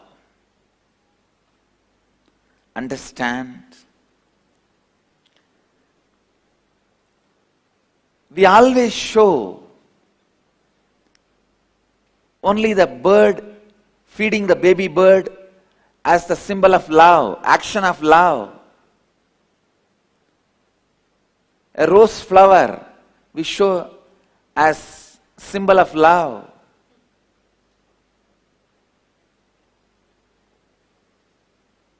But we never show a banyan tree root, the hanging root, as a symbol of love,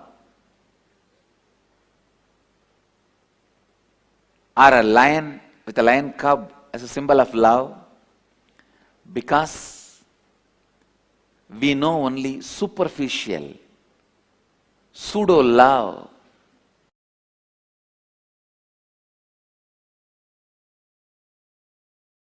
Please listen. The core source material is love. Love is Paramashiva. The source material of Paramashiva, the source happening of Paramashiva, the core happening of the cosmos, cause, karana, karya, result, action.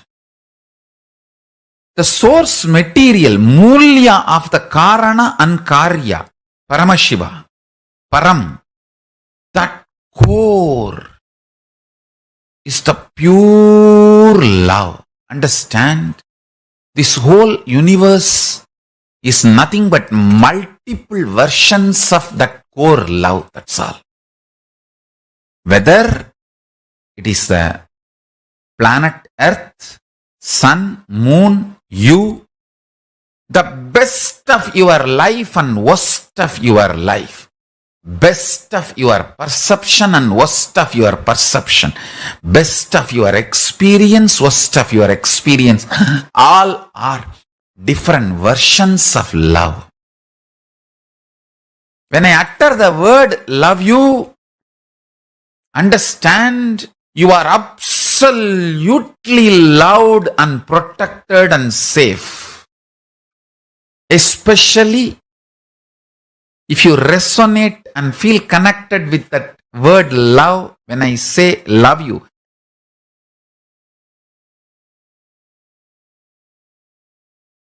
I tell you,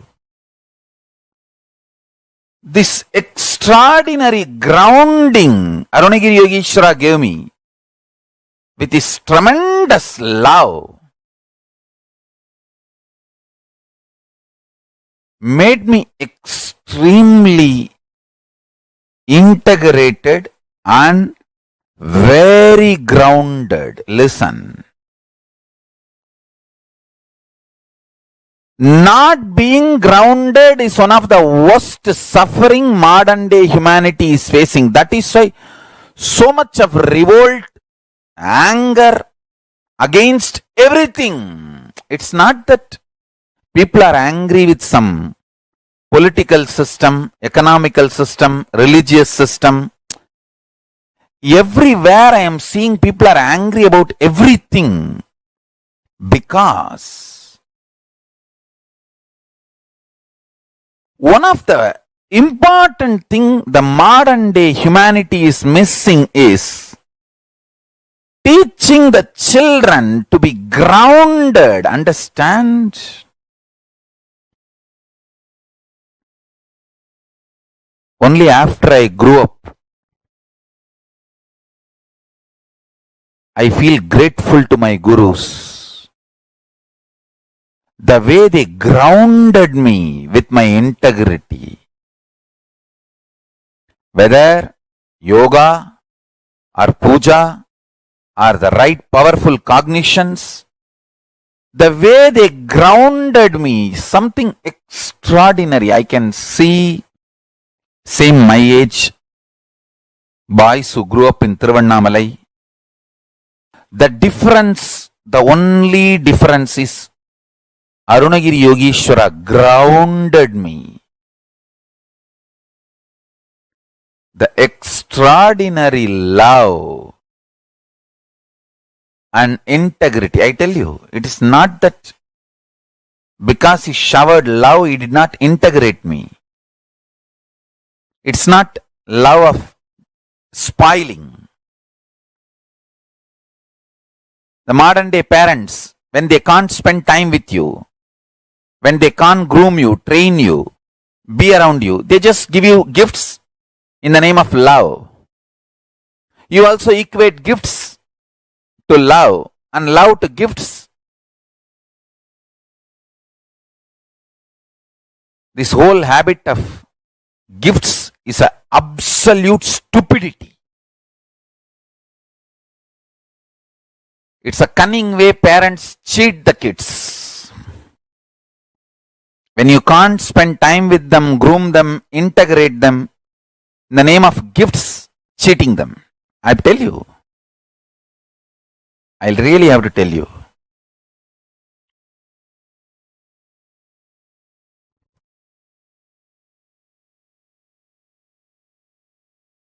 Understand?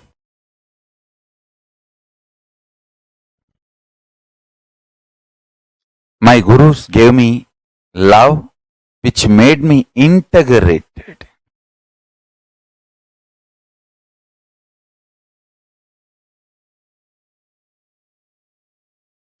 Please listen. Now I am going to make a very important sacred secret. Going to make a very important statement. Please listen. Now I am going to make a very important statement. Love of the Master enters into you, completes you, fulfills you, and turns back as love for the Master and enlightens you. Listen. Love of the Master enters into you, fulfills you, completes you, turns around and flows as love for the Master and liberates you.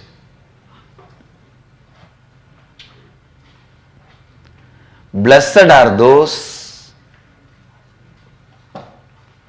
who taste love of the Master. Whether it is a benign look, benevolent look, or a serious look of a surgeon. When a surgeon looks at the tumor, remember, he looks at the tumor, not you.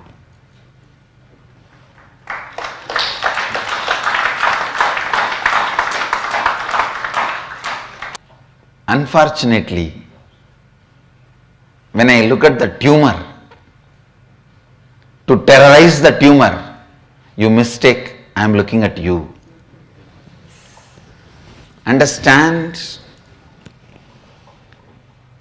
decide clearly to hate what Master hates, to love what Master loves.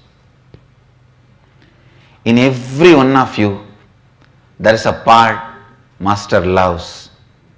Love that part, cherish that part, nourish that part, entertain that part, enrich that part, that will enlighten you. In every one of you, there is one part Master hates. Hate that, destroy it, complete it, drop it. That will be a great liberation for you.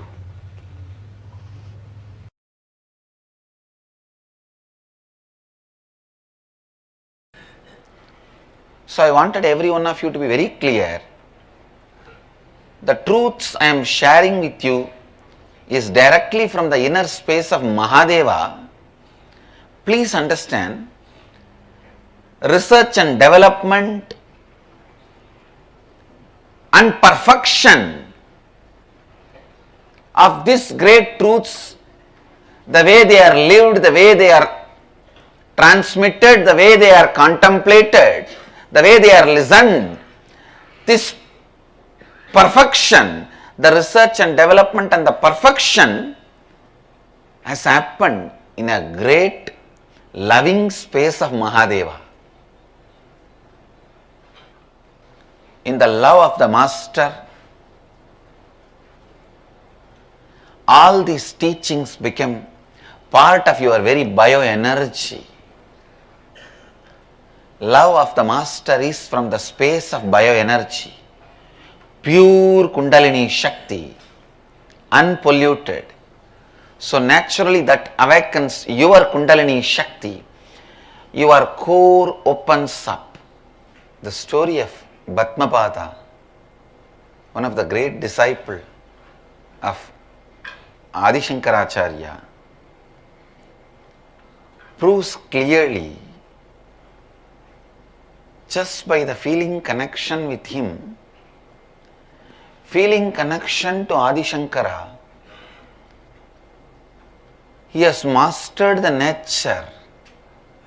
He was so powerfully in tune with the nature. He was so beautifully in sync with the nature. You may not know the story. There was a great disciple of Adi Shankara who is not that intellectually capable but highly devoted, dedicated, integrated to the Master, integrated to his disciplehood. One day he went to wash the clothes of the Master to the other banks of the river. He was washing there. Some of the other disciples of Shankara were discussing and they were making fun of Bhatmapada. What is this? This fellow is all the time washing the clothes and cleaning. Did he come here to become a laundryman? if he is not learning any scriptures and not studying, contemplating, when is he going to get enlightened, master the nature, prakriti, life?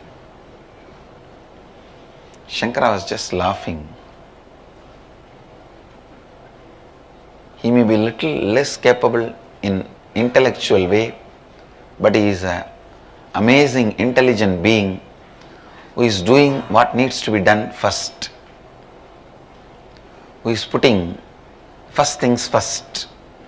Shankara wanted to show this to other disciples. So he just sits up and calls from where he is, Batmapada, please come. Actually, he uses the word first time, Batmapada. Earlier his name was different. He just calls his disciple. The moment master called, the disciple forgot everything. He just starts walking on the river. On the river, oh God, now I have to protect him. When somebody is in such a deep space of trust with the whole cosmos, master is a representation of the whole cosmos. I cannot allow him to suffer, I cannot let him down. So the river just makes lotus flowers and holds his feet wherever he puts his feet. Please understand, lotus will never happen in the river because river is flowing water. It happens only in ponds, stable water. But here, river produces the lotus and holds his feet when he walks and makes him cross the river. Usually, people will be anxious when they cross the river. Maybe first time, a river would have been anxious when a person is crossing the river.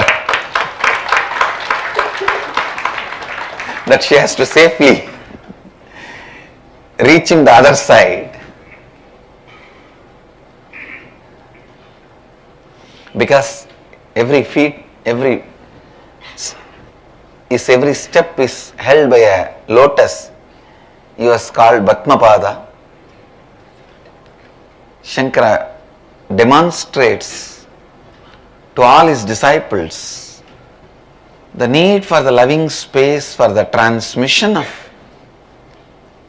the Advaitic truth to happen, because your birth itself has happened when you denied the self, Advaita. Something that deep which is able to make you assume a human body and broken mind can't be transcended unless you trust somebody more than your human body and broken mind.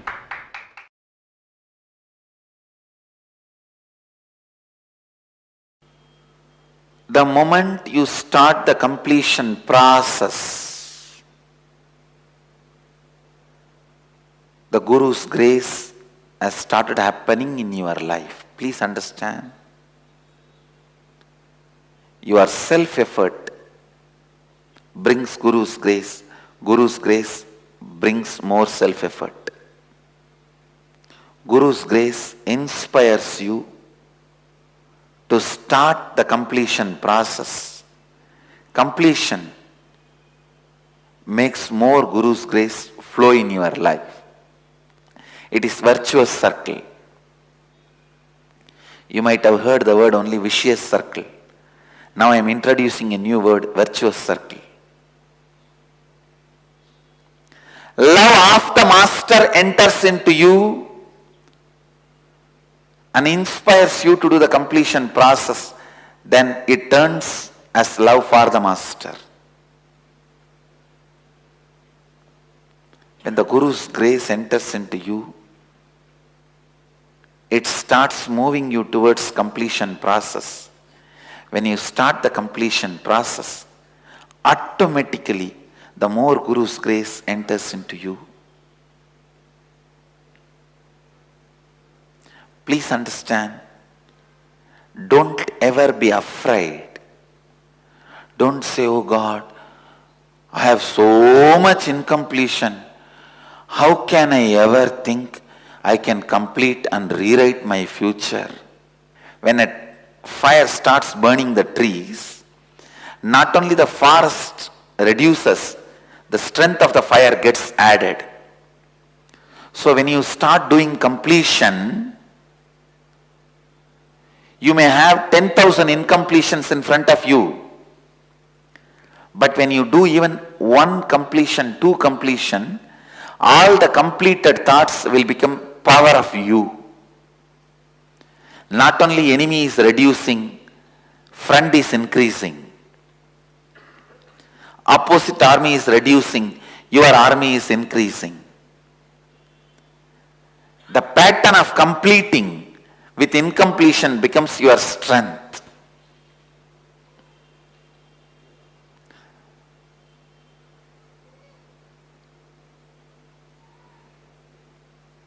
When you start walking or running, day one, don't start thinking, how can I run the marathon of 50 kilometers? First start running 1 kilometer, 2 kilometer. The stamina your body builds, that will take care that you run 20, 30, 40, 50 kilometers.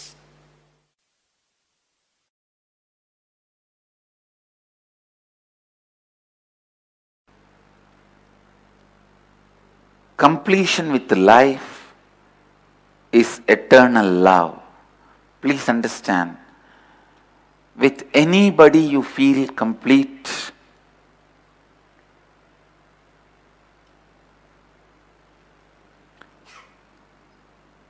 Don't think the person is completing you. Your completion is making that person beautiful. Please listen. What I am talking is a very important point. If you see somebody and you are in love and you feel complete, be very clear. That person has no role in your completion experience. Because of your completion,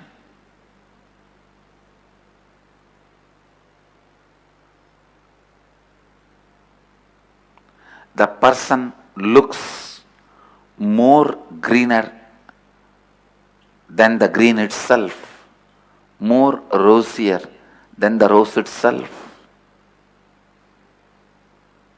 more beautiful than the beauty itself.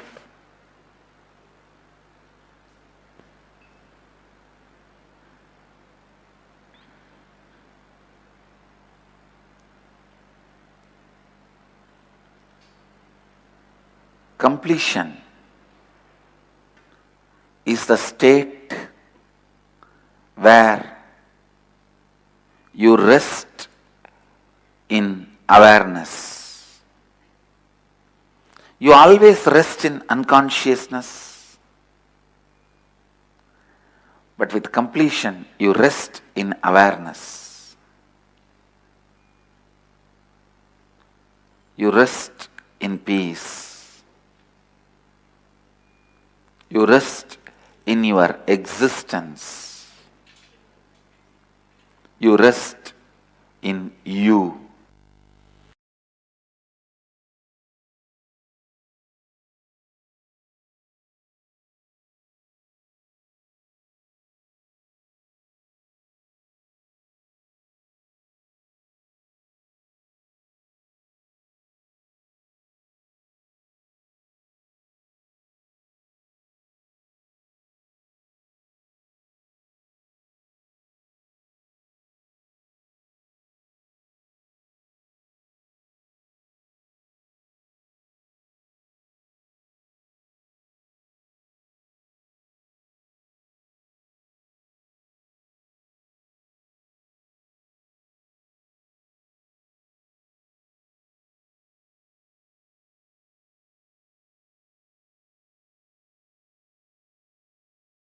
All great things can start only with mother. Only with mother.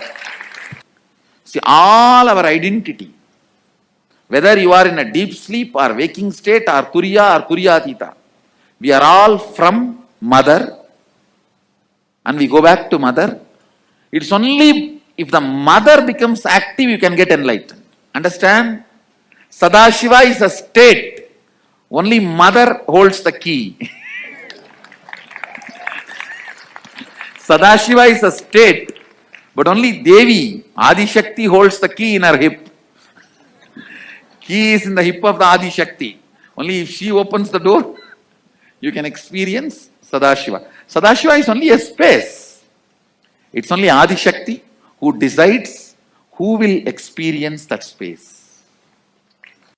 Understand? Any incompletion you have with cosmic mother only. Because she is the source. If you are incomplete about the person who is sitting next to you, it is not about the person next to you. It's about the source of that person and you. Both. Mother. Cosmic mother.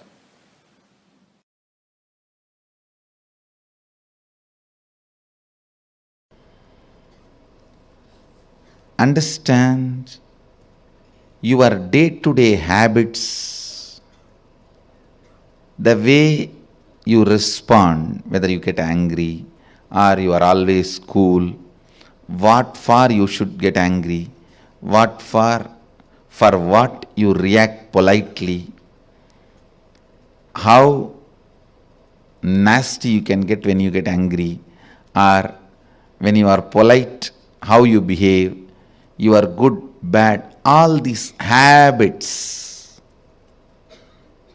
Understand the word habits are from Father.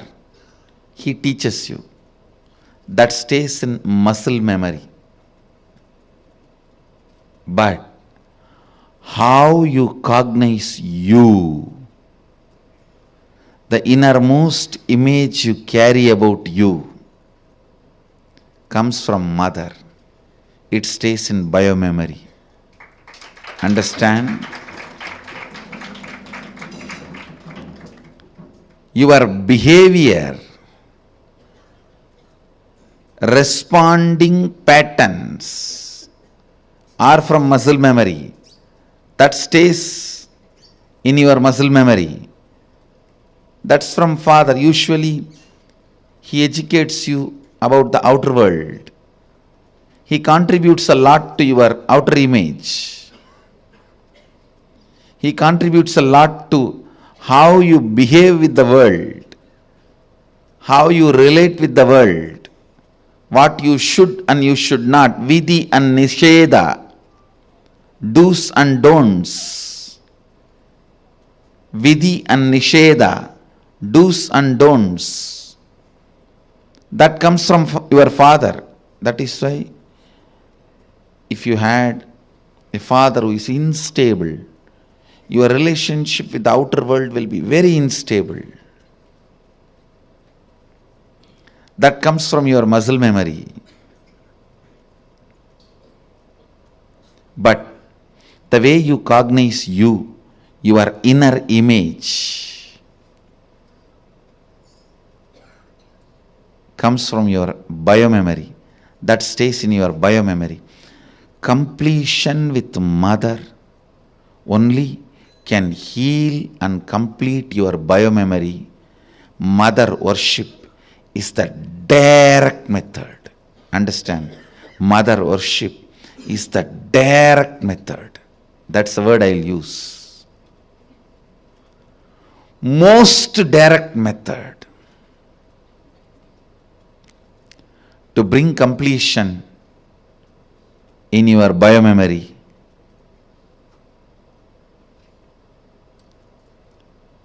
The attitude, the bhava, which forms the basis for the way you connect with the life, with the world, the same attitude forms the basis for you to connect with yourself. Please understand. That is what we call karma in Vedic tradition. If you judge, you will be judged. Why, Because the basis with which you relate with the world, the same thing will be the basis with which you will relate with yourself. Don't think when it comes to others you can utter the strong words. When it comes to you, you can just be very cute and friendly. No. The strong words which you utter towards others will be the same strong words you will be uttering towards yourself. Listen. The strong words you utter towards others will be the same strong words you will be uttering towards yourself. The attitude you build towards others will be same. That's the same way you will be relating. That will be the basis for you to relate with yourself also.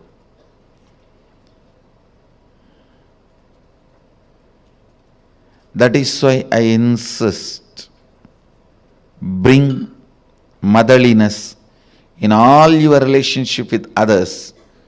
You will bring so much of motherliness in your relationship with yourself. You will be able to heal you. You will be able to feel you. You will be able to be complete within yourself.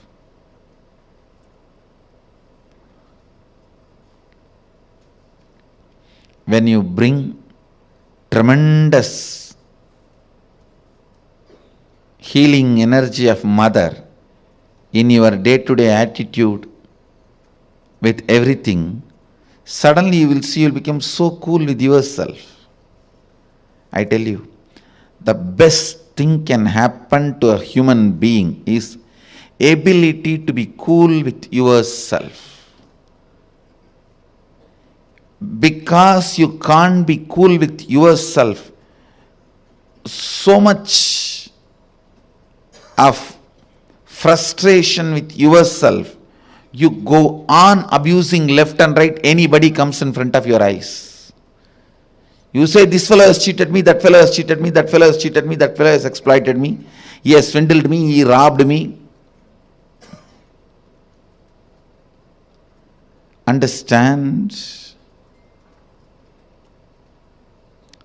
Your inability to be with yourself, your inability to be cool with yourself,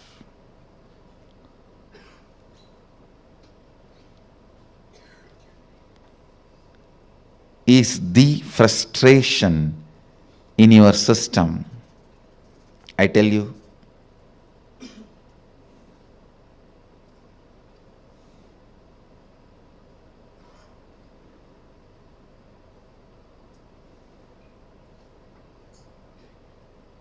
understand? I really want to tell you, bring mother worship as part of your cognition. You will be so cool with yourself. You will be so complete with yourself. You will be so settled with yourself. The fear, frustration, because of frustration inside, how you possess objects or things or persons. Understand? When you are frustrated, suddenly you will have so much of possessiveness to the property you have, or the car you have, or the bank balance you have, or the persons in your life. You will just suffocate the objects and persons who are part of your life. I tell you. Let the car be in garage, not in you. Let things be in their place. Your inner space should have place only for completion and joy. the bliss.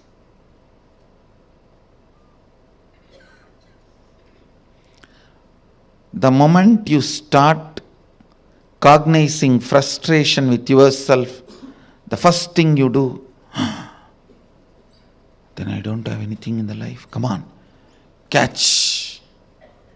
Like an octopus. The wealth you have,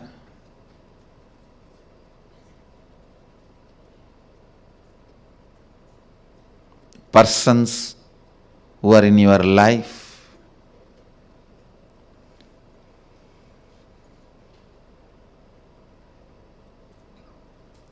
when that grabbing starts, understand, it feeds into your frustration. It doesn't heal your frustration. I have never seen anybody healing their frustration by grabbing and possessing. No. It doesn't. It doesn't. Understand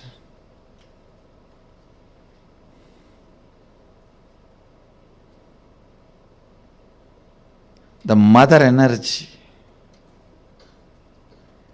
completion with mother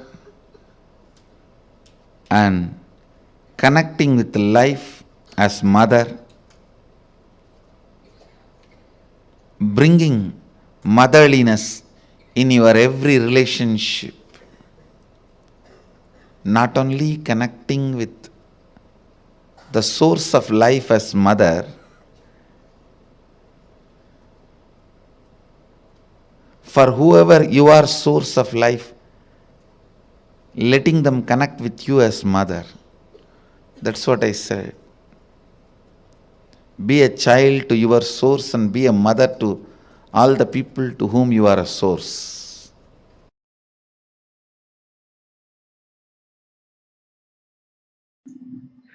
For example, love is related to your heart center. You may ask how. Around the world, in all the culture, in all the language, love and heart are used as synonymous. Love and heart are used as synonymous. Not only in English language, in every language. Any of you who knows some language in which the love and heart is not synonymous? Can tell me. Because more than 50-60 language I referred, in every language it is synonymous.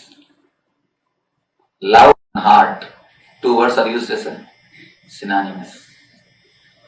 It is not that God has created all languages in one day, CD translation packages, and dropped in one country. No.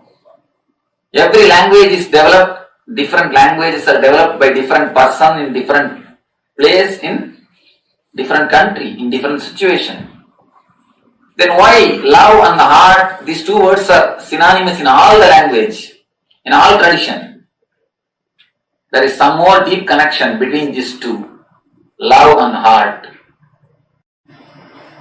If you see some of your childhood friend, suddenly, surprisingly, you see him or her after 20 years with whom you have a loving memories. Suddenly you will feel something is happening in this region, something will be coming up. That is what is love. Many people come and tell me, Swamiji, the moment I see you, I start weeping. Many people weep, oh again. Some weep out of love, that is different. When you see somebody with whom you have loving memories, cherished memories, joyful memories, just your heart overflows. You can feel exactly in this region something happening. How many of you have felt that when you meet somebody, when you see somebody after a long time, that something will be happening here? People who are attending second time, please give chance for the first time. Let them all relate with me. You can very clearly feel that something is happening in the Anahata region. Always tell, love is a peacemaker. If you have the peacemaker, you don't need pacemaker. When you don't have peacemaker, you need pacemaker. Love is a emotion which is related to the Anahata center, Heart chakra.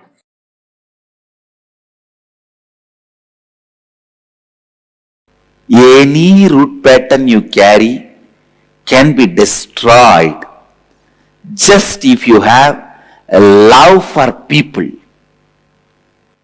Decide to go on enriching everybody who is happening in your life.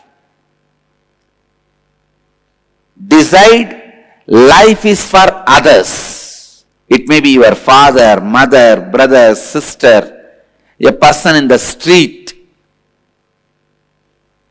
unknown co-passenger in the train,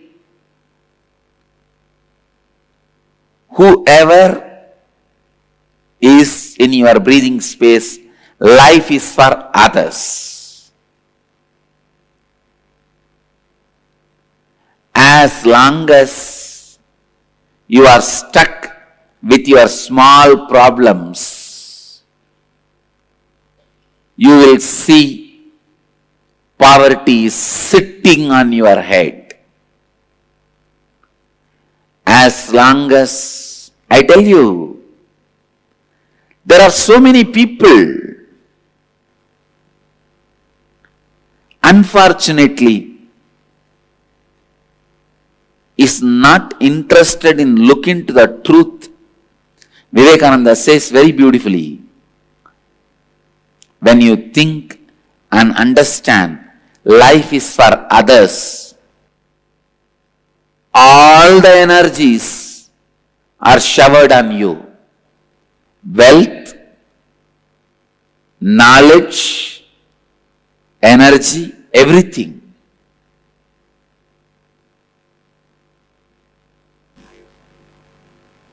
I tell you from my own experience, when I decided any wealth comes around me is for others, cosmos showers me more than what I need and more than what I needed for even doing the work I am doing. Same way I decided all my knowledge is for others. I am not going to keep anything secret for me. I am not going to keep anything from you. If I tell everything to my disciples, then they will grow more than me. I am very secure about that. No, I don't have the problem. So all my knowledge is for others. And I tell you, cosmos goes on showering, showering, showering. It goes on showering. Even I do not know how I am defining every principle, every concept. Just decide life is for others. You will get back to the space you were in when you were born.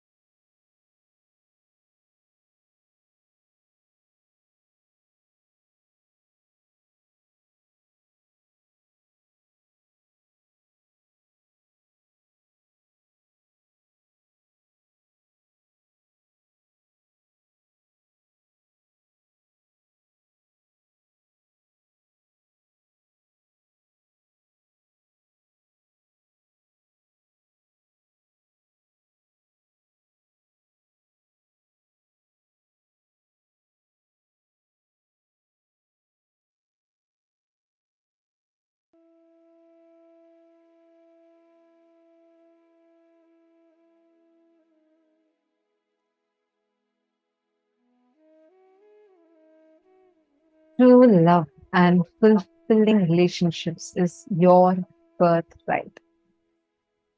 We listened to from Swamiji about this powerful revelation, and we also understood about completion with mother, the importance of completion with mother.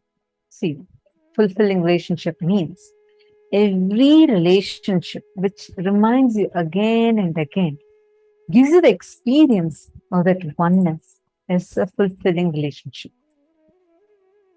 Like how Swamiji explained, right? See, one thing I want to tell every single one of you here.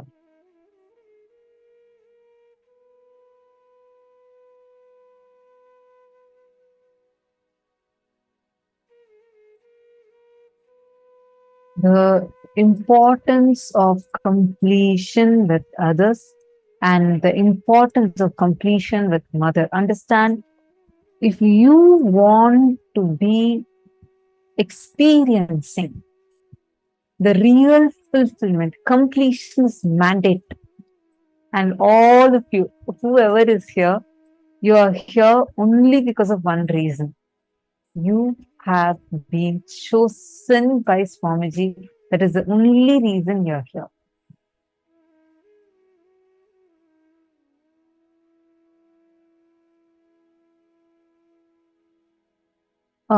Sorry, Vidyarupanaya. I'm so sorry. I'm just seeing your message. If you're still here, please could you let me know?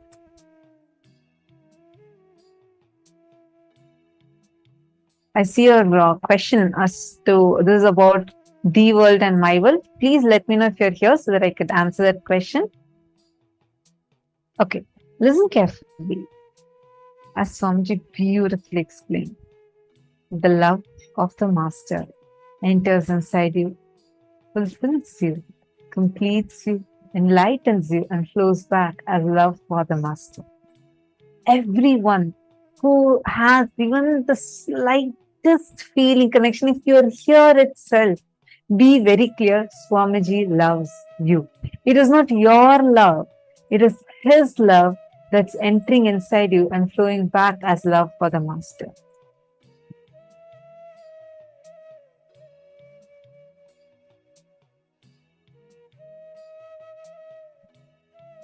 How many of you feel empowered at this one cognition? How many of you feel like, oh my God?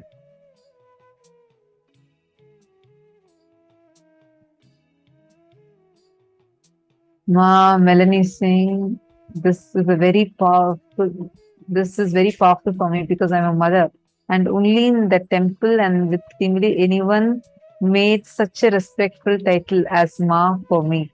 This respect to me edifies me, and I see now from this session what it means to do with this in my life too. Wow. Actually, Ma, really, the real women empowerment is only what, like, I had never ever seen anyone else.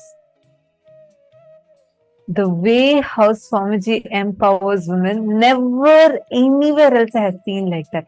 Do you all know 80% of leadership, 80% of leadership in KAILASA is by women? See, the number of people that are there, equally we have men also. But the leadership roles are with women. 80% of the leadership roles.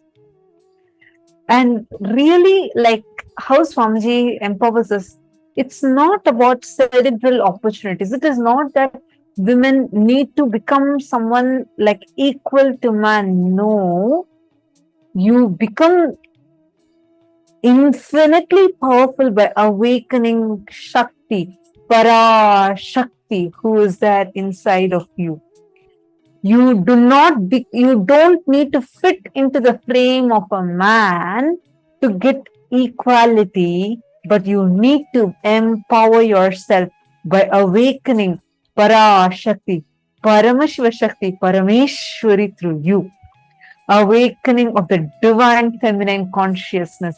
That is the way Swamiji empowers us, by making us understand, identify that infinitely powerful divine consciousness, the divine feminine consciousness inside us and empowers us.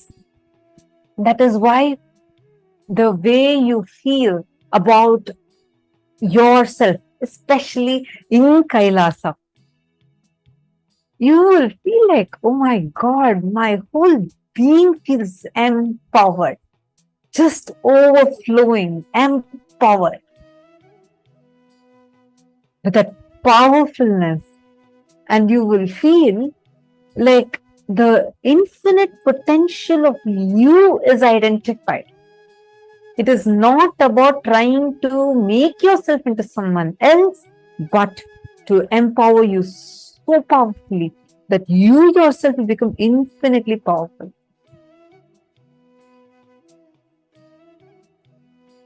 All right. I hope all of you are enjoying the sessions. Love of the Master is from the space of bioenergy, pure Kundalini, unpolluted. So naturally, that awakens your Kundalini Shakti. Your core opens up. That is why, how many of you here feel, I really don't know how and when I got connected to Swamiji, when I just fell in love with Swamiji. But right now, I am just overflowing. If I see in my phone, the wallpaper is him. Look around me, I have his photos. The whole day, even beyond my logical thinking, I am just all that time remembering Swamiji, living his teachings, enjoying his leelas. How many of you are like this?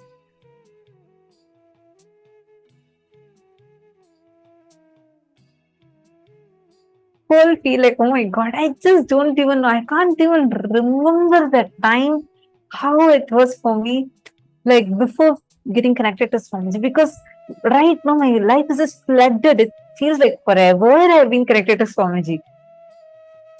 Understand, it is not your love, because it is his love. That is why you don't know. It is not a logical step by step you took and then you fell in love. You don't even know how, but you are just flooded. You're just flooded with his love because he loves you even before you started loving him. It's his love that is entering inside you and overflowing through you as love for the Master. It is, understand, he, even before you saw him, he saw you, he chose you. Only because he chose you, you are even able to have this feeling connection, this feeling inside of you to wanting to see him. You're even connected to him. How many of you are resonating with this? How many of you are understanding this? How many of you feel like, oh my God, that is so true. It is his love, the love of the Master, which has entered inside me and which is overflowing through me. I don't even know from when it started, but it's just there right now. It's just flooding my being. I see all white smile. Ma Light is saying, my body has chills. Nithyananda Jnana is saying, yes, Ma, I feel the same what you're saying. Haha, so true, Ma. Masuda Dandapan. Actually, in Shiva Puranam, there's a beautiful line. Avanarulale avantal vanangi. Only by his grace can you even bow down to him. He loves you. It is his love. He just loves you too much. That's what Swamiji says. I'm too busy loving the people who love me. So I don't have time to hate the people who hate me. That divine love, he just floods you with that.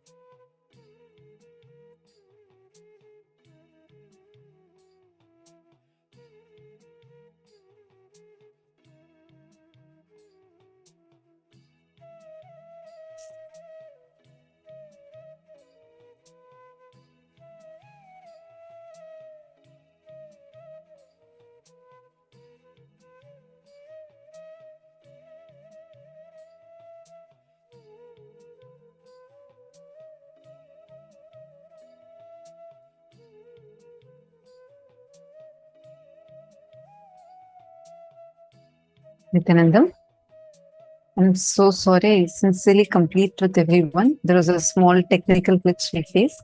I hope now all of you are able to see me and hear me clearly. See, understand, it is the love of the Master that enters inside you, fulfills you, overflows through you as love for the Master. Ma Karen has posted, I admit sometimes it's frightening because I feel I'm losing control. Hey Ma, understand, you are not losing control of yourself. You are just dissolving into that space of oneness where you'll never get lost. Understand, a drop. When a wave merges back with the ocean, it's not called as the wave is getting lost. It is only called as the wave is realizing its oneness with a vast ocean. You are empowered. When you think you're only the wave, you feel there's a separation between you and the ocean. That is when you feel that few minutes when you feel when the wave is raising. The wave feels that it's separate from the ocean, gets so afraid. The big ocean that is there, it feels afraid that it might crash into that ocean and disappear. Only when it merges back with the ocean, it realizes, hey, I am the ocean. I am just part of this ocean. I'm in oneness with this ocean. So understand, do not have fear. Do not feel afraid of merging back. Do not ever carry that fear. Just realize and understand. It is your oneness. Have this oneness with this vast ocean that is there.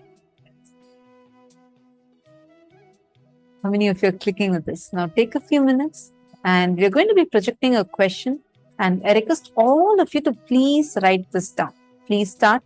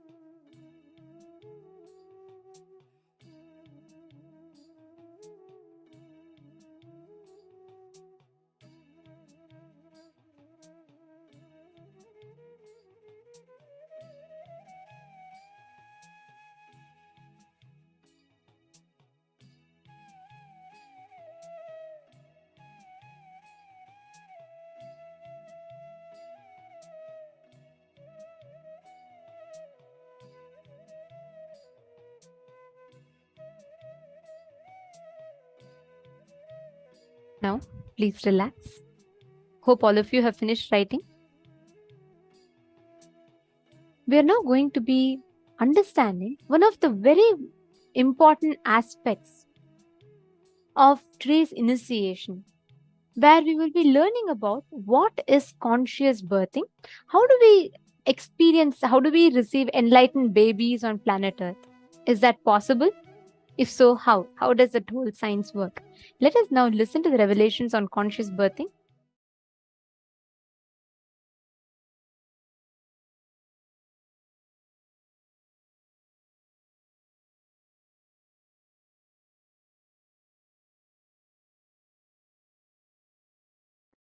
Consumerism is not the purpose of the human existence. Conscious possibility is the purpose of human existence.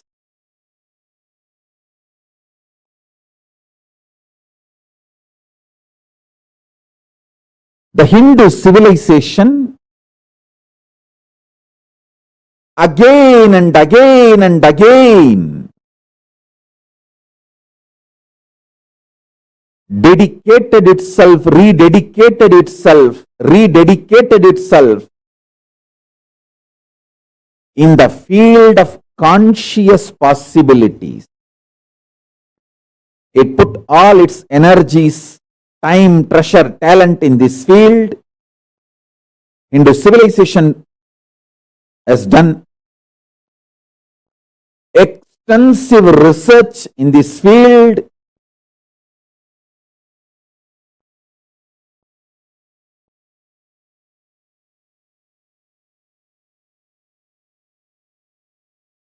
Invented, discovered, rediscovered, reinvented multiple dimensions of conscious possibilities.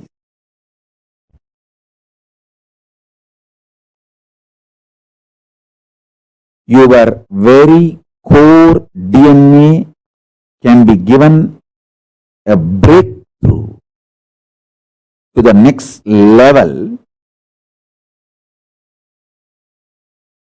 if you infuse intense consciousness in your life, in your existence. Understand? Consciousness is the base material on which you experience your I-ness, your I, your existence, what you perceive as you. You experience on the foundation of consciousness.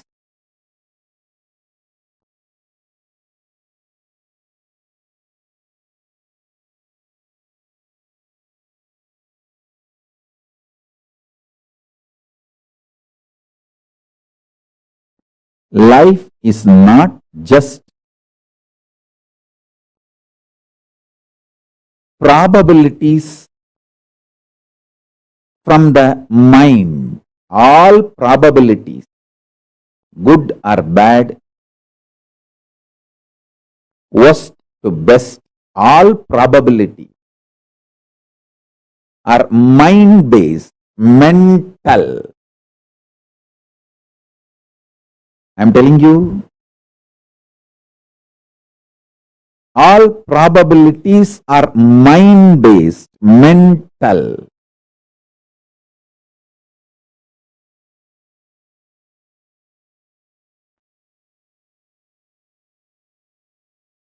People who live and end up with this mind-based probabilities live as mediocre, middle class and die.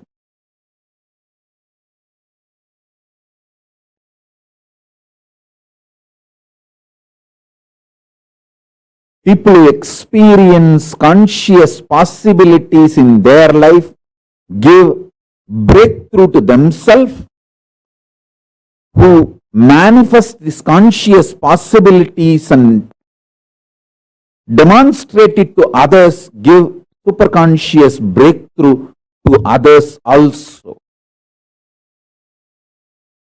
understand these examples I am giving, you will understand this. Three important methodology, dimensions through which my Guru Arunagiri Yogeshwara has taught me. He gave me the science of these three methodology to revive the conscious possibility for the world. One, Varnashrama Dharma, sovereign order of KAILASA, is fundamentally based on Varnashrama Dharma. Brahmacharya, Grihastha, Vanaprastha, Sannyasa, Brahmana, Vaishya, Kshatriya, Shudra, Varnashrama Dharma, centric revival. In that methodology, lots of conscious possibilities can be taught and revived to the human beings.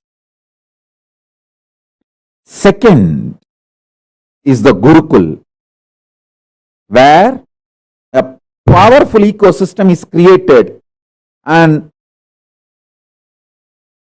one group of sannyasis, acharyas and Gurukul balasans start manifesting powers that become such powerful energy magnet. All over the world, all the yoga prashtas get attracted automatically. Like magnet, and start coming towards the Gurukul, get educated, start manifesting the powers, start manifesting the conscious possibilities.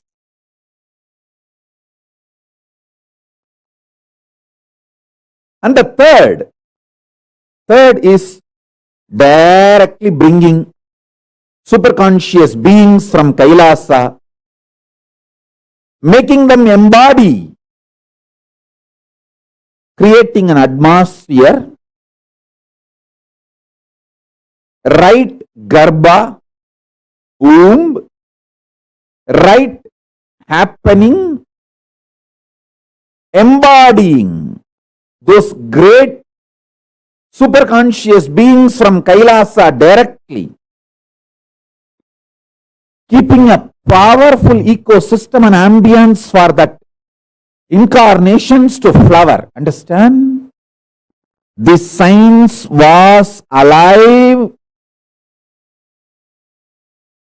in Adishaiva tradition and even in Tibetan Buddhist tradition, bringing the incarnations. Not only my Guru taught me, Arunagiri Yogeshwara taught me, he gave me the wide proof that this science existed. Only very recently, people forgot this science existed. Now with my Guru's grace, I am reviving it. My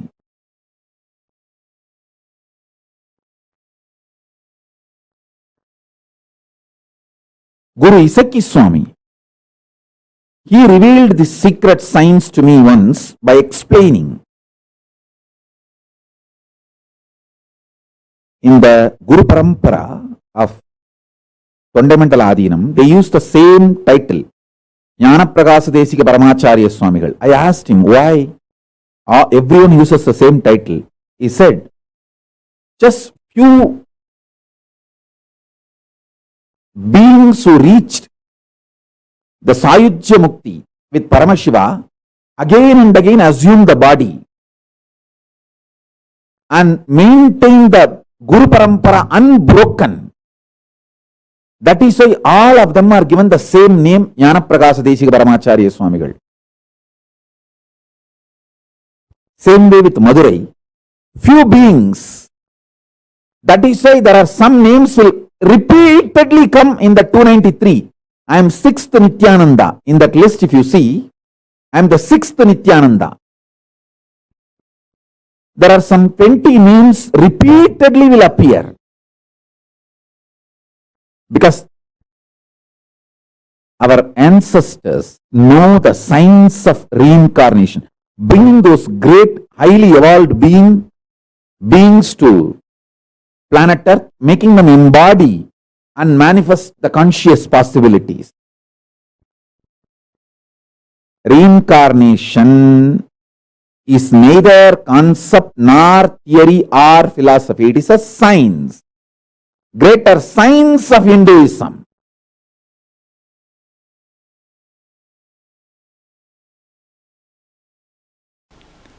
Listen, microcosm becoming macrocosm is enlightenment. Macrocosm becoming microcosm is incarnationhood. You having the cosmic cognition and cosmos having you in the cognition.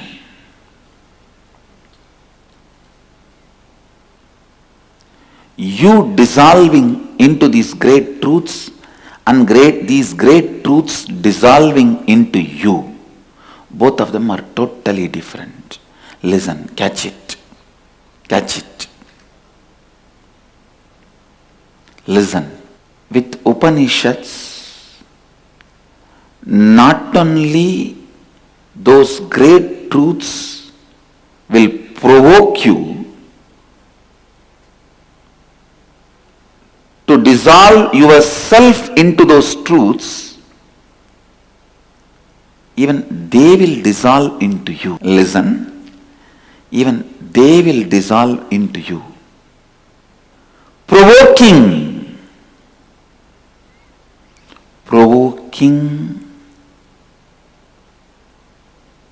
your being to dissolve into the truth can be done by any spiritual book.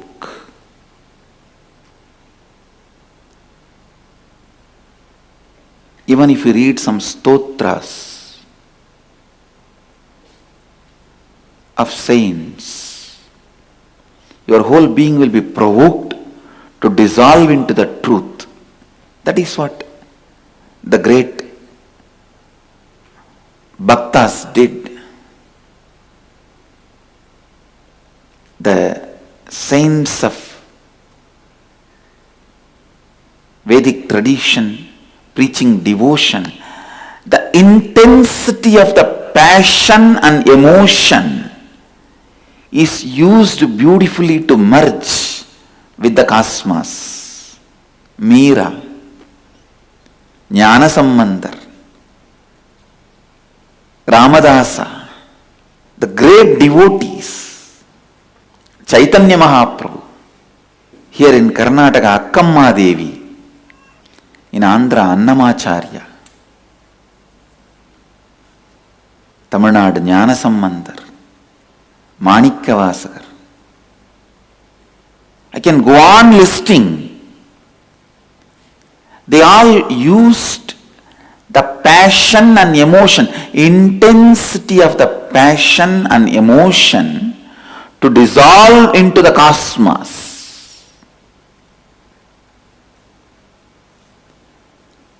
See, provoking you to dissolve into the truth, any spiritual book can do, but provoking the cosmos to dissolve into you,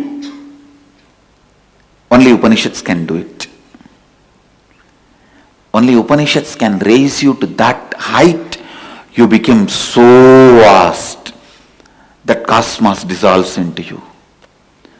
The microcosm becomes so big as macrocosm. So macrocosm can just dissolve into it.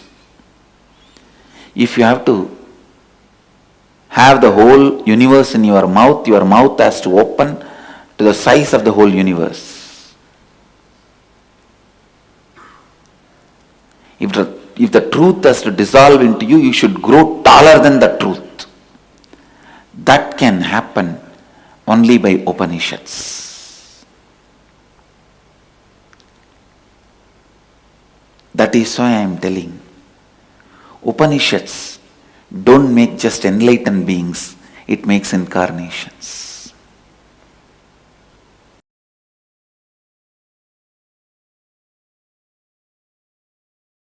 I am here to make you all experience, make us all radiate Paramashiva, the absolute and ultimate conscious possibility. Understand? My words are neither poetry nor prose, or logical, or magical, or theory, or philosophy. It is straight from the heart of the Paramashiva to the heart of my disciples. It's from heart to heart. Paramashiva's heart to your heart. Listen.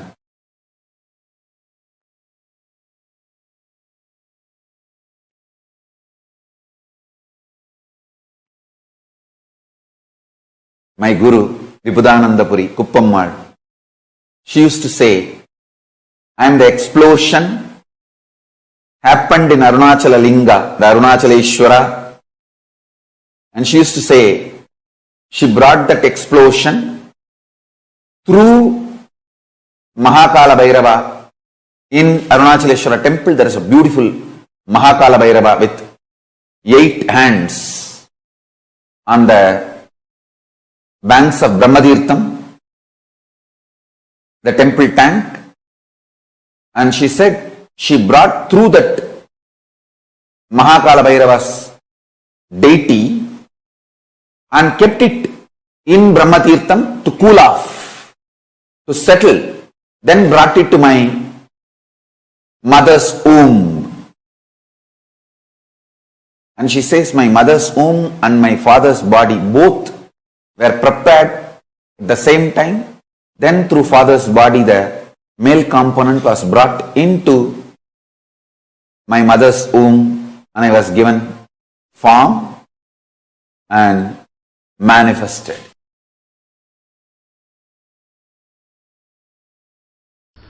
Let me explain the science of Yajna and Aushadha. The great rishis, the scientists of the inner world,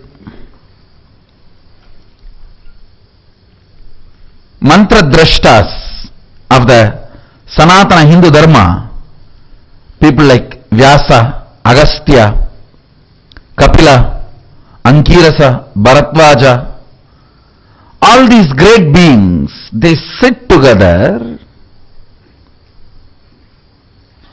Whatever reality they want to cause,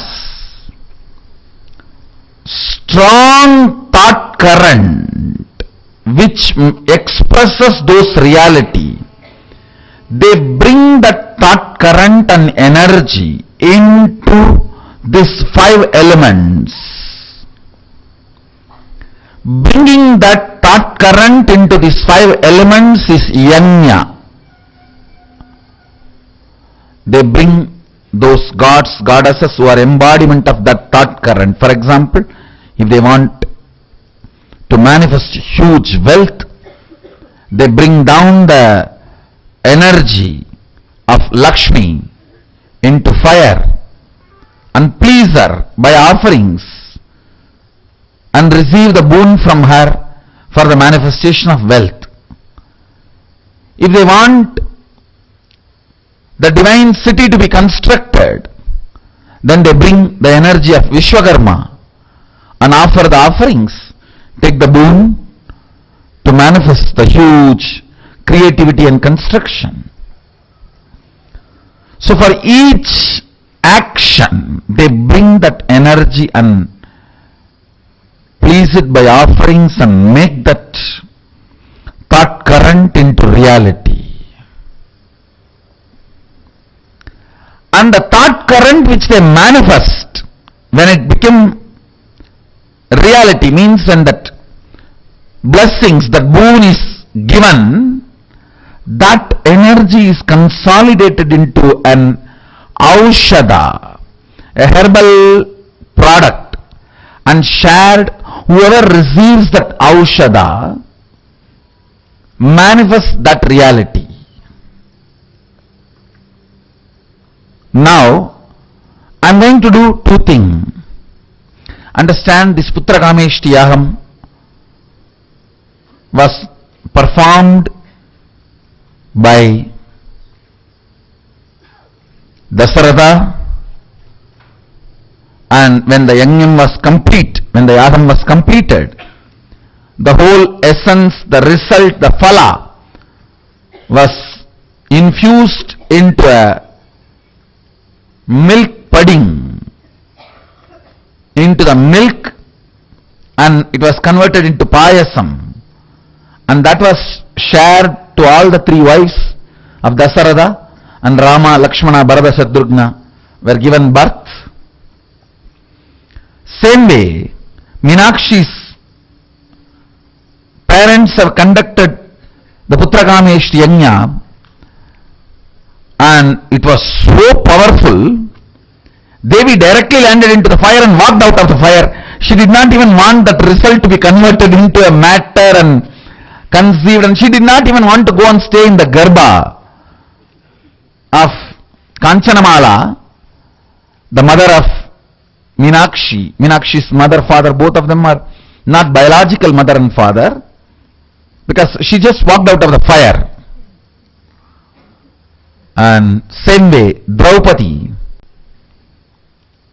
the Draupadi's parents did Putra Kameshti Yajna, and she walked out of the fire. We have huge references.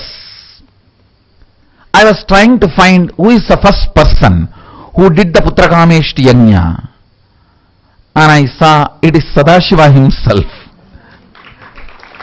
Because the science of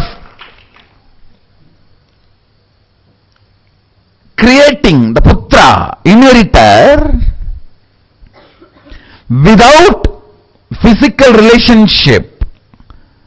See, the Manmata's wife Rati has cursed Adishakti, Parvati, that you will not have physical relationship.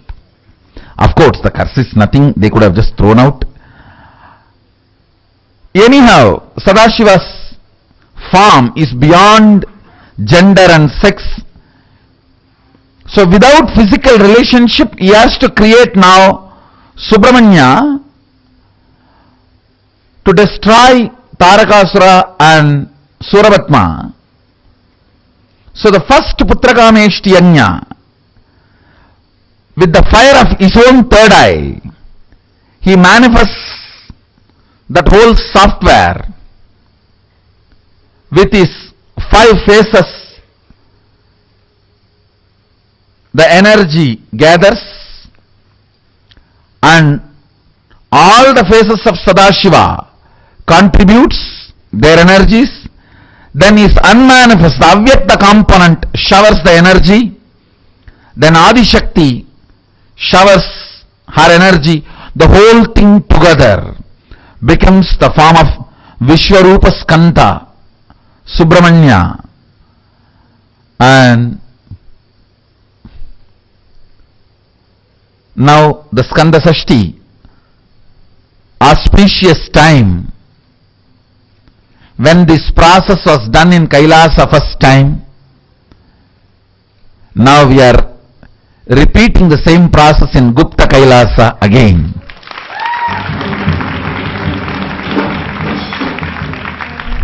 Now I am going to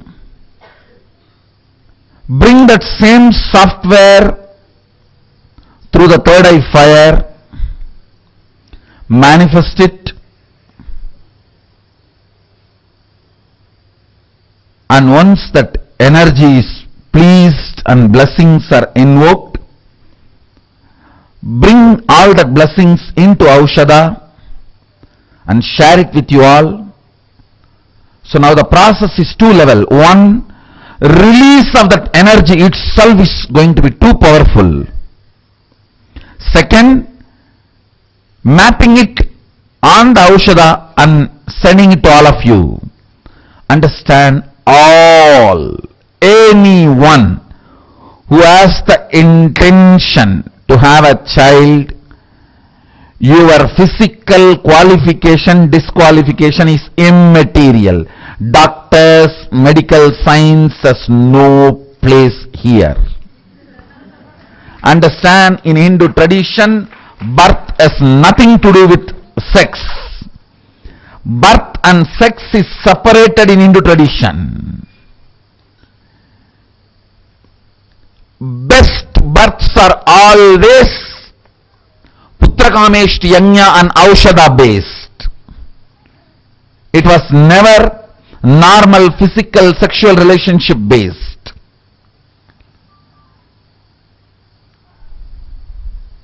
Everyone who is sitting here or online with this intention will be blessed, and all the babies will be embodiment of Subramanya.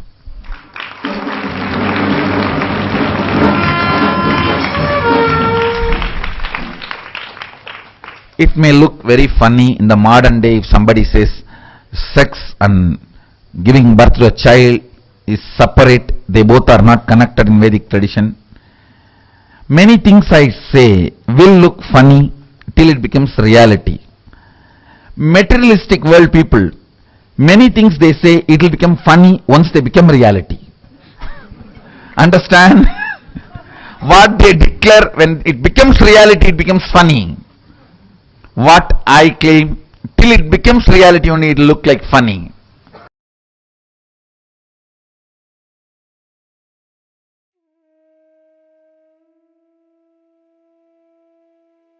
Today, with the grace and blessings of Swamiji, all of us, whoever here that is logged in here and are wanting to conceive a child,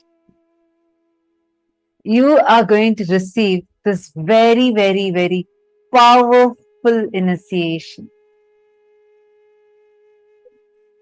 Understand? All of us here are going to receive this today, the initiations that we are going to receive.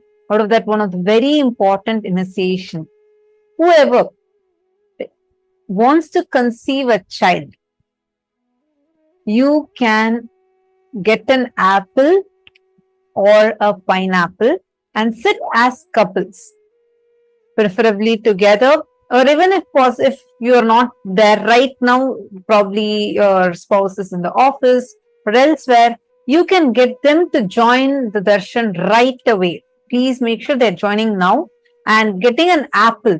Each of you should have one apple. Either apple or pineapple. Only these two fruits, no other fruit. Either apple or pineapple. As we had mentioned yesterday also, we request all of you to please get an apple or a pineapple. This is only for those who want to conceive a child. Kindly get it and settle down.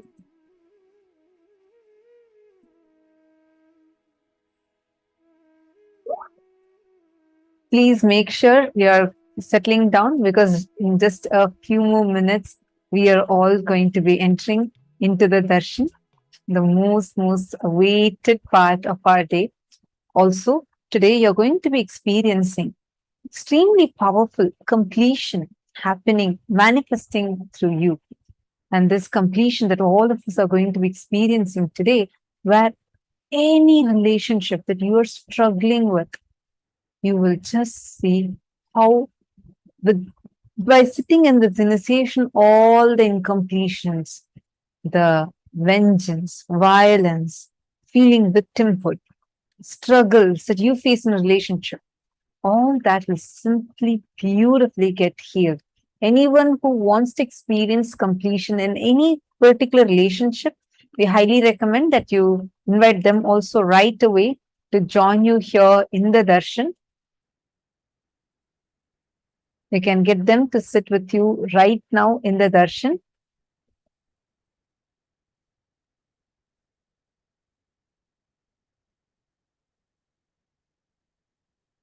So now we are going to be showing you the link where all of you can sign up if you want to, whoever wants to receive the initiation for conceiving a child.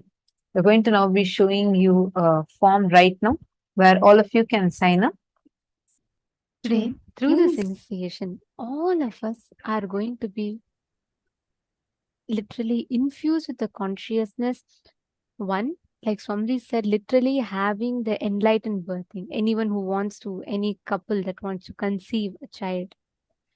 Apart from that, even many of you, if you have any relationship in life that you really want to have a breakthrough and you want to experience that shift, want to experience that fulfillment, today, through the darshan of Kalyana Sundaramurti, Uma Maheshwara Murti, Gauri Leela Samanvita Murti, Gauri Varaprada Murti forms of Paramashiva, all of us are going to be receiving that immense benefits where you will be able to experience fulfillment in all the aspects of relationships. You'll be able to experience the completion, and you'll be able to experience a tremendous shift in the way you look at that relationship. Especially if you have your family members, please bring them for the darshan today. Let them not miss. Just make them sit here in the darshan. You will see the kind of a difference, the experience that they will have. Just sitting here together, receiving the darshan, brings tremendous healing in all the conflicts that the relationships tend to carry.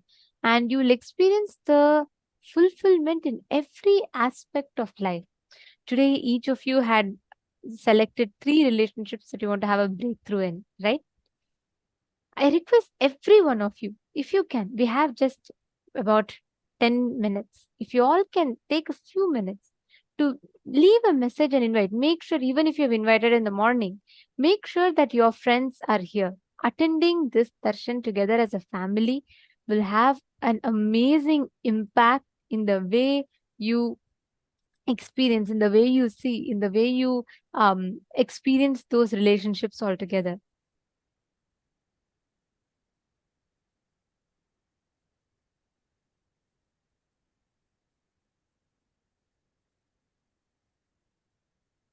I request all the participants, everyone to please come and settle down. We're going to be entering into the darshan.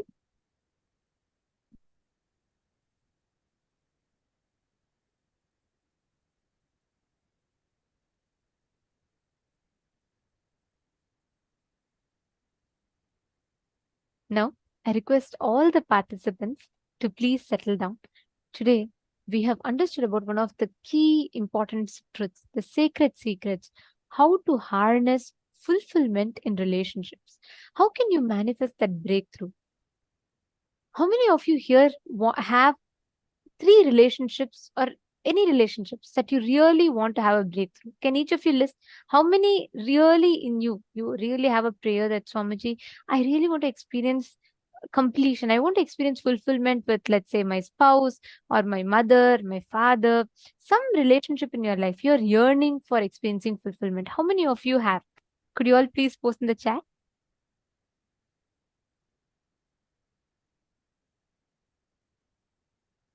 Understand? I see many of you posting yes, yes.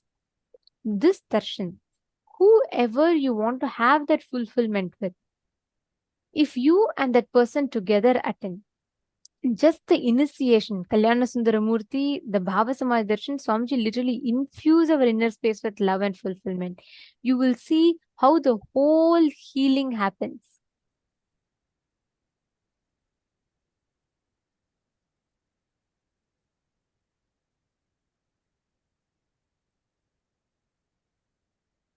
I'm seeing many of you posting, yes, you won't have the breakthrough. Today during darshan, just connect to Swamiji. Offer this as your prayer. Whatever aspect you want to experience, you want to receive that fulfillment in relationship.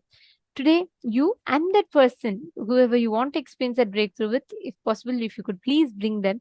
When you sit with them and when you attend this, it will have a phenomenal impact. You will see the way the whole breakthrough will happen in those relationships.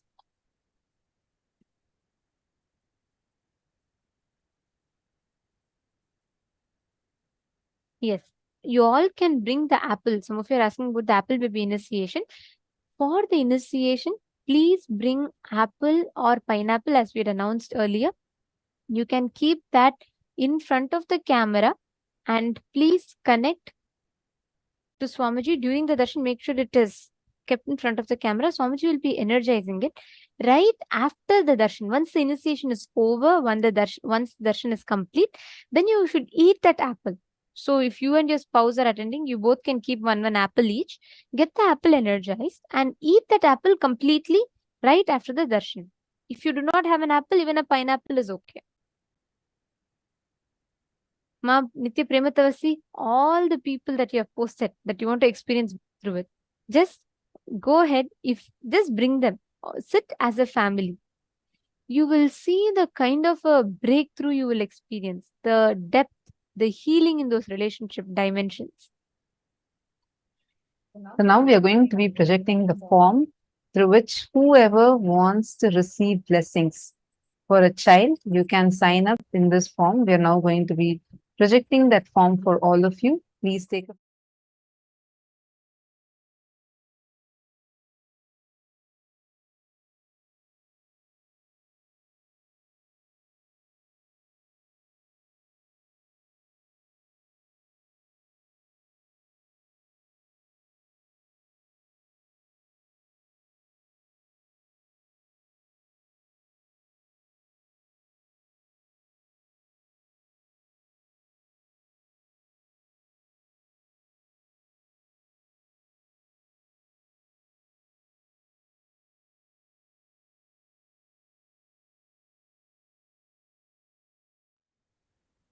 We request all of you take a few minutes and quickly sign up. It's tinyurl.com/blessings for child.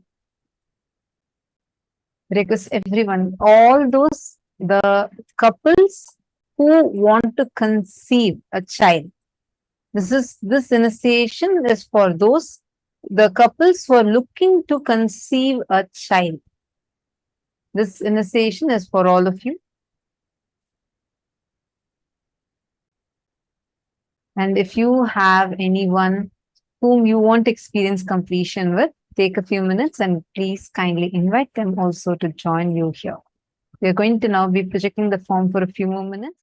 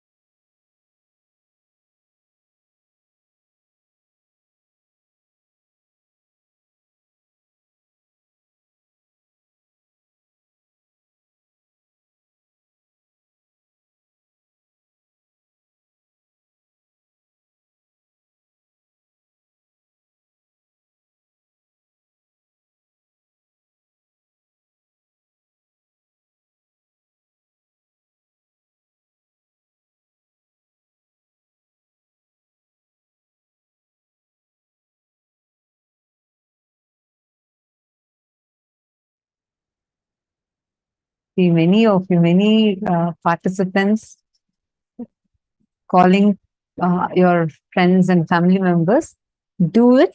Understand, many of you that were asking, saying, how can we live what we're learning in the program in our day-to-day life, like continue living this, and how to experience completion in many different ways. Many of you asked about living this space of Advaita and oneness, manifesting oneness in relationships in your life. Make sure you invite your family members and get them for the darshan. When they are initiated, they also become part of your enlightenment ecosystem where you and your family, your friends, your relatives, everyone together supports you, your team lead supports you in living this super conscious lifestyle that Swamiji has blessed us with, and to manifest that oneness and experience true fulfilling relationships.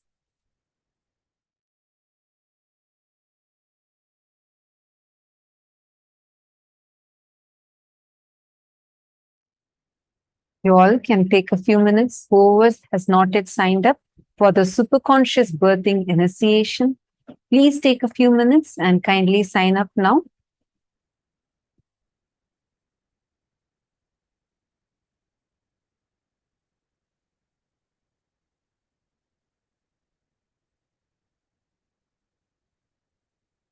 Okay, I see a question. Ma Vinita Nagaraj is asking a question.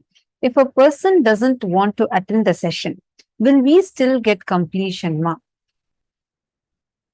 In a relationship, there are two sides. One, your experience about the other person, and that other person's experience about you. During the darshan, definitely you will experience completion with your relationships, meaning how you experience the other person. That you will definitely achieve the completion. And if you want them also, if that person, whoever your relative is or a friend is, if they also want to experience that fulfillment or completion, you should invite them to come for the darshan. Because understand, they have something called as the individual free will, which the cosmos respects. Which is why only when you say yes to cosmos, the cosmos can shower you with the space of completion. It is end of the day, it is your individual free will. When you're sitting in the program, it is you saying yes to Swamiji so that Swamiji can shower you with the space of completion. So you can enrich them and invite them to join you. If they join, definitely they will also experience completion. But by you being here, that itself is you saying yes to Swamiji, so you will definitely receive the space of completion. Ma Vinita Nagaraj, whoever you have written from morning, whatever completions you have done, anyone, any relationship you want to complete with today, see if you can bring them to the darshan. And even if not, you can post in the chat during the darshan and receive the blessings from Swamiji. Definitely you will experience completion from your side with that person.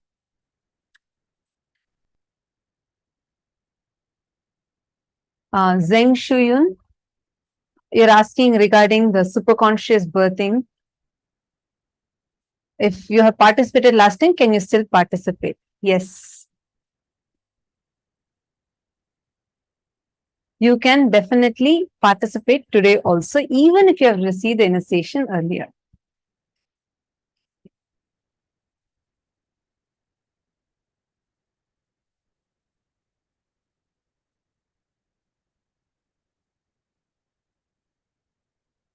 Every one of you that are sitting here,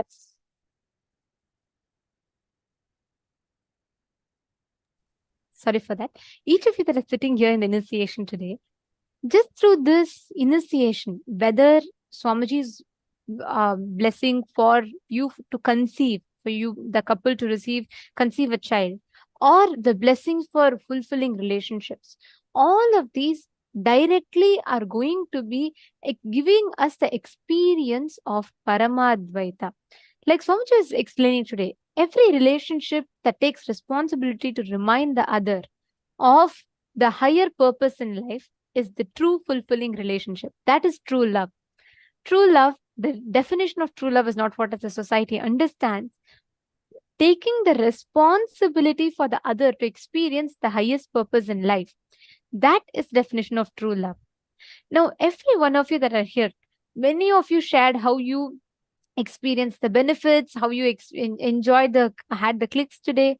Take responsibility for giving this experience and clicks to your near and dear ones. You will see the kind of breakthrough you will have through this darshan today. Ma Zheng Shuyun is asking, can I still eat the apple again, even if I had received the initiation last time? Yes, definitely. This is a prasadam that you're directly getting from Swamiji, and every apple is extremely powerful. Make sure you're keeping the apple in front of the camera. You can sign up again and keep the apple in front of the camera and sit as couple together. Each of you can have one apple or one pineapple. Any of these two fruits are okay. Have it in front of you and settle down. You will see how the initiation happens very, very powerfully. After the initiation is over, we will be announcing. At that time, you can consume.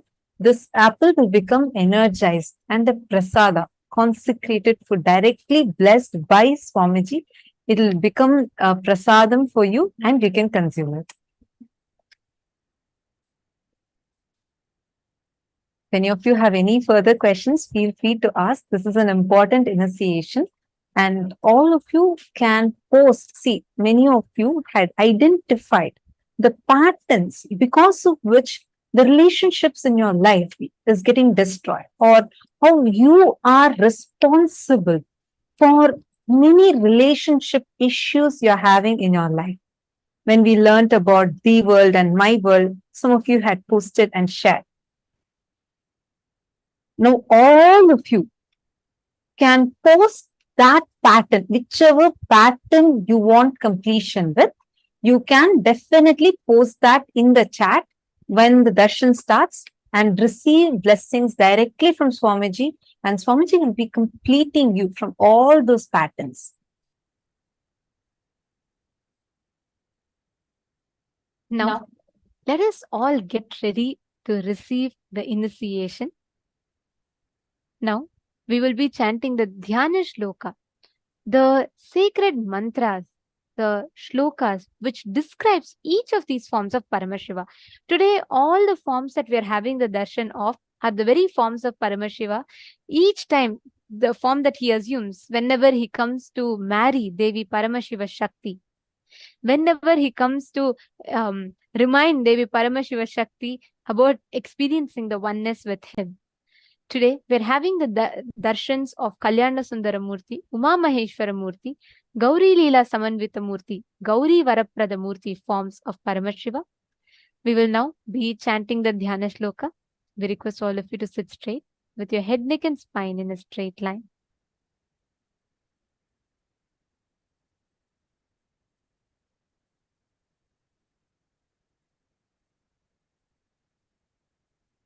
We will chant the Dhyana Shloka.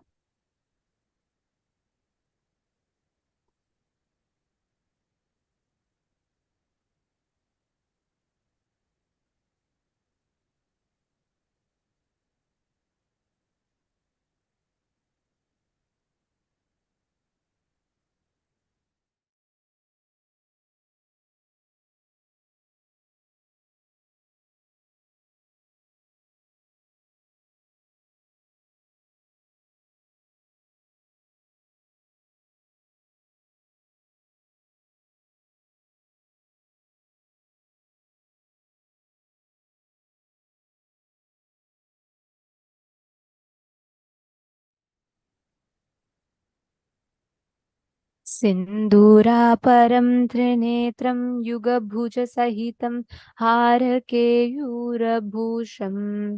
दिव्यैर्वस्त्रैर्वृताङ्गं वरसमुचितलसत् वेषयुक्तं शुभाङ्गं वन्दे कल्याणमूर्तिं करतलकमले देवी हस्तं तथानं हस्ते टङ्कं मृगं च ततमवधरं बद्धगन्धेन्दुचूडम् धवलाब्जसुखासनसन्निहितं मृगं डिम्बकटङ्कवराभियनं सुमुखः परमुतपलं द्राकं वरया उमया सहितं हृदये तु भजे.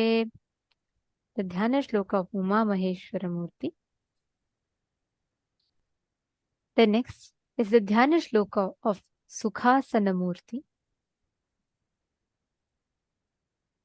अरुणाभसुभस्मविलेपनद्रं धरणीचरटङ्कं वराभयदम् अरुणम्बरशोभिलसच्छुभदं गुणनेत्रं सुखासनरूपमिदं चतुर्भुजं त्रिनेत्रं च जटामकुटसंयुतम् अभयं दक्षिणं हस्ते वरदं वामहस्तके कृष्णापरशु संयुक्तं वामदक्षिणहस्तयोः शयानं दक्षिणं पादं दधं वामं तु कुञ्चितम् उमासहितत्सर्वं स्कन्दगौरीविवर्जितं सुखासनमिति प्रोक्तम्.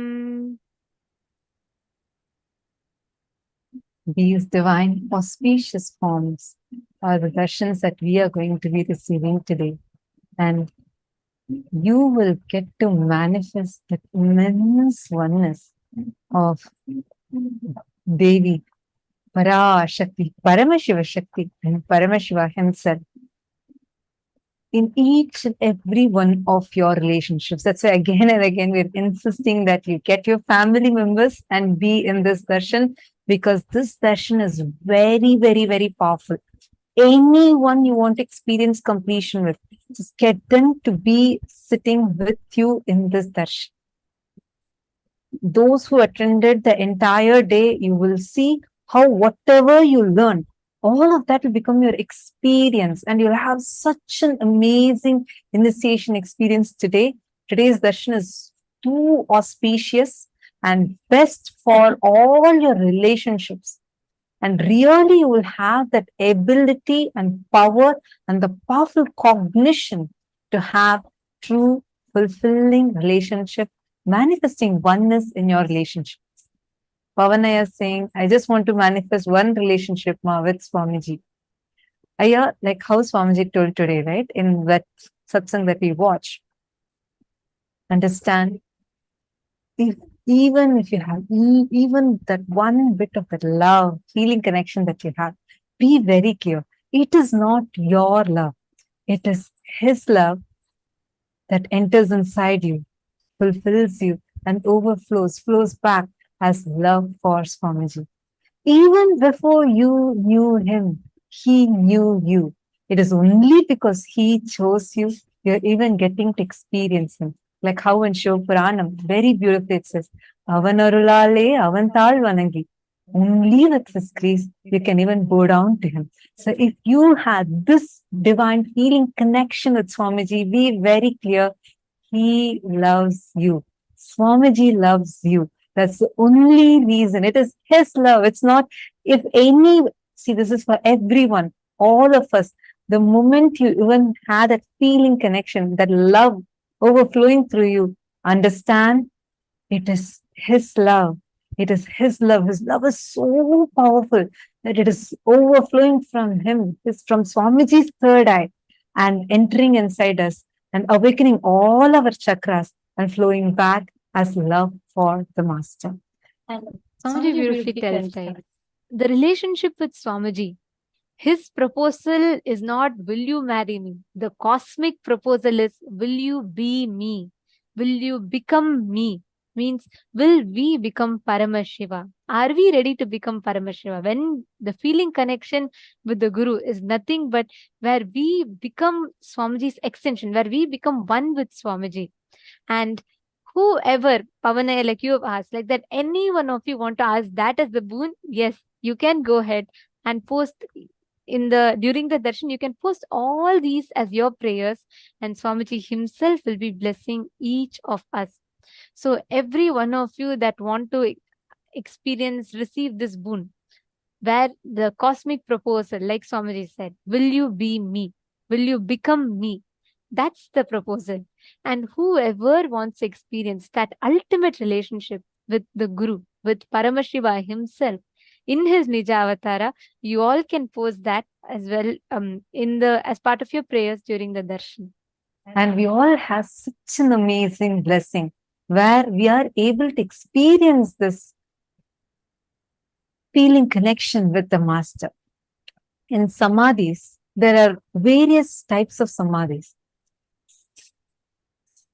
Sameepya Samādhi is where it's like literally, and like whenever you're coming to the program and you're experiencing, it is like you're coming and you're like if an ant gets a small bit of the sugar, like just little bit, and it goes. That is the experience we receive.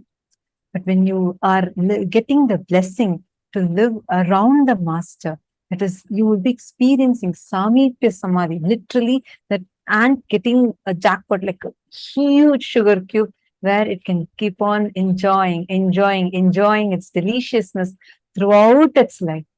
And we have such a huge blessing because Paramashiva himself has descended in his physical form and making himself available for all of us.